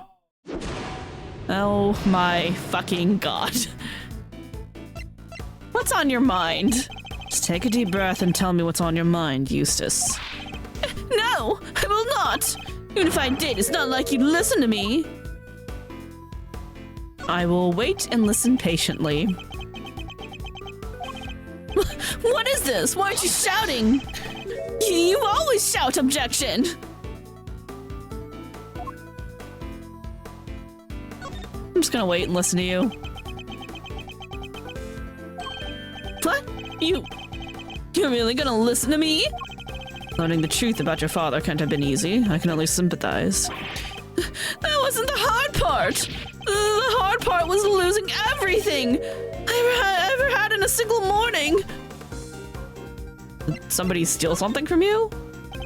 I won't let up. You realize that, don't you? You're mine till I say otherwise. Nope. Leave him alone. I thought that was just asking him a question. All right. He's mad about it. Extremely sensitive right now. Can't afford to choose my words carelessly. Fine. Crying so much it's making him hard to read.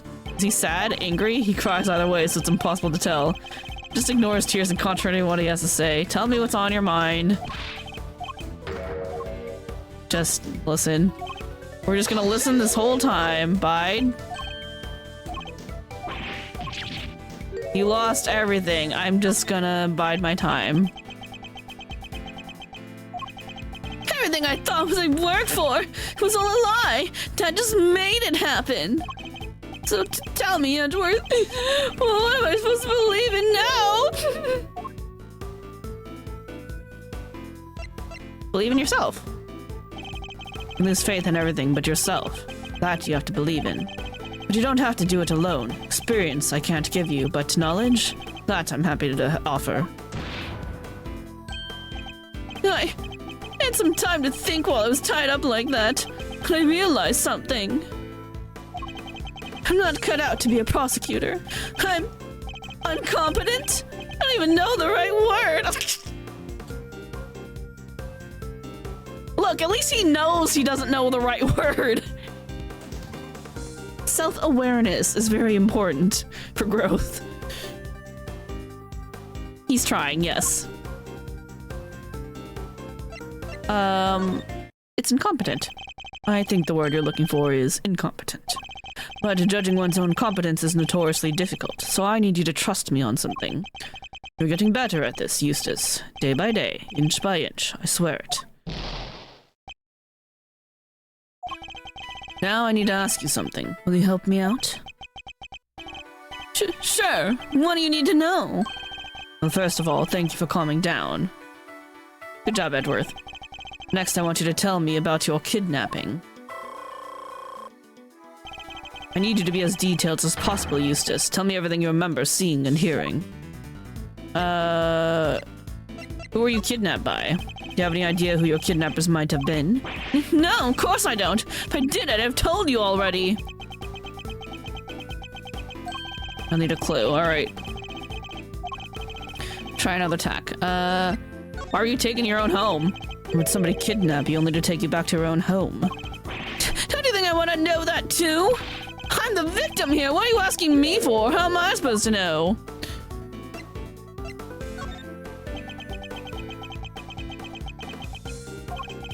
They locked me up in that box and locked me up in here. I'm so scared, so scared. Wait, you were the one in the box? Ah, fuck. Did you happen to overhear anything your kidnappers might have said? I think one said, if you want to blame somebody, blame the guy who owns this house. Ooh.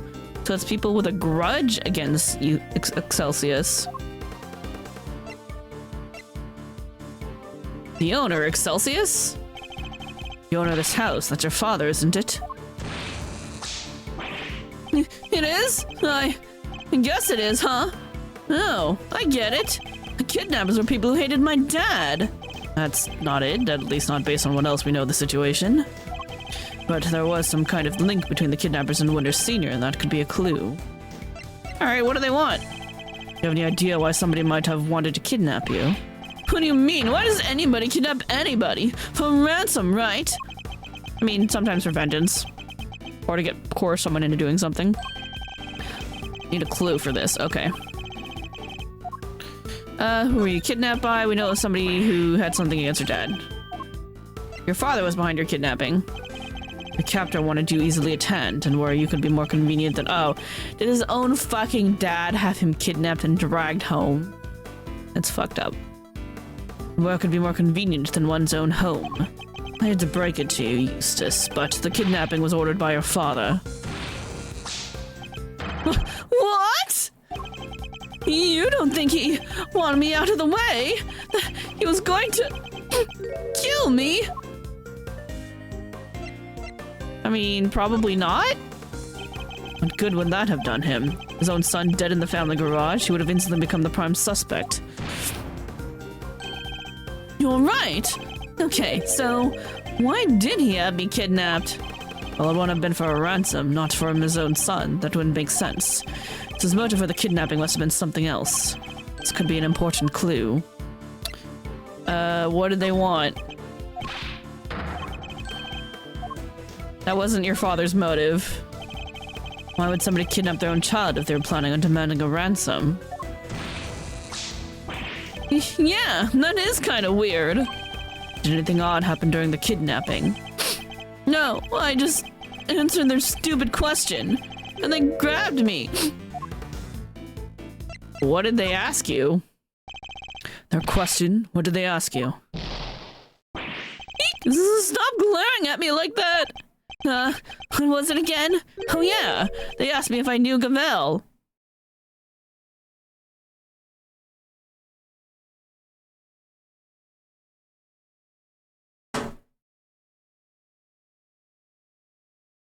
They thought he was Gavel's son. He got mixed up for Sean, so Sean's just out somewhere chilling.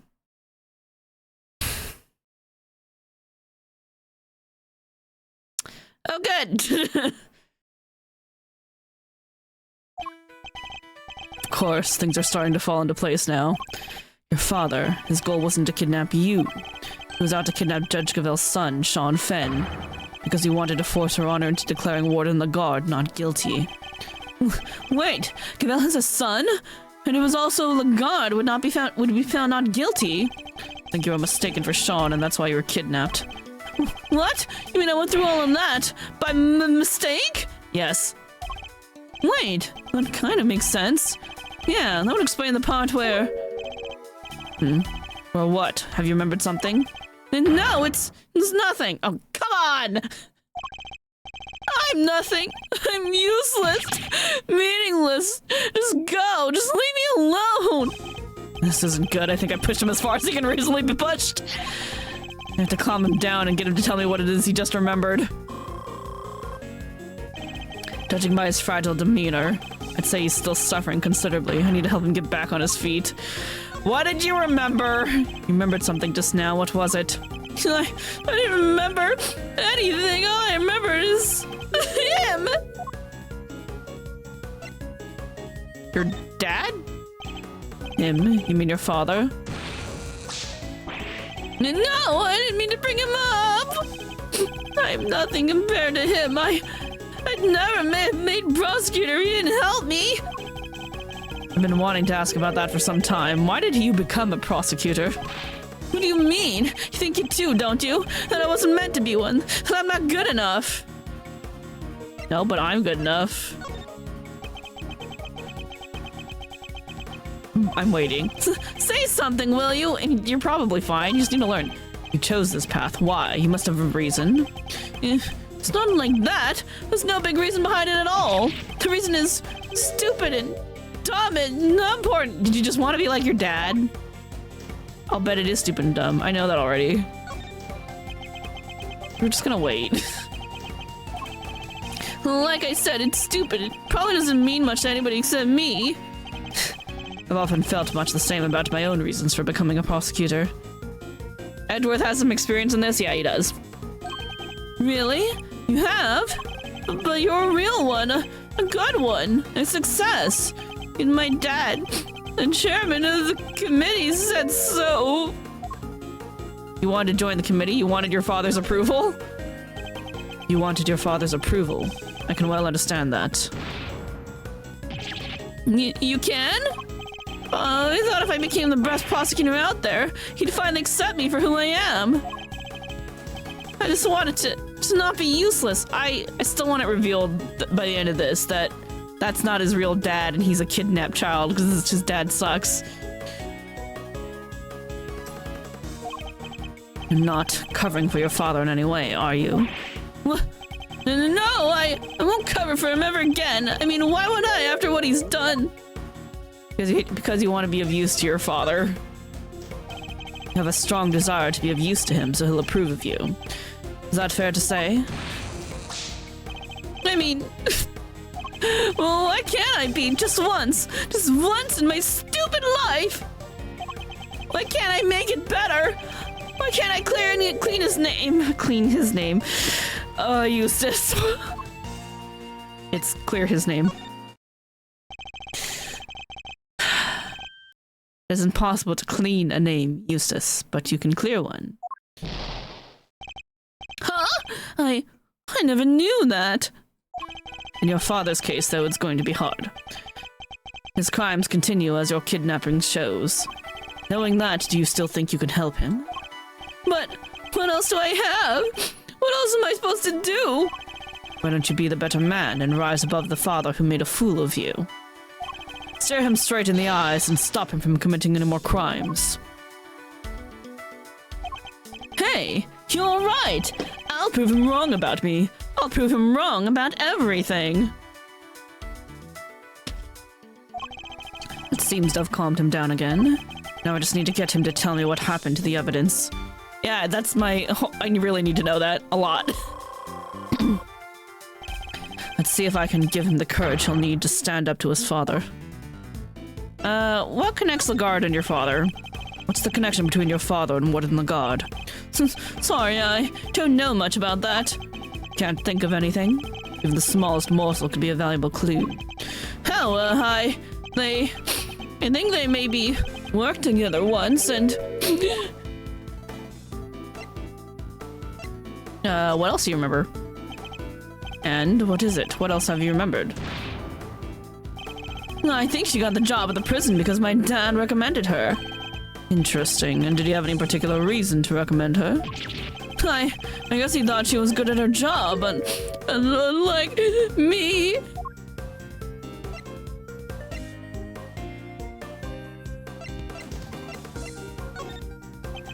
I'm gonna wait. I think they knew each other from back when he was the chief prosecutor. What was he like back then? Was he different at all?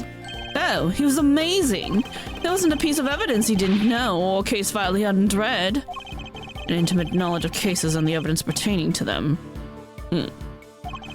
That could be an important clue. Where's the evidence from the case? Key pieces of evidence from the Lagarde trial failed to make it to the courtroom. As the prosecutor in charge, they were your responsibility. Did you misplace them somehow? No, that's not what happened. You haven't heard my side of the story. Did your dad take it? I'll wait. What's your side of the story? I thought I was putting them in the safest place there was, but... Oh, what did I do? What did I do? Seems he's drowning in his own self-doubt again. Guess I'd better send out a lifeboat and bring him in. You gave the evidence to your dad, and he's a fucking prick! Like I know what you thought would be the safest place possible. With your father, isn't that correct? Ah! He told me it would all be safe with him. He said there was nowhere safer. Well, I'm afraid he betrayed your trust, and in the ugliest way possible. So he got rid of it? Why, Dad? What were you thinking? He wanted to make you laugh. He wanted to mess with the trial. He wanted to mess with the trial, dude. Father wanted to obscure the truth in order to ensure that Warden Lagarde was declared innocent. There's no easy way to say this, Eustace. He used you. There's a chance that the evidence is still in Chairman Winter's possession. We still don't know where Sean is. We need to get back out there and find him. It's all my fault. What do I do now? Can't stand by and watch him like this. He's had a brutal collision with a reality he never even knew existed. I should ask him what he means to do now. Perhaps I can help him figure that out, become a good guy. Join my side.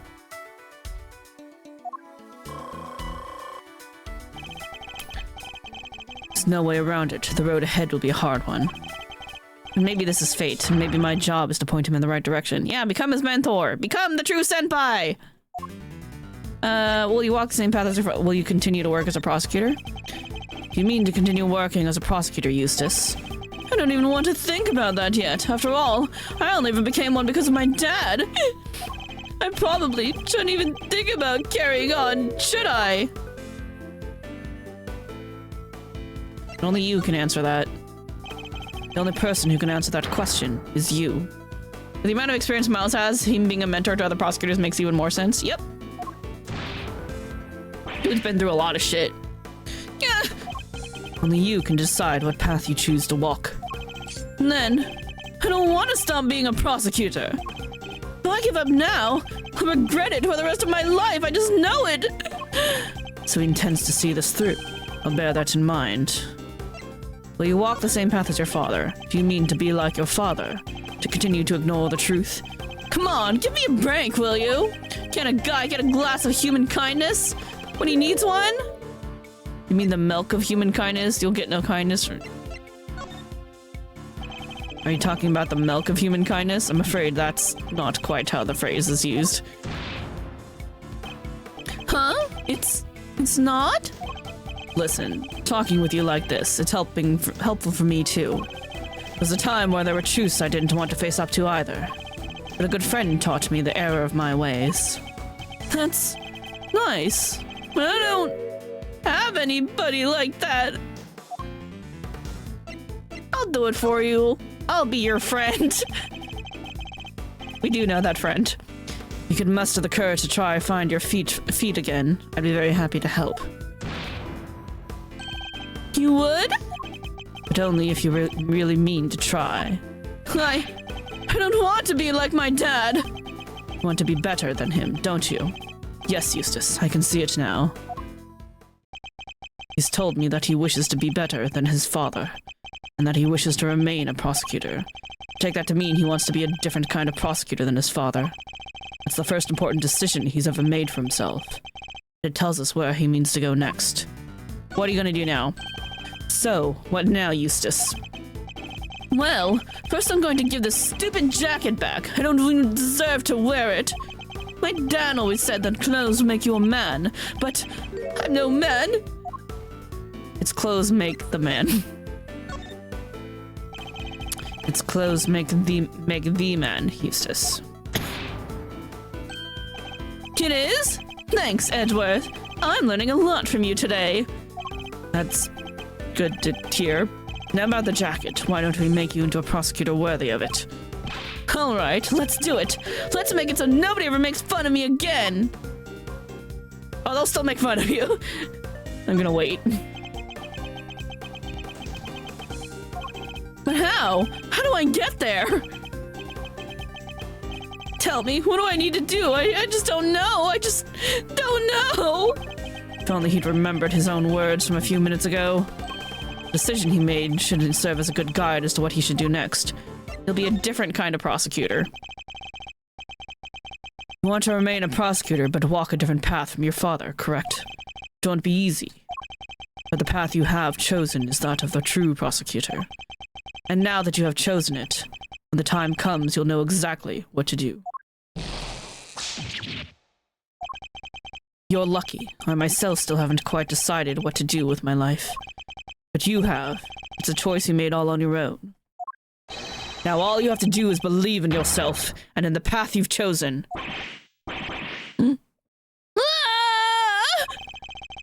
He's taken for Sean and kidnapped by his own father's underlings. Losing his belief in himself as a prosecutor after his father stole his evidence. He's been through so much in the span of a single day. More than I can imagine. Well, it took a little longer than I thought it would, but that's checkmate.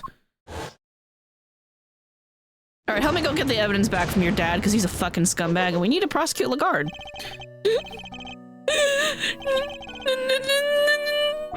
No! Believe in me that believes in you. Wow, I don't think I've ever seen him move so fast. He's particularly speedy when it comes to running away from things, as it seems. April 6th, 1:15 p.m., big building. Plaza. Does his dad have an office in here? Ugh, we don't have much time left. I think we'd better check in with Fender. Want an update on what we've discovered. And we need to know what's going on over at the courthouse. But Eustace ran off, right? Isn't he supposed to be the prosecutor in charge? We're just updating Fender. Nothing else will change. Francesca will continue for the prosecution. Okay. Is that really all right, though? It's going to have to be. Like you say, Eustace ran off. We should at least let Gavel know that, like, it's not her son that's in danger. And also that we rescued him, so... Look, I hate to be a stickler for the details, but let's just go over this just one more time, shall we? No murder weapon means no conclusive proof, means no conviction. That's all there is to it. That makes no sense! The lack of a murder weapon doesn't prove your client's innocence. Don't make me come over there and rip it into you. Yeek! Eddie, darling, how much longer is this going to take? It's almost as if you're trying to drag this out for as long as possible. Sorry, Feast. It's our friend the prosecutor over there. She's stubborn as a freaking mule. So give me a satisfactory explanation. Or I'll just have to keep whipping you until you can. Seriously? I've already taken more licks than I had birthdays. Come on, Miles, what's taking so long? Happy to buy some time and all, but I'm taking a beating here. Hello? Sorry, G, this one's important. Mind if I take it? Fine.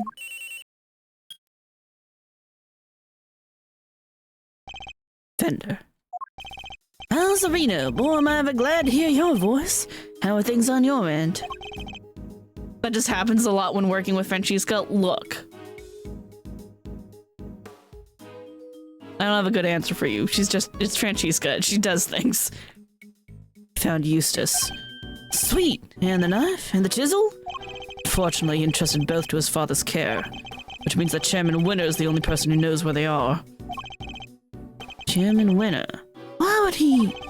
We're not quite sure the specifics just yet, but we do know that Chairman Winner and Warden Lagarde have some sort of connection that rather others didn't know about.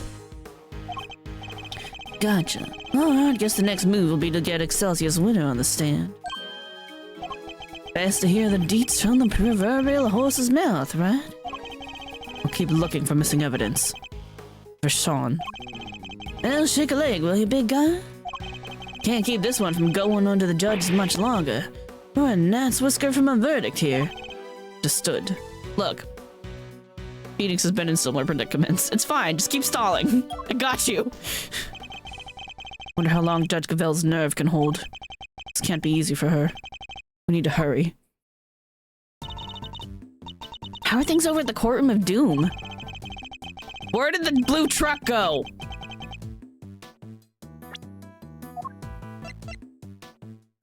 Where did truck go? They're going to call Chairman Winter the stand. Who knows how that will go for them? Yeah, he's already stooped to evidence stealing and kidnapping. What else is he capable of? Exactly. Perhaps we should look over any evidence we have relating to him just in case it might help. Good idea. All right, leave it to me. Presenting a hot new piece of evidence fresh from the evidence oven. What else we found in his garage? Yes, I was thinking about those. Anything else? What about the case file from the IS-7 incident? Chairman Winter was also involved in that, right? Yes, he helped suppress the evidence. Probably a good idea to have the notes on hand. I'm telling you, I think he fucking kidnapped a child and then, like, faked his age and then made that Eustace.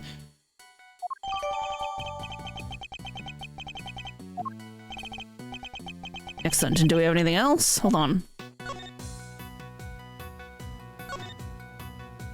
From the day of the incident onward, their whereabouts are unknown. Carmelo Gusteau and Artie Frost's sons would both visit Tangaroa's mansion up there the day before the incident. Yeah.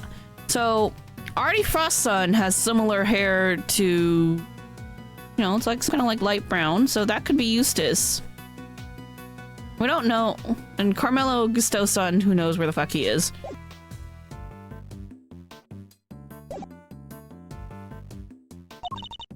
We sure do. Last but far from least, there's this. Your Yatagarasu pin. Okay. I asked for evidence related to Chairman Winter. Can you please try and take this seriously? That's the guy who spends his life presenting people with evidence that has nothing to do with anything. Hey! I learned that from Phoenix! That's different. Wait, that's Eustace? Huh? Huh? Hey, what are you doing here? Rude, he totally ignored me. What's he doing in the big building, I wonder? Probably his dad has an office there. Let's go inside and see if we can figure out what he was up to. Yes, good idea. Oh, he went in the secret room. Huh? The hatch is wide open. Maybe Eustace opened it. Eustace really come down here. I mean, the evidence is probably hidden here. Mr. Edgeworth, look! The safe, it's open. Guess maybe he did come down here. We'd better take a closer look.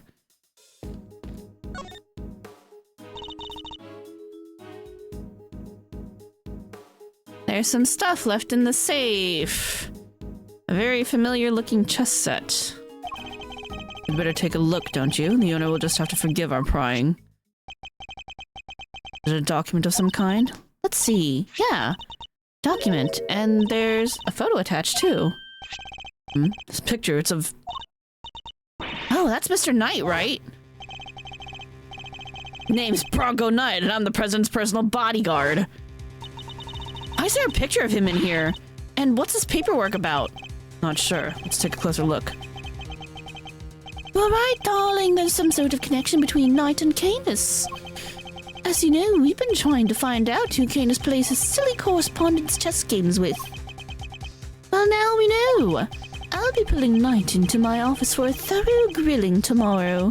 And I'll make that worm admit he's Canis' lackey if it's the last thing I do. So you do your bit too and retrieve the package we laid to rest 12 years ago. Uh-oh. Did 12 years ago have something to do with Canis? I'm sure it's still right in front of the planter where we left it.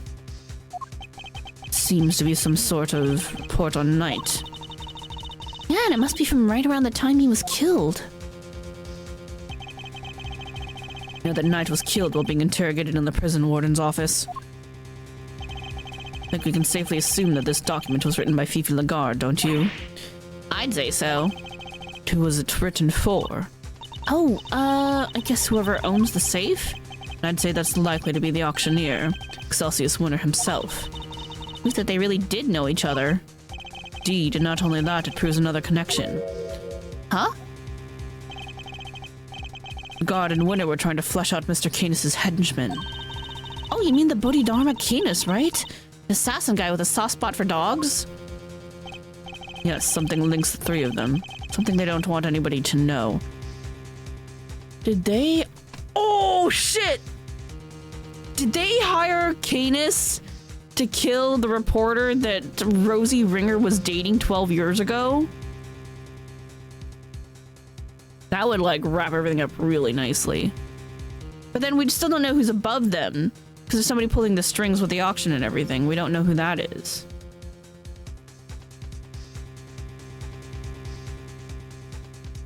What if that's Canis? Because we know Canis can pull a lot of strings from prison. But we know that the warden couldn't touch him. Ooh. Because he could blackmail them. Because they were one of his clients. Oh. That would make a lot of sense. But what? I don't know just yet, but I suspect it has something to do with this case. Report from Warden Lagarde to Chairman Winner about the connection between Knight and Canis. Wait, there's something else in here we've seen before. Yeah, the chess set. There's something on his finger. Let's take a little closer look, Mr. Edgeworth. Oh, yeah, the ring. It's a ring, and an expensive looking one at that. Don't even think about it, Kay. What? I didn't say anything. Well, well, Mr. Knight. Your chess set and your ring are here too.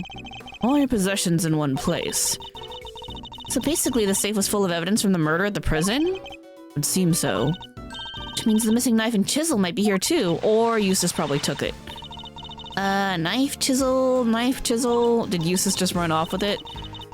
I hope he ran them off to the courtroom. Eustace, please. No dice. There's nothing else here apart from Mr. Knight's stuff. Really? Curses. Knight may be dead. Curse you, Edgeworth! Our game isn't over yet. But he left unfinished business behind him. I think we need to find out what it was. Pocket chest set in a ring found in the safe in the auction storeroom. Why is it telling me to leave? It's like, hey, go this way! Go this way! This is the transceiver to kill our contact us on. This is Yatagarasu. Repeat, Yatagarasu. Come in, Mr. Edgeworth. Over. What was that? We have successfully infiltrated 451 in the big building. Over. Transmitting my position now. There's so much classic evidence here. Yeah, they were gonna sell it in an illegal underground auction. Because money. Standing right next to you, Kay. There's no need to transmit anything. No way. You got here already? How did you do that? No idea what you're talking about, but can we please get back to our investigation? Request to regroup and reconnoiter duly received. Can do. Over. Good, then let's get to it. Roger that. Over and out. The legs are 4 human figures holding up the tabletop at the center. It certainly looks bold. And would certainly keep you safe if you hid underneath it during an earthquake. Tons of stuff could fall on top of it and it still wouldn't break. Yes, and then you'd be trapped in the company of these 4 strange fellows. Oh, it wouldn't be me trapped under there. Great thieves mostly work outdoors. No, it'd probably be you down there trying to think of what to talk to them about. Why don't you get under there now and practice a few lines? No, thank you. We just gonna leave the money here? It's the money from the underground. Oh, it's the money from the underground auction. Perhaps it would be better if Kay didn't see it. Stealing money's kind of the big thing with these right now. There are trends in thievery. The blue badger standee kind of still gives you nightmares. Yeah, it's pretty creepy, right? Look at it, just chilling back there. But don't worry, Mr. Edgeworth. I'm no fashion victim. I'm my own great thief. They broke this mold when they made this Yatagarasu. I guess we'd better let her continue to believe that stealing money is the latest thing. Look at at this, a giant monkey head, and the monkey has a top knot. It's a mascot of Global Studios. It showed up in a previous case of mine. Oh, I think I've heard of him. Mr. Monkey? Yeah, that's it, Mr. Monkey. Close, Kay, but not quite. I think you'll find it's Mrs. Monkey. Huh, is that so? Shame. Mr. Monkey sounds way cooler, don't you think? I doubt there would be much point in descending to the committee chamber right now. A secret elevator and a secret ladder and a secret storeroom? Whoever built this place sure loves secrets, huh? They certainly seem to. Do you think that's important somehow? Sure do. Us great thieves love secrets too. We're almost as good at hiding stuff as we are at stealing it. The case that changed Edworth for the better? Yeah. But don't worry. I won't go to your house and hide your Persian slippers, I promise. I don't even own any! Why would you think that he does? Let's see, that's 1, 10, 100. What exactly are you counting, Kay? The zeros on this sign here. 1,000, 10,000, 100,000, a million? So that's 2,400,000? 2,400,000 pounds? Must be the heaviest statue in the world. That's a price tag, Kay. That's how much they're selling it for. Heavy enough that there would be nothing but a hole in the floor if that were the true. Doesn't take a genius to spot that there's something missing here. Indeed. The gem and ninja mask you were found with. I hope the events of 2 nights ago aren't weighing on you too heavily, Kay. Yeah, mask down here, cotton candy store up above. All we need is a Ferris wheel and a rifle range, and we've got ourselves a fairground. Oh, that's what you were talking about. Seems I needn't have worried at all.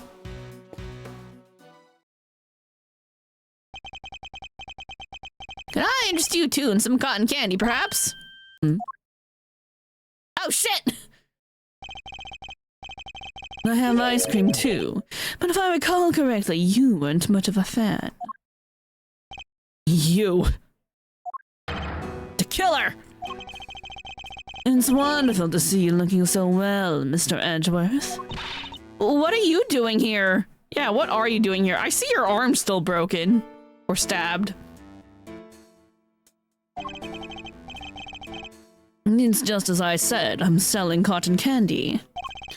Why really not interest you in some? Parting clouds, it's called. Very apt. Sweeter than earth itself, and so delicious you'll feel you're parting the clouds en route to heaven. He's the last person on earth I'd accept candy from.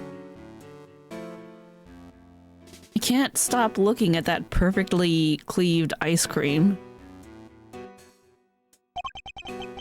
I was hoping to ask you about my little message. Did you manage to figure it out yet? Congratulations on another case solved. Yet I can't truly say it's been fully resolved, can you? You've been watching us this whole time? Watching you? No. I prefer to think I've been watching over you. The stand here really is the most marvelous little vantage point. How are the two things any different? What does he want with us? Are you still mad that somebody hired you to kill the president? I expected you to fail. They set you up for failure. President's murder. Was that you? Oh no, my contract elapsed a little while ago. He was rather famous among us assassins, you know. The man no one could kill, notoriously stubborn despite multiple attempts over the years. And it wasn't just his brawn that kept him safe. He used bodyguards too. Body doubles, you name it. Certainly wasn't his brawn that kept him safe. It was his paranoia. It just keeps rolling, yeah it does. Sadly, this time his bodyguards were nowhere to be found. After Mr. Rook died to save him too. As I said, it wasn't me. I did not kill without good reason, which is something else I have to be grateful to Mr. Rook for. Thanks to him, I avoided killing someone entirely unworthy of my attention. Thanks to? What does that mean? The person who hired me deliberately misled me as to the identity of my target. Betrayal of trust from which I won't soon forgive them. That is why I'm currently doing all I can to track them down. And do you know what I think? I think you and I are looking for the same person. Never do that to the killer. Yeah, never do anything to piss this man off. He's scary. talking about whoever it was that killed the president. And who is this person, if you don't mind me asking? Oh, come now, I can't tell you that. It's against the rules. My current bet right now is on Canis. Revealing the identity of a client is out of the question. I'd hardly stay in business long if people couldn't trust me now, would I? But that doesn't mean there isn't anything to stop me from catching up with them in my free time. And what are you gonna do when you find them? Why, dish out a little justice for the betrayal I suffered, of course. What? What are you saying? What's gonna happen to them? He's going to kill them. I think you can imagine. Well, this hasn't exactly been a pleasant catch-up. But I shouldn't leave you completely in the dark. There's something you ought to know. Our mutual friend, Bodhidharma Canis, he escaped 3 days ago. Oh? What?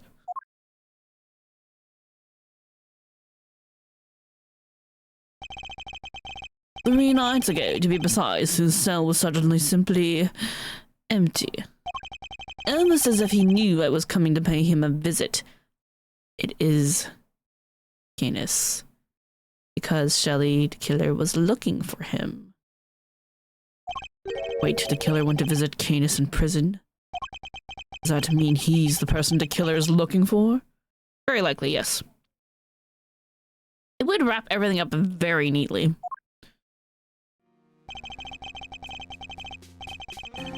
Now I'd better not take up any more of your time. We'll be seeing one another again soon, I'm sure. We need to find whatever this planter was. Let's both keep up the good work, shall we? We'll run our target to the ground in the end. That'd be the first time the killer would have made personal prison visit. It's true. There was the other dude who was the magistrate, right? The other actor? The one who tried to frame Will. First a killer, now Canis. Two assassins on the loose. Huh? That sound. Mr. Edgeworth, it's Judge Cavell's cell phone.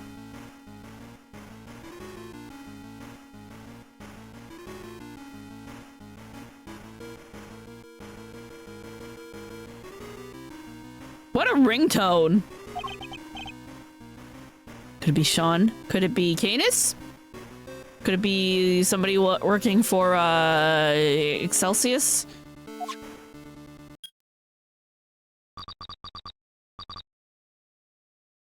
How's it going, Miles? Whoever it is using a voice changer. Fuck, I don't have the voice mod on. Too bad. Who is this? It's your friend in the red raincoat, of course. Red raincoat. I bet it was Canis. You're the one who abducted Kay. Bingo, we'll figure it out, Mr. Genius Prosecutor. I can't hear, Mr. Edgeworth. Sorry. Where's the speakerphone button? I was as surprised as anybody when she lost her memory like that. Talk about a curveball. Hey, I'm standing right here, you know. But never mind all that. I called to talk about something else. Yeah, there's something I need to tell you. Truth is, I was the one who made Big Bad Chairman Winner kill Little Miss Rosie Ringer. Yeah, I'm not surprised. What? This must be the person the killer was talking about. I also called to say thank you. Neither want or need your thanks. Sure, but you deserve them anyway. Guess the penny didn't drop yet, huh? You're right, I abducted Kay, as you put it. But why would I do that? That's right, because I needed you to help me make sure that Winner got caught. Why? No. Kay was a suspect, you'd have to look into it. And if you looked into it, you'd be sure to unmask him eventually. After all, you're a genius, right? Everything worked out exactly like I planned. Oh, but there's something else you should know. Something you didn't figure out yet. It wasn't a Winner who kidnapped Judge Cavell's boy. Excuse me? Excuse me? Pardon me?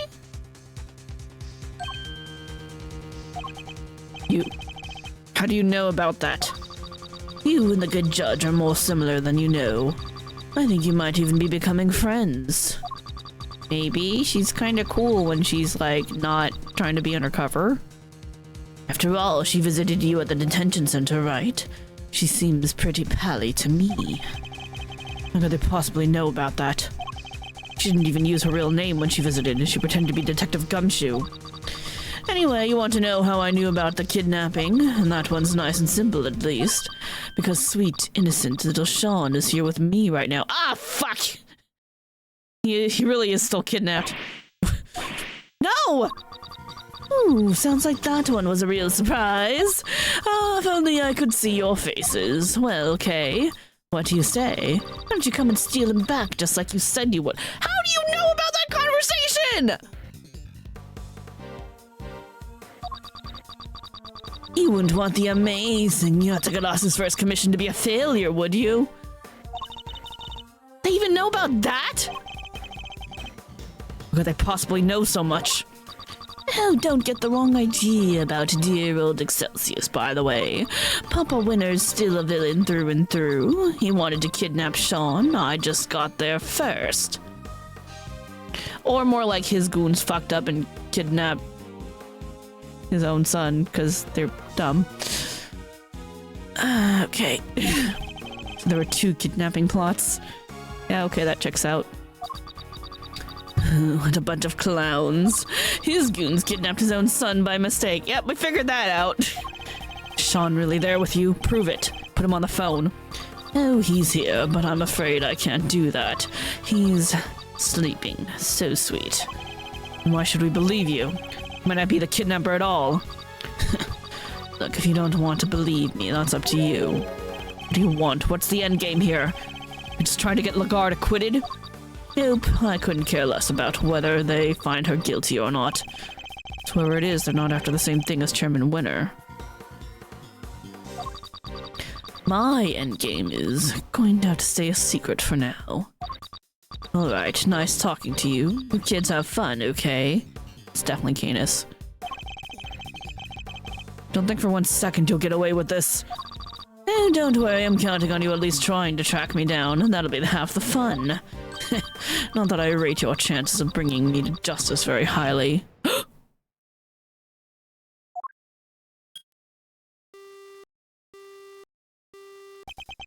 Who was that? Wish I knew, but they didn't give us enough time to figure that out. Or enough of anything to figure that out. Deliberately, I imagine. What? So we really have nothing to go on? It's not fair. They surely knew a whole lot about us. Indeed, they did. You're right. It was uncanny how much they seemed to know. How is it possible that they were party to so much that happened in private? Are we bugged? Did they put a bug on her pin? Because they did kidnap her for a bit.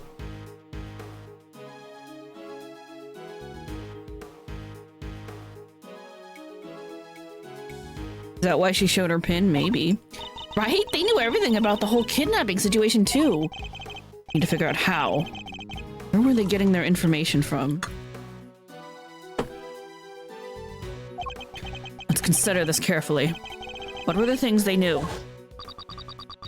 You and the good judge are more similar than you know. You might even be becoming friends. After all, she visited you at the detention center, right? Seems pretty pally to me. Wouldn't want the amazing Yatagarasu's first commission to be a failure. Know about that? That one's a real surprise.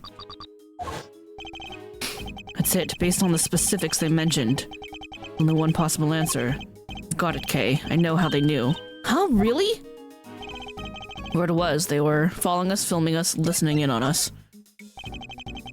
Just been able to hear us somehow. It's the only possible answer. What? Like they were eavesdropping on us? Think about what the kidnapper said.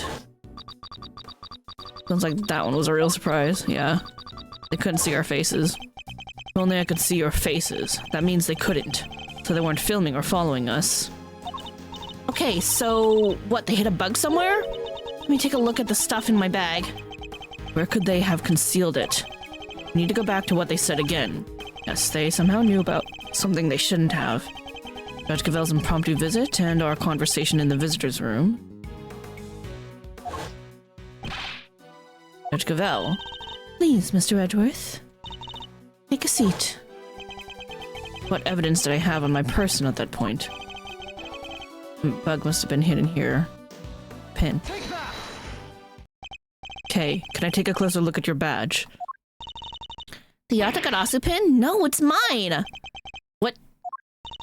Seriously, Mr. Edgeworth, sure you're a great thief's assistant now, but that doesn't mean you get to wear the pin right away. You have to earn it. That's not why I'm asking! I don't want to wear it, I want to check it for bugs. Huh? This old thing? Let's take a look, shall we?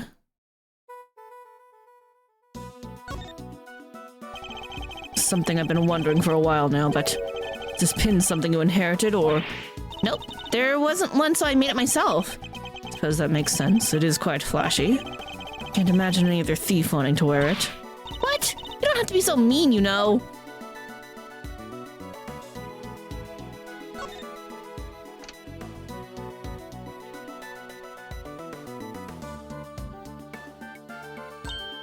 Huh? Whoa! So I was right. The Yatagarasu pin that Kay always wears, there was a bug hidden inside. How did you know? Whoever it is we're dealing with, they came into close contact with you recently. They knocked me unconscious, you mean? Precisely, which made me think the bug must be in one of your possessions. They also overheard my conversation with Judge Gavel when she visited me. Something that would have been impossible if I didn't have the bug on my person at the time. I get it. So you thought back over what they let you keep hold of when they locked you up. Yes, all the case evidence I was carrying had been confiscated. Meaning the only thing it could possibly have been was your pin. So they were listening to us this whole time? And they heard everything we said? Suspect so. Everything to do with this case and more. Please tell me we crushed the bug. Wait, they're probably listening to what we're saying right now. It may well be, yes. Hey, jerk face! Kay! Eavesdropping coward, why don't you come out and show yourself?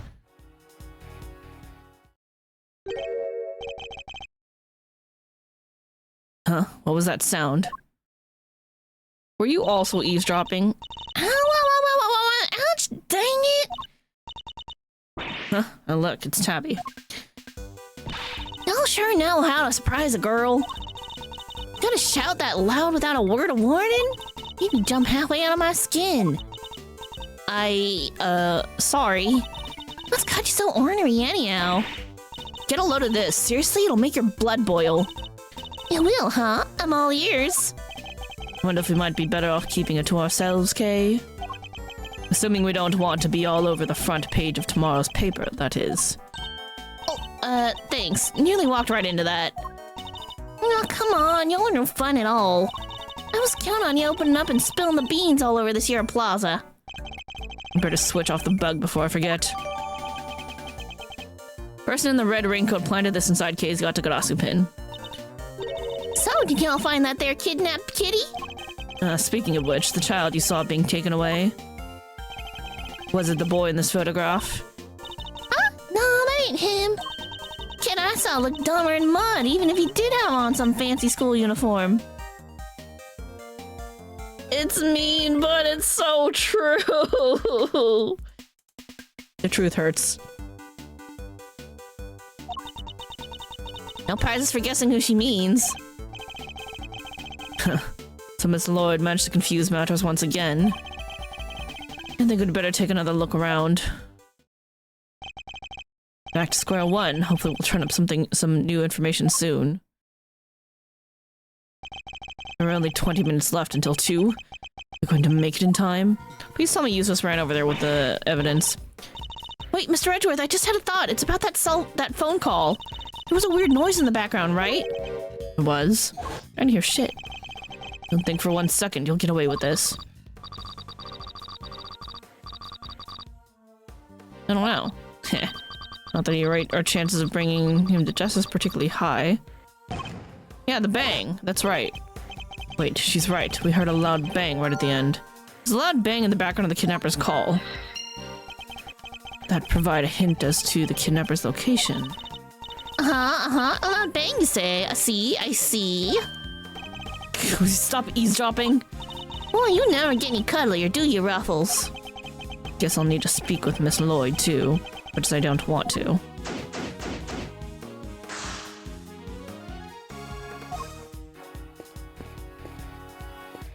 A taxi. Well, if it ain't my two newest pals, more trouble, hop in.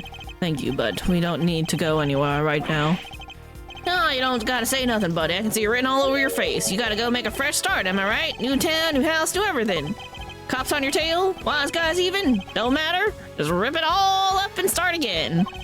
Come on, hop in. Your new life starts right here. Just be sure to tip generously now. Starting to wonder why we weren't more suspicious of him the first time. Me too. Where did the blue truck go? Hey, you see anything? How are things looking here, officer? All good? Yes, sir. Very good indeed. I haven't just been keeping my eyes and ears peeled, but my nose, tongue, and fingers too. Don't lick the science. Chat, don't lick the science. It's a whole new kind of guard duty, and I must say, I'm really relishing the challenge it presents. No offense, but would you mind concentrating on more traditional methods? Hi, Gummy. But stop running away! Stop, Gummy! Why are you running away from us?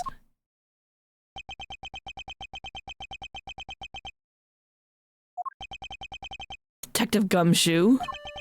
You gave up your badge, sir. I didn't know what to do with myself. Stay right where you are, detective. Oh, so I thought you weren't gonna be a prosecutor anymore. Maybe I shouldn't be a detective either. Well, I was wrong. Even if you're not around, I'll always be a detective. My job will always be to investigate crimes. And us detectives don't just investigate when prosecutors ask us to. We have to be able to look into stuff ourselves, too. Is that what you were doing just now? Back then, too. You should thank your former subordinate for what I'm about to share. In his desperation to help Kay Faraday, he gave me a valuable piece of information. Detective Gumshoe did that. So Rosie Ringer's autopsy report. When I went down to the detention center to see how Kay was doing,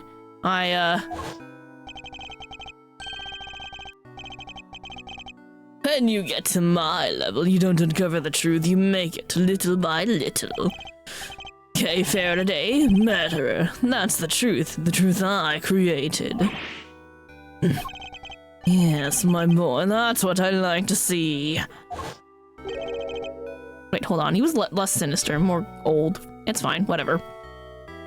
You ever heard that? Yeah, so I went back and looked over the evidence, dug out a little something I thought might help. No way, Gummy, you're the best. I'd be in prison right now if it wasn't for you. My pleasure, kid. Good to see you got your memory back, by the way. Thanks. Oh, anyway, like I said, I'm investigating stuff for myself these days, and that's that.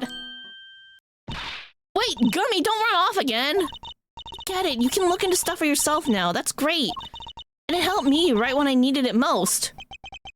But why are you running away? But right now, we need you to work with us. You're no longer a prosecutor or indeed in anything, but we're investigating a case regardless. And I ask you this not as a prosecutor, but as a friend. You admitted they're friends. Detective Gumshoe, will you help us?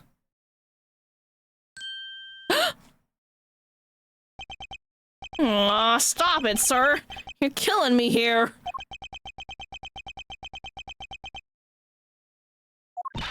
Come on, Gummy!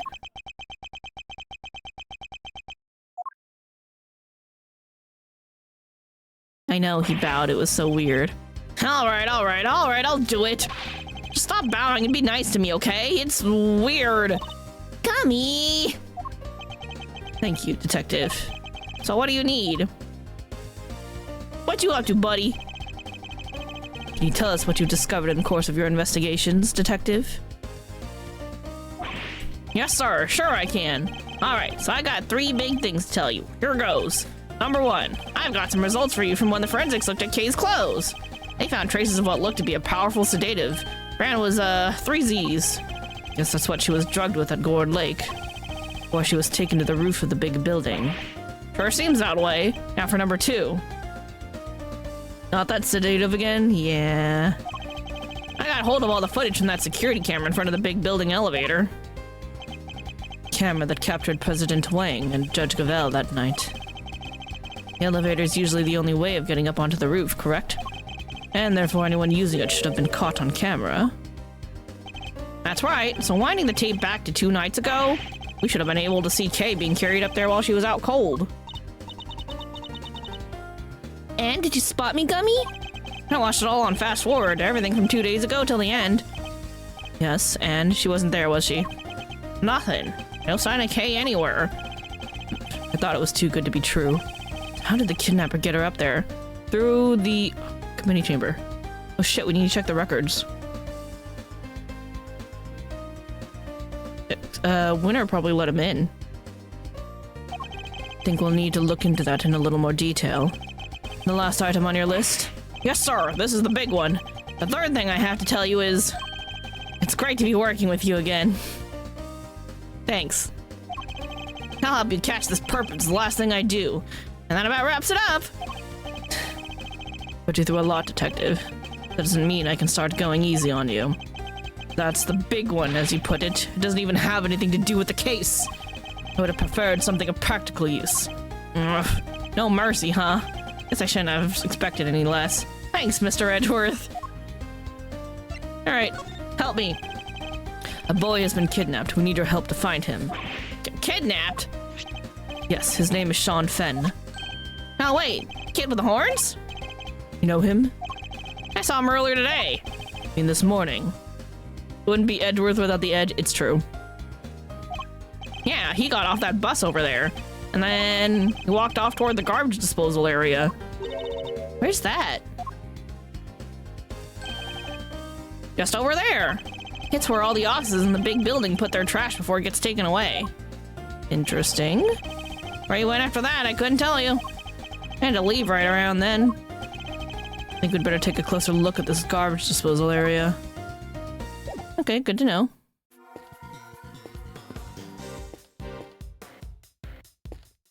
I will. Mr. Powers, can I ask you somewhat impertinent question? Sure. What is it? Are they planning on making any more Steel Samurai? You fanboy! Sorry, does this have something to do with your case? No, I was simply asking out of interest. Sorry, Mr. Edgeworth, but they don't let us talk about this stuff with just anybody. Ugh. I am sorry to put you on the spot. I knew it was a long shot. Oh well. They didn't say they weren't planning on making anything new. Interesting. Sometimes no answer is the answer.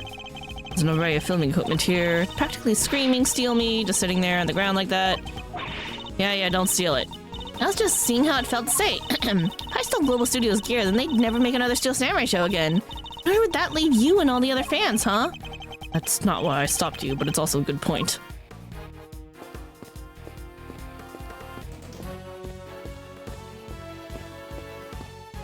Hi, Lloyd.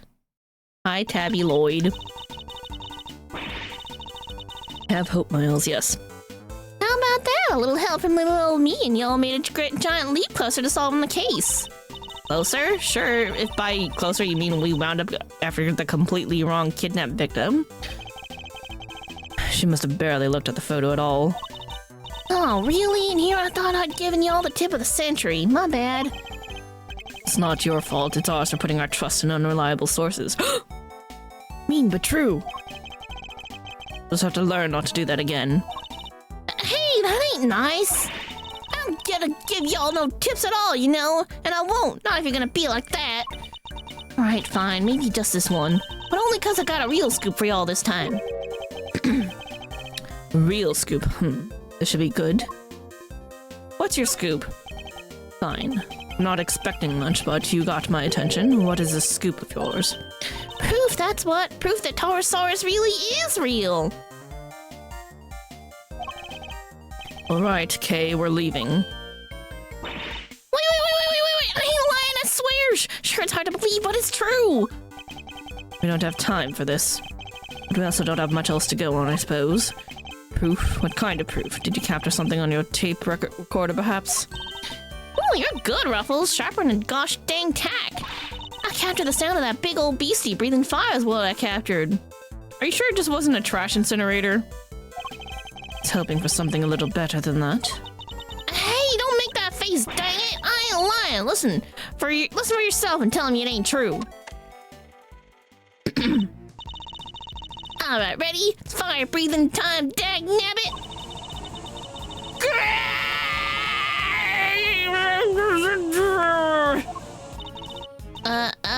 There. Well?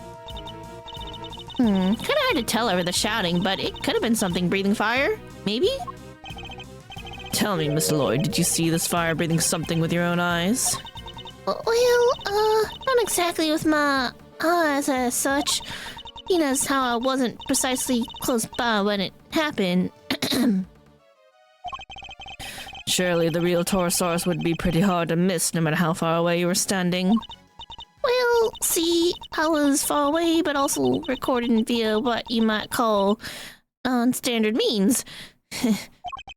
Would you mind explaining what you mean by that? Did you bug the studio set or the movie set in the empty lot? Why is it always an empty lot? Didn't we have an empty lot in Yakuza 2? Ugh, really dug myself a hole here, huh? Are you the one who cut the fucking fence? Are you the reason the fence was cut? What's the non-standard means? See, I might have could have rigged me up a little wireless intercept hoping to do a little scoop detecting. That's so sad, a poor insect. Not an insect, Kay, an intercept. She was listening out for radio signals. It would have allowed her to listen in on any nearby transmissions. Me and the chief been down here at the big building sniffing around these last couple of days. Looking into Miss Hart's tip about the underground auction, I assume. Which would mean that you've been listening in on all the radio signals in the area too. Sure have, which is how I wound up hearing the most thunderous, ear-splitting noise you ever did hear. A pounding of feet, the electricity in the air. That was it! Taurosaurus at last! You made up everything except the roaring sound, didn't you? The long and short of it is that you didn't actually see anything, correct? Hey, I don't need to see things. I'm a writer, you hear? Anyhow, I kept listening till down the line comes your pal there's voice hollering fit to beat the band. Eavesdropping coward, why don't you come out and show yourself? Huh? What was that sound? Our apologies for that. I'm sure Kay didn't mean to bowl you over with her little outburst. I assume it was as shocking as it was because you didn't hear it directly. It came through your headphone while you were listening to the signal from the bug, didn't it? What? Are you saying she planted it? Hey, come on now, ain't no bugging, just a little lighthearted intercepting is all. Would you mind if we borrowed the tape of what you recorded, Miss Lloyd? Do what you dang well please. Recording of signals that were intercepted from the bug that was planted in Kay's pin. Interesting.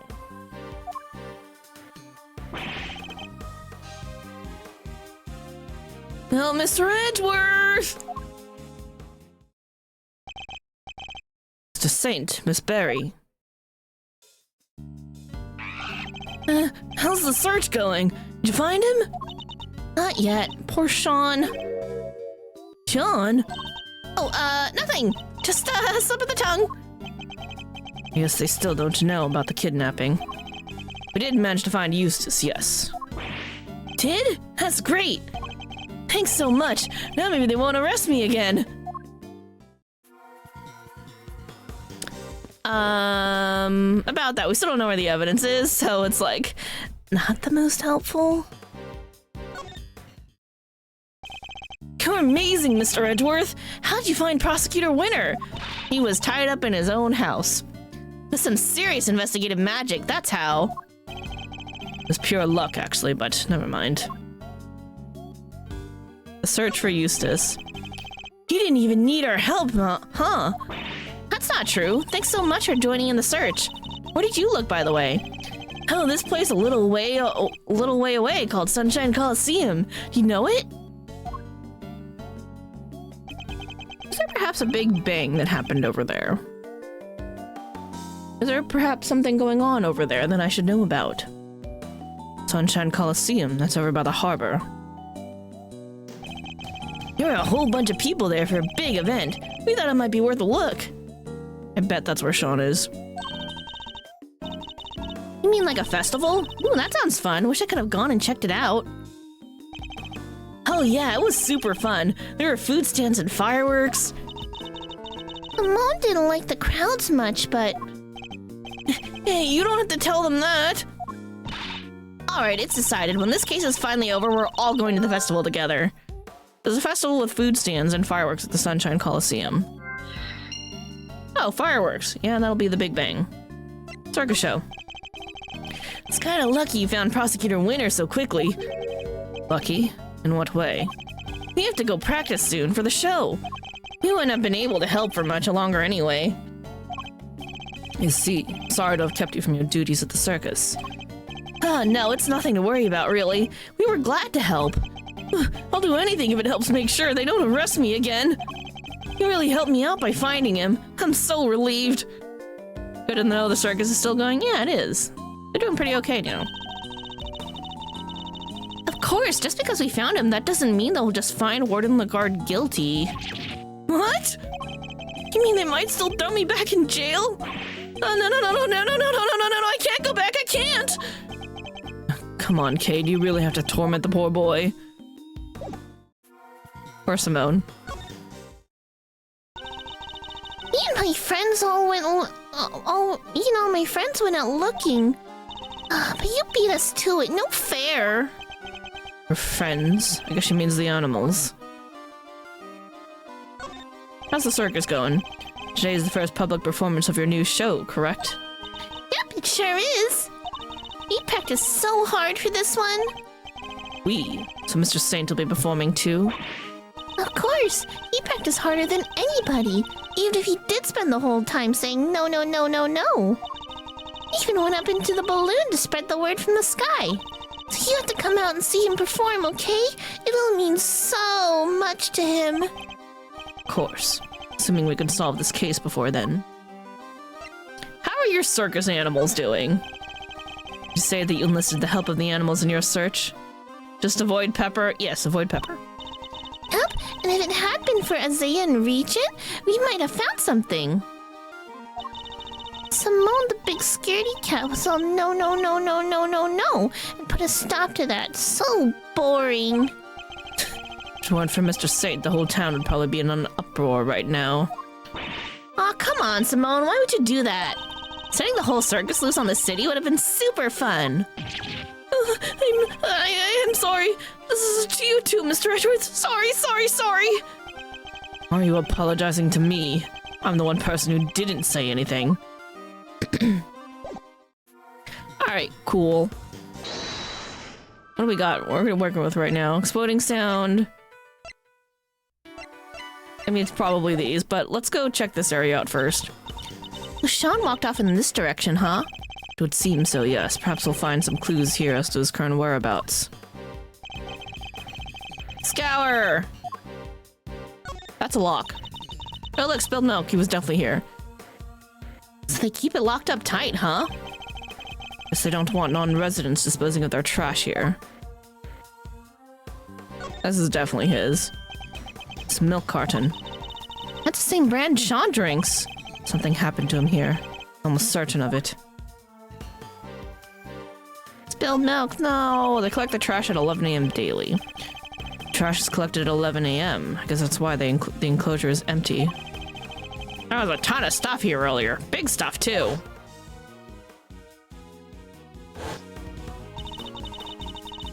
Why was there another giant case there? That lock is the same style as the cycle locks. It's just mundane. Yeah. Today must be the day they take the big stuff away. Yeah, sure looked that way. I'll bet this big squishy machine squished it all up good anyhow. They don't do that with the larger items, they just take them away as they are. They do, huh? How do you even know that, sir? Wait, Mr. Fender's pretty keen for you to join him, right? I bet he sent you some kind of pamphlet on how to throw your stuff away for when you move office. Spookily insightful sometimes, Kay, but only sometimes. Based on what we've seen and what Detective Gumshoe told us, I think there's a strong possibility that Sean was abducted from the garbage disposal area. Found his milk carton here, it's highly probable that this is where he was abducted, yes. Yeah, it's kind of out of our way of prying eyes, huh? But why would Sean even come here in the first place? Imagine he must have had something to dispose of. The truck's already come and gone. Guess we'll never know what that something was now.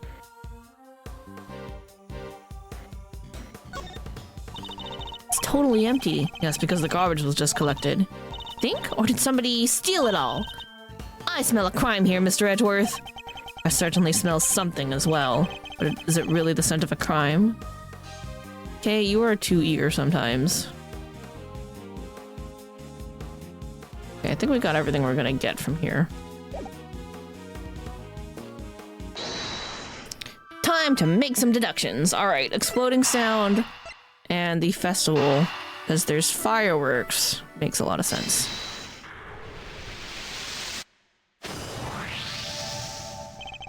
Mr. Saint, you mentioned fireworks before. Huh? Fireworks? Yes, at the event at the Coliseum. Were they setting them off even during the daylight hours? Oh yeah, a bunch went off while we were there. What are you thinking, Mr. Edgeworth? A loud bang we heard. What if that was a firework? Huh? And think for 1 second you'll get away with this. Hey, don't worry, I'm counting on you at least trying to track me down. That'll be half the fun. Not that I rate your chances of bringing me to justice particularly highly. Bang! There we go. The bang to be clearly audible over the telephone, it must have been pretty loud. Which means fireworks, which means the Coliseum. So the kidnapper was near there, right?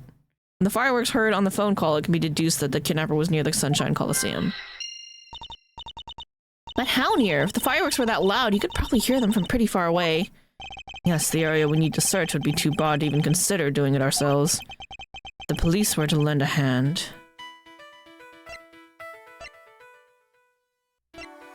Only a taxi and a blue truck have been through the plaza in the morning.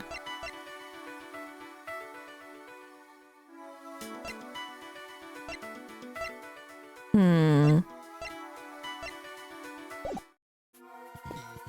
I look at the map again?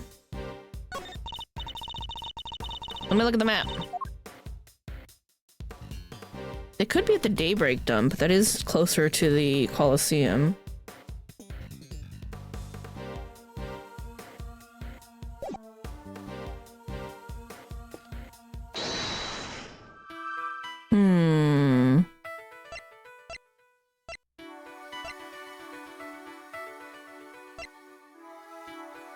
They could have taken him in the blue truck. I don't know if this is gonna work, but we'll try it.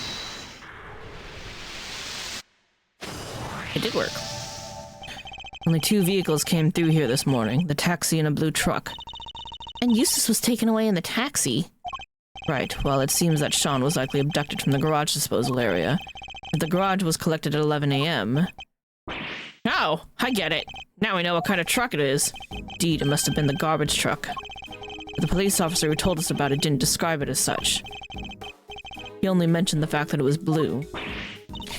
Some cop he was. How did he not even notice it was one of those cool trash squishing machines? Because it wasn't. Today isn't a regular garbage day, it's the day they collect the larger items. For which they wouldn't use a specialized garbage truck, just a regular truck like any other. Yeah, a flatbed. But it was a garbage truck nonetheless. And where do garbage trucks go? To the dump, right? Wait a second. So you're saying the kidnapper disguised themselves as a trash collector? But then the truck would probably have been fake too, right?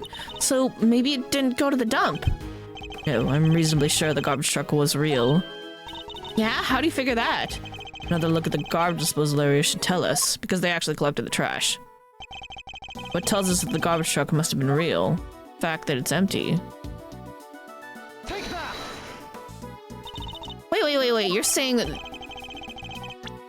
You're saying there's something important here? Yes, proof that the garbage truck was real. You don't agree? Nope. Driver would have been able to collect the garbage. No, isn't there something here that proved that? Oh, because the lock? Yeah, because they got in despite the lock. Take that! Garbage truck disposal is kept locked. Oh yeah, so only a real garbage collector and a real garbage truck could have opened it. Precisely, the garbage truck can't have been a fake. That's a huge-ass equipment case that shouldn't be there, though. Perhaps whoever abducted Sean put him in a large cardboard box that they'd prepared for the job. Now mix that in amongst all the other oversized items. And the garbage collector would have taken it away, no questions asked. Exactly, allowing the kidnapper to await the truck's arrival at the garbage processing facility. They could then claim to have thrown the box away by mistake and collect it without incident. Alright, so where do they take the garbage after it leaves here? Let's see. Looks like we have two possibilities. But which of the garbage processing facilities was Sean taken to? Sean was probably taken to one of the two garbage processing facilities, but which one? The one by the Coliseum, I would imagine. We found anything that might serve as a clue. He's near the Coliseum.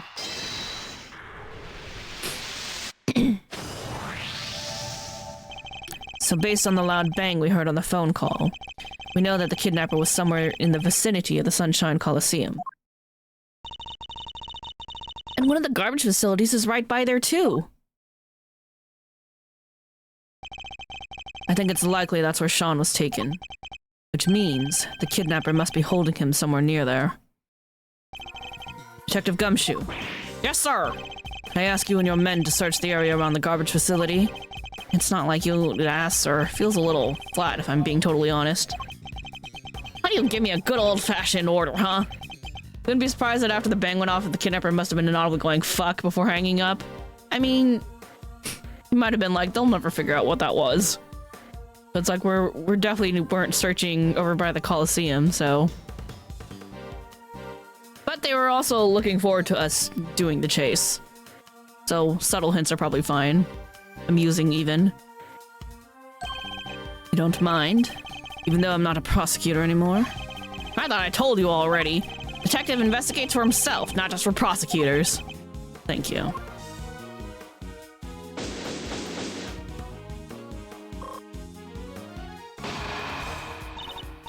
Mr. Edgeworth, we're almost out of time.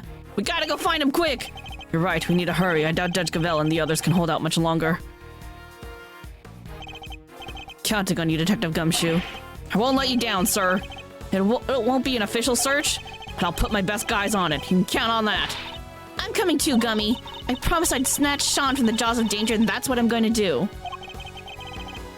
I'll head back to the courthouse. Who knows, I might be able to drag proceedings out just a little longer. All right, with me, everybody, even in the depths of night! That's already striking too. There isn't a moment to lose. Yes, sir! I didn't finish! When no other bird dares to take flight! April 6, 2:16 p.m. District Court. Courtroom. Number 3.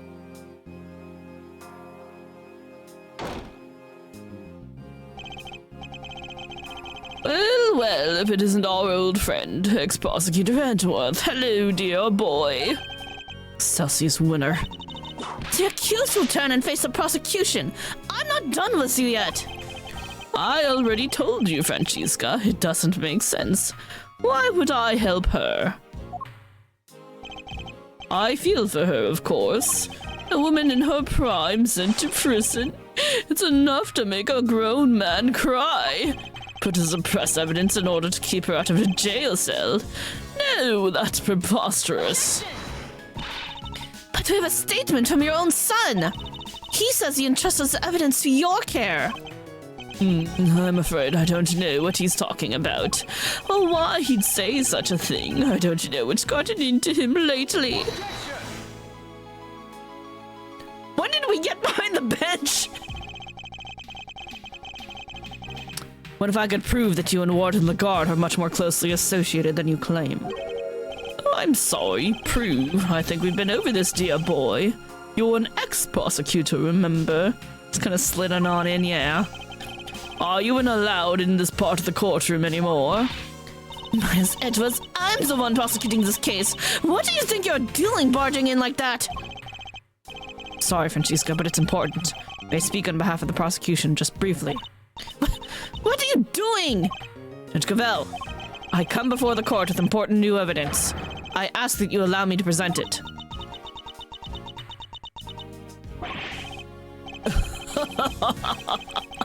Have you lost your mind, dear boy? There's no way this can be allowed. Well, the defense hopes you'll let him, G. Just saying.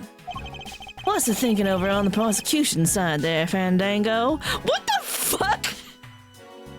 Fandango? Bender, you're a kooky guy who's just asking for it. He's asking to get whipped right now. Fine. The prosecution has no objections. Your objections are neither here nor there. This isn't a democracy, it's a courtroom. And this is flagrant contempt, isn't that right, Verity? No, as long as Sean's still missing, she'll feel she has no choice but to go along with whatever Winter wants. Only there was some way of telling her that he might be found at any moment. Judge Cavell, I would ask only this. Do you trust in me and in my assistant, just this once? Speaking of which, where is Kay Faraday? She's currently searching for the most important piece of evidence of all. Nonsense, there's no more evidence to be found. You're just stalling for time. Most important piece of evidence of all, eh? Hey, G. I don't know what this evidence is, but maybe we should trust in Miles' little pal. What do you say? I mean, I say little pal, but she's way more than that. She's the one and only great Thieviata Garasu. Seems Fender has sensed what I'm getting at least. Judge Cavell, the evidence I'm talking about, we're almost certain we know where it is. Kay is only moments away from snatching it from the jaws of danger. Very well. This is highly irregular, but I will allow it. Have my thanks. Have you all gone completely mad? When did you get your wigs back? Your double wig, your double wig. Because he burned it all. Like,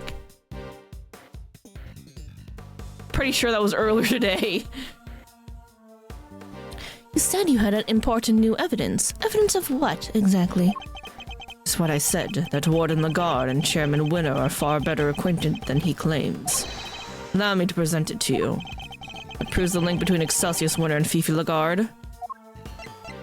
Report from Warden Lagarde to Chairman Winner about the connection between Knight and Canis. This document is a report regarding an interrogation of a certain someone. Oh yeah? And who might that be? The late Mr. Bronco Knight. And the interrogation was to be carried out by none other than Warden Lagarde. Wait, That the interrogation where... Yes, where Knight was killed. This document shows Warden Lagarde planning the interrogation in which Mr. Knight was murdered. this is indeed important evidence. Miles Edwards, you refer to the document in question as a report. Would you care to elaborate to whom was this report addressed? A very good question, Miss Von Karma. And the answer is the most important new revelation of all. We recovered this document from a safe in the storeroom on the 51st floor of the big building. That's the storeroom where the lots for the underground auction were kept. It is. An auction, if you recall, that was presided over by one Excelsius Winner. And that is to whom the report in question was addressed. You still mean to insist that you and Warden Lagarde barely knew one another? I'll refrain from commenting on that matter for the moment, if you don't mind. What? I don't believe it's been conclusively proven that I was the auctioneer yet, has it? You've forgotten the events of this morning already. I think I proved that fact more than adequately. Yeah, but he hasn't been convicted yet. I'll admit defeat in that particular arena, yes, but that was not the courtroom.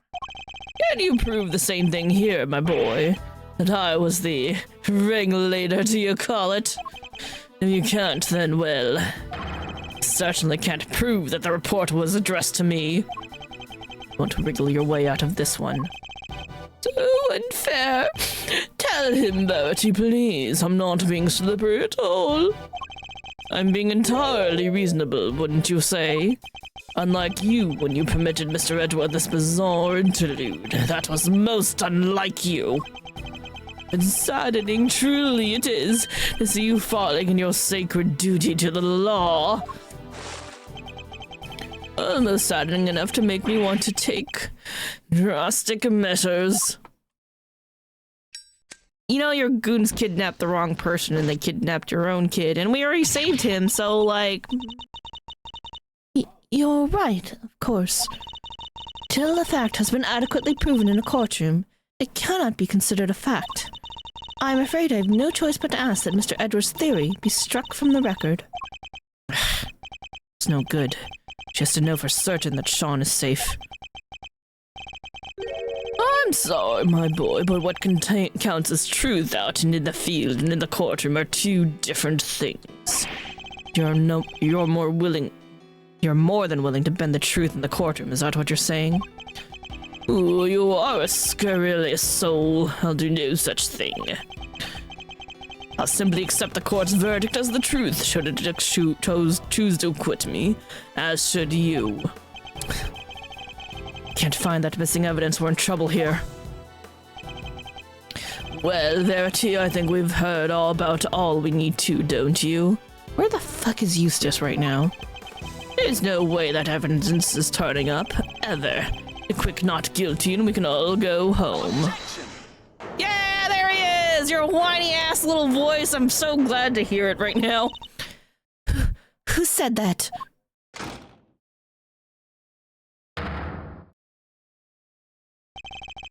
Dad! Eustace? What are you doing here? Mr. Winner, what is the meaning of this? And where have you been? You can't just abandon your duties like that. I'm sorry. You're unfit to be a prosecutor. You're a complete and utter disgrace. Hey, be nice to him. He's just a fucking idiot. It's fine. Why, Eustace? Why can you not get it into your head? This is no place for an incompetent fool like you. Dad, I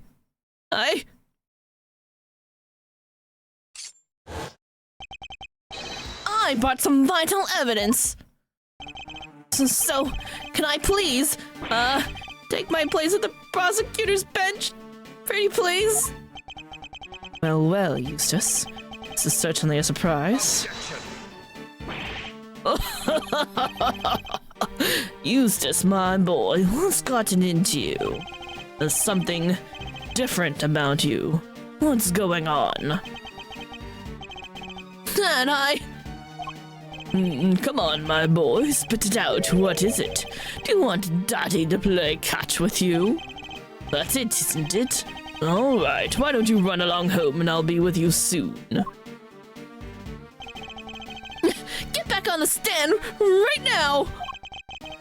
What's gotten into you, child? You're shaking like a leaf. Judge Gavel, prosecution in charge has arrived along with important new evidence. This trial is far from over. Far from over. Surely you can't call an ending to proceedings just yet.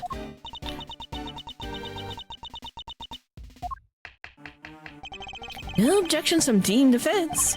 Only wish we could have had our original team captain say that herself, though. The prosecution has no objections either. You think this farce is going to continue? There's no chance of that. None at all. Isn't that right, Verity? He still thinks he was successful in his bid to kidnap Sean, but we know different. Sadly, as long as the boy remains missing, nothing changes. Judge Gavel's hands are still tied.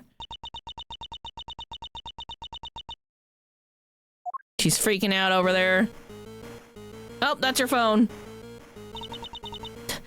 That sound. That's her cell phone. Huh? Mine is also ringing. Oh, I'm getting a call too. Mr. Edgeworth! Mr. Fender! We found Sean, and he's probably calling his mom. Oh, they're all on the phone. They're like, this is super urgent. Also, we gotta look at their phones. So I figured out I could do this. Let's check this out. So he's got cow print, right? Because, like, he's super into cows, which is really cute. His is, like, kind of basic bitch because he's poor. And then hers is all, like, fancy, into really leaning into her Yatagarasu style. And, like, the pattern here matches the pattern on her shirt. It's super cute. These are all, like, very, very appropriate. Look, he's poor because he keeps getting his paycheck cut. It's... can't be helped. He's doing what he can. He found Sean! Detective, you did it! The most important piece of evidence of all, huh? That's some stellar work, your great thiefness. Thanks, we just thought you should know right away. Oh shit, I missed what that said.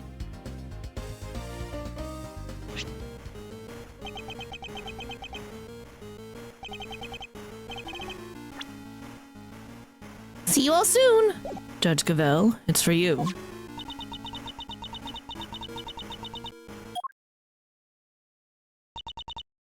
Hello. Yes. Yes, I understand.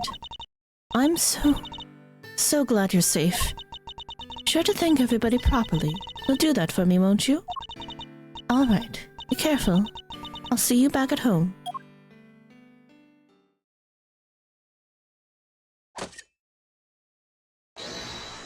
Now she's mad. Mom's mad.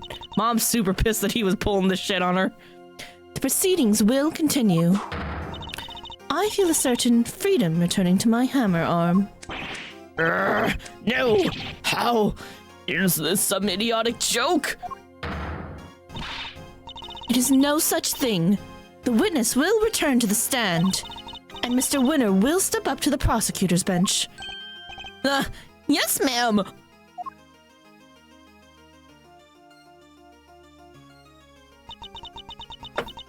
You okay there, Francesca? Eustace Winner, Yeah? I leave matters in your hands. Huh? Facing down on your own father, this won't be easy. I'll be looking on with interest. Don't disappoint me. Bye, Francesca! Very well. Is the prosecution ready to proceed? Mr. Winner, you mentioned some evidence that you wish to present to the court? Yeah, so, the knife and the chisel. Whoa, you tracked down the missing murder majigs? Well, Mr. Winner, did you? About that, I couldn't find them. I searched everywhere, but I was too late. Too late? How so? I remembered something. I saw Dad in the garage this morning. He's carrying something wrapped in newspaper. Where are you going, Dad? Oh, Eustace, I was, just on my way to throw out some trash. We know that bell. And I heard this tinkling sound. Inkling, huh? Let me guess. The bell from Mr. Canis's chisel. You mean to tell the court that you believe the witness disposed of the evidence? I tried. I tried my best, but I was too late. I'm sorry. You said you looked everywhere. Everywhere where? Literally everywhere. I even went to the dump. Which one? Which one did you go to? We gotta go look at the other one. There's two. I got down on my hands and knees and dug through the garbage. I figured that stuff had to be in there somewhere. Wait, that's Eustace. Huh? Hey, what are you doing here? Ah! Rude, he totally ignored me. So that's what he was doing, and he even went so far as to search the dump. But, all I found was this! And this is a little pungent for one thing. Runs in the family, Eustace, you'll understand one day, yeah. Yeah, and you're a little on the ripe side yourself, kiddo. I can smell you from here. Well, what do you expect? And the knife. It's probably somewhere in among all that trash. There was too much to go through on my own. Very well. The court will accept the item you presented into the evidence. You really have outdone yourself, Eustace. You never fail to disappoint, dear boy. You dug through rotten garbage with your bare hands, and that's all you have to show for it. Oh, you drive me to tears. Really, you do. Might be a little too soon to turn on the waterworks just yet, Dad. Let's take a little closer look first. If you wish to waste your time, be my guest. Yeah, he sucks. This dude sucks. We hate him. Hey, Eustace, Miles, do this devastatingly handsome old defense attorney a favor, will you? Hit this guy full in the face with the truth. I mean, you want me to throw the rock at him? Because I will, but I'm pretty sure that's not what you mean. Can't assault people in the courtroom. That's, like, probably really bad. Seems Fender's on board. Good. Let's see if we can't find an opening. So, Winner, could you show me the piece of evidence you found? Sure.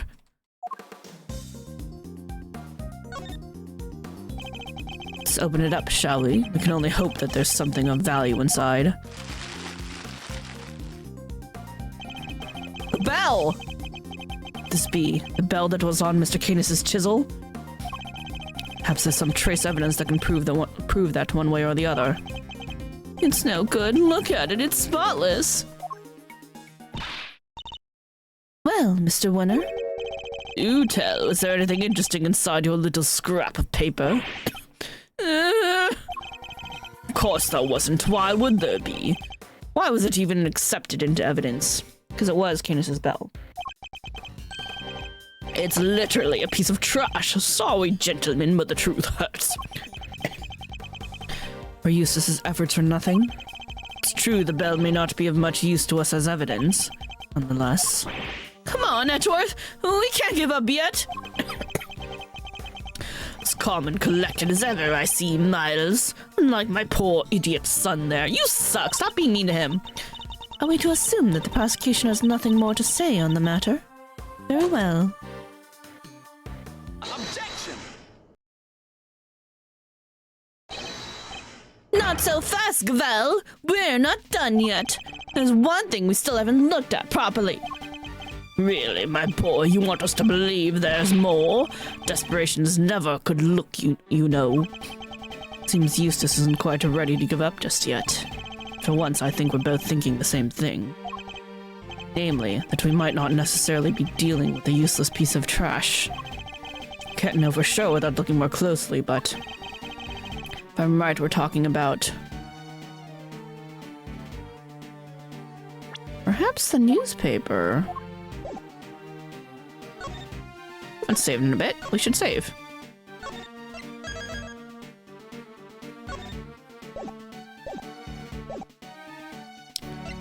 The newspaper.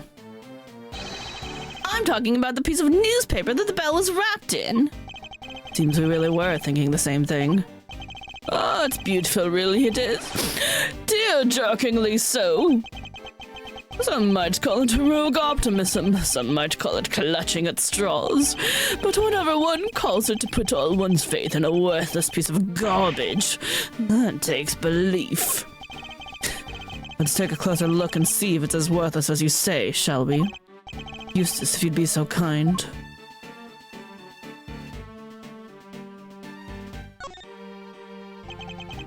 Sir Canis's bell, so we've established it doesn't have a whole lot to tell us. Never mind the bell, look at the paper it's wrapped in! Very well.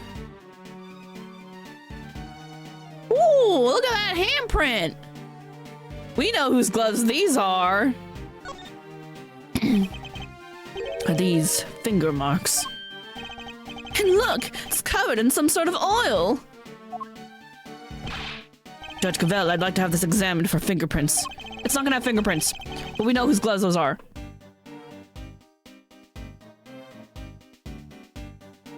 I request that you call on somebody from forensics. Very well. Summon a technician right away.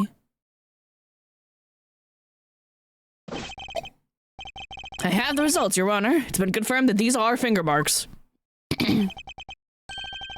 Unfortunately, it looks like they were made by somebody wearing gloves. No! We know whose gloves they are, though. Oh dear, well, that doesn't give you very much in the way of evidence, does it? But I suppose it makes sense if you think about it. After all, this was important evidence. And what kind of idiot would handle something like that without gloves on? Oh, that's right, the kind that would flail about desperately like you, my boy. Well, way to talk to your kids, Super Dad. I'm merely calling a spade, or in this case, an idiot an idiot. Real winners know how to keep their emotions out of things. And take no pity on the weak and the foolish, including their own ineffective offspring. Dad! I spent the last who knows how long proclaiming yourself to be a prize-winning prosecutor, but thanks to my little pep talk this morning, you finally know exactly how those prizes were won. So thanks to me, thanks to the power I wield, you've never stood on your own 2 feet. You've always been coddled, first by me, then by Verity. Dad! Oh, dry your garbage-smelling tears. Wow, that's rude! What the fuck? Garbage-smelling? Not that it's a stench that doesn't suit you. Holy fuck, this guy sucks! Even if it does make me turn up my nose in disgust. Objection! No, you're wrong. I am, my boy. Wrong about what? I'm not the one that smells. You are. Damn. What did you say? Yeah, you smell, and you don't even realize it. You couldn't hide it even if you wanted to. Edgeworth, take a sniff, right there where the finger marks are. You want me to smell it? Huh. Is that oil? Yup, and I know where it came from. Wait, I know it's from somewhere too. It smells of engine oil in here. I guess Winter Senior must be something of a motorhead. That owner tells us something important. I mean, I think the lettering on the gloves told us more, but okay. And it tells us exactly who threw this piece of evidence away. But I guess my dad's right. Guess I'll never be a real winner. I'll never be able to keep my emotions out of things. And I'll never be able to stand up to him no matter what he's done. Eustace. I'll do it. Be strong, Eustace. Remember what you told me. You said you were going to be different from your father. A different kind of prosecutor. And you are a prosecutor. We both are. That's why we're standing here in this courtroom. Prosecutor's highest responsibility is the truth. To see that it comes to light no matter what. We expose crimes and we see that their perpetrators are punished, no matter who they may be. If you truly mean to continue on as a prosecutor, you know what you have to do. I made you a promise. I said that if you could summon the courage to find your feet again, I'd help you. This isn't something you should have to do alone. I'm here. I'm right beside you. Thanks, Edgeworth. You're right! Those finger marks tie my dad to this crime! We just need to show everybody how! I have your fucking gloves, you dipshit. Take that! Smell you pointed out to me, Eustace. It's the smell of engine oil, isn't it? Motorcycle oil, even. Yup, and we both smelled it before in the same place. Yes, in Chairman Winter's garage. What's more, these finger marks feature some distinctive patterns, don't they? The outlines of the letters D, E, A, T, and H, the same letters that appear on the fingers of these gloves. Gloves that can be bought in any store. How does this prove anything, dear boy? Oh, the stains on the gloves, too. How indeed. That's not the only thing that connects your gloves to the piece of newspaper we found. Let's look again at the scrap of paper the bell was wrapped in. And compare it to the gloves we found in Chairman Winter's garage. There's a feature that undeniably connects the two. This fucking yellow whatever the shit this is. This right here connects the two pieces of evidence without a shadow of a doubt. It does? Can't say you see the connection. Is it not the yellow shit? Tony, Edgeworth can't see it either. Shit. Look at the newspaper again. Something here that matches those gloves. And only those gloves, it has to be.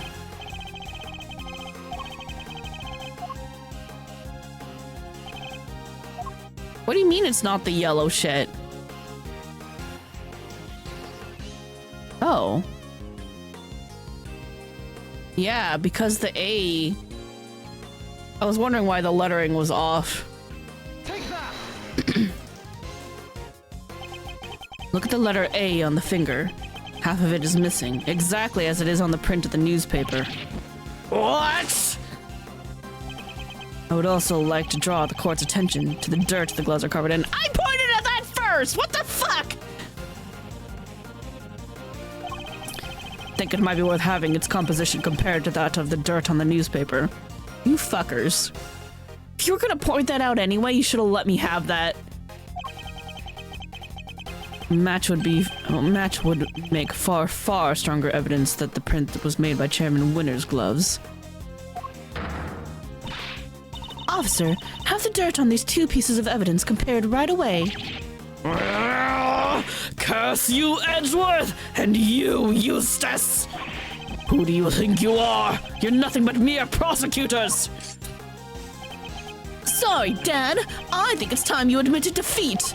You suppressed vital evidence, and we just proved that in a court of law. Yeah, Eustace got cursed out too. He's doing a great job. And you did it to try and protect the defendant. What do you think you're going to be able to... Do you think you're going to be able to make that stick? Think they'll send me to prison? Me? You think you'll be the one to finally take me down? You're a fool, child, a fool! Objection! Just give it up, Dad. Admit what you did. Objection! You think you'll stand a chance without me around? You won't last 5 minutes. He's got me now. You know what? I think I might be okay. All I ever wanted was to become a prosecutor, to make you proud.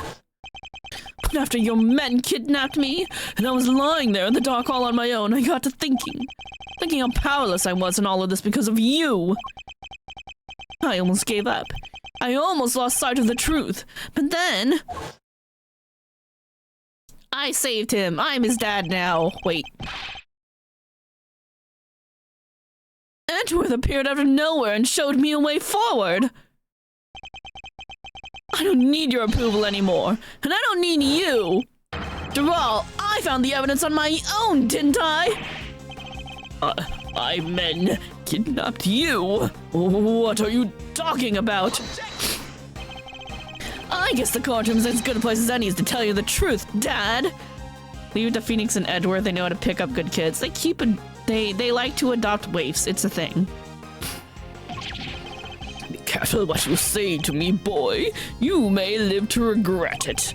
You're a fool, Eustace, and you always will be.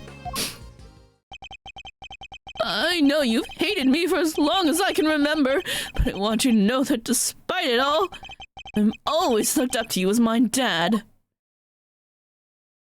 I want a big reveal that he's not really his dad, because it'll feel a lot better. Thanks for everything, Excelsius, and goodbye. When did you... You need me, dang it! Eustace!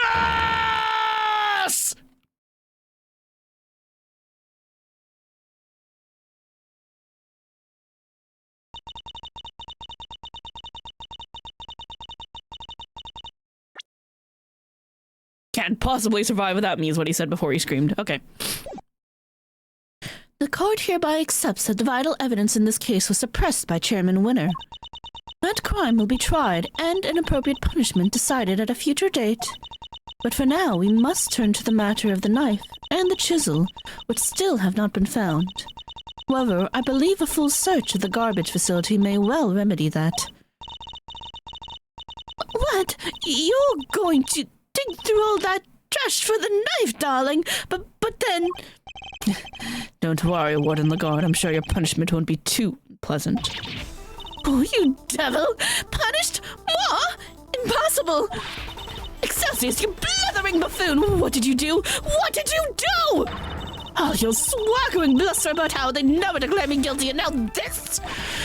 You were the one I went to after they arrested me, because you made me believe I could trust you! Not only did you kidnap a child to try to help me, it didn't even work! Idiot! You feckless, useless idiot of a man! Unsightly outburst, to say the least, but an informative one, too. Wouldn't you agree, Eustace? Yeah, she really let some juicy info slip there, right? She did, right? Yes, she did. We really need to work on your confidence. Very well, then it seems we may be able to bring these proceedings to an end at last. Lang, what the fuck? Huh? Who's that? Motherfucker, what are you doing? What are you doing? I need this! Sorry, Judge Gavel, your happy ending will have to wait. Lang Ji says, the end of this trial is not necessarily the end of the matter.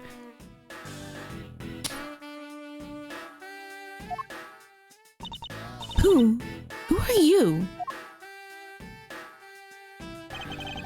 Just a lowly lone wolf investigator by the name of Shilong Lang. And you have some sort of objection to these proceedings, I take it? Ha! Not really.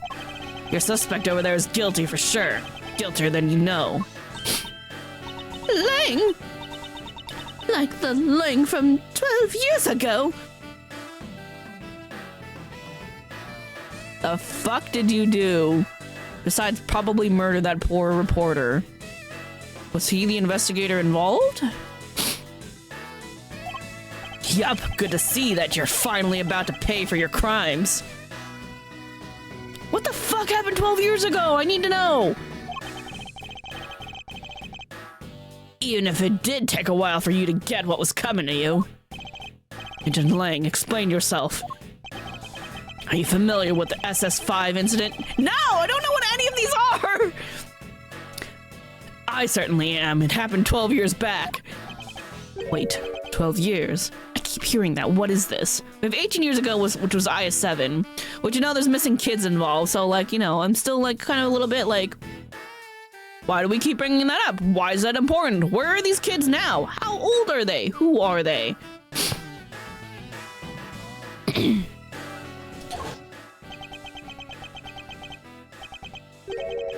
Look, a lot happened, okay? This is all 12 years ago or more. Or more. He said or more. Wait, Lang, how old are you? Alright, 18 years ago, you would have been 9, right? No, but we know who his dad is. His dad was a police officer. Okay, so he can't be related to Gusteau. Who are the kids? Where are the kids?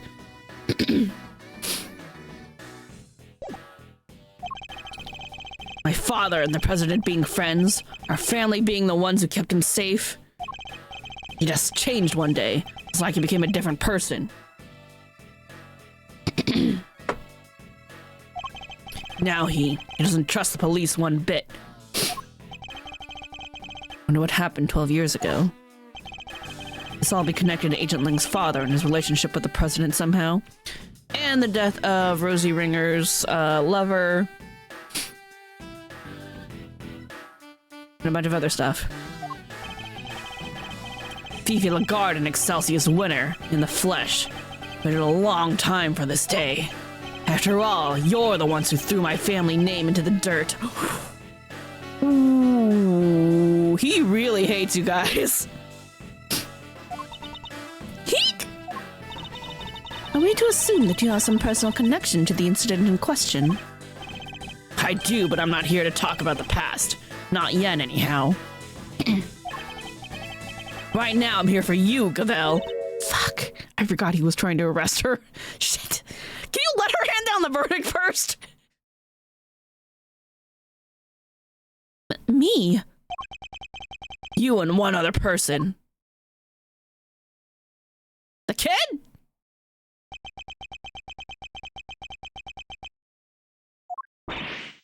Sean! You're both under arrest. The fuck, Lang? What the fuck? On suspicion of having conspired to murder Dijun Wang, president of Jangfa. I know who did it. It was fucking Canis. We just have to find him. Come on. Objection! Where is your evidence, Agent Lang?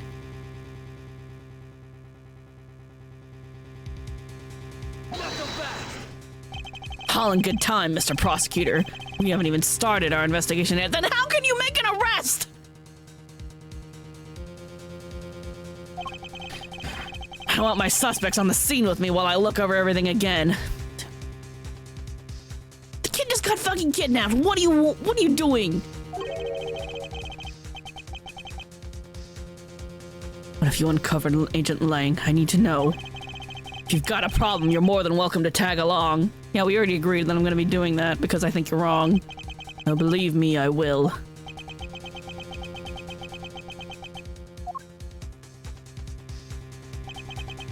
The end of the trial is not necessarily the end of the matter. We certainly haven't come anywhere closer to solving the mystery of the president's murder. Yeah, but that's a separate thing. We still need to convict Fifi. Or uncovering the truth behind these so-called monster sightings. Yeah, I know. We still have that stupid 3 giant footprint thing that we haven't figured out yet. So I have an idea. I'm pretty sure Mr. Winter took a sledgehammer to it. And then we still gotta track down this guy, who is almost certainly Canis. Figuring out who that was on the phone. I'd say the matter is far from over.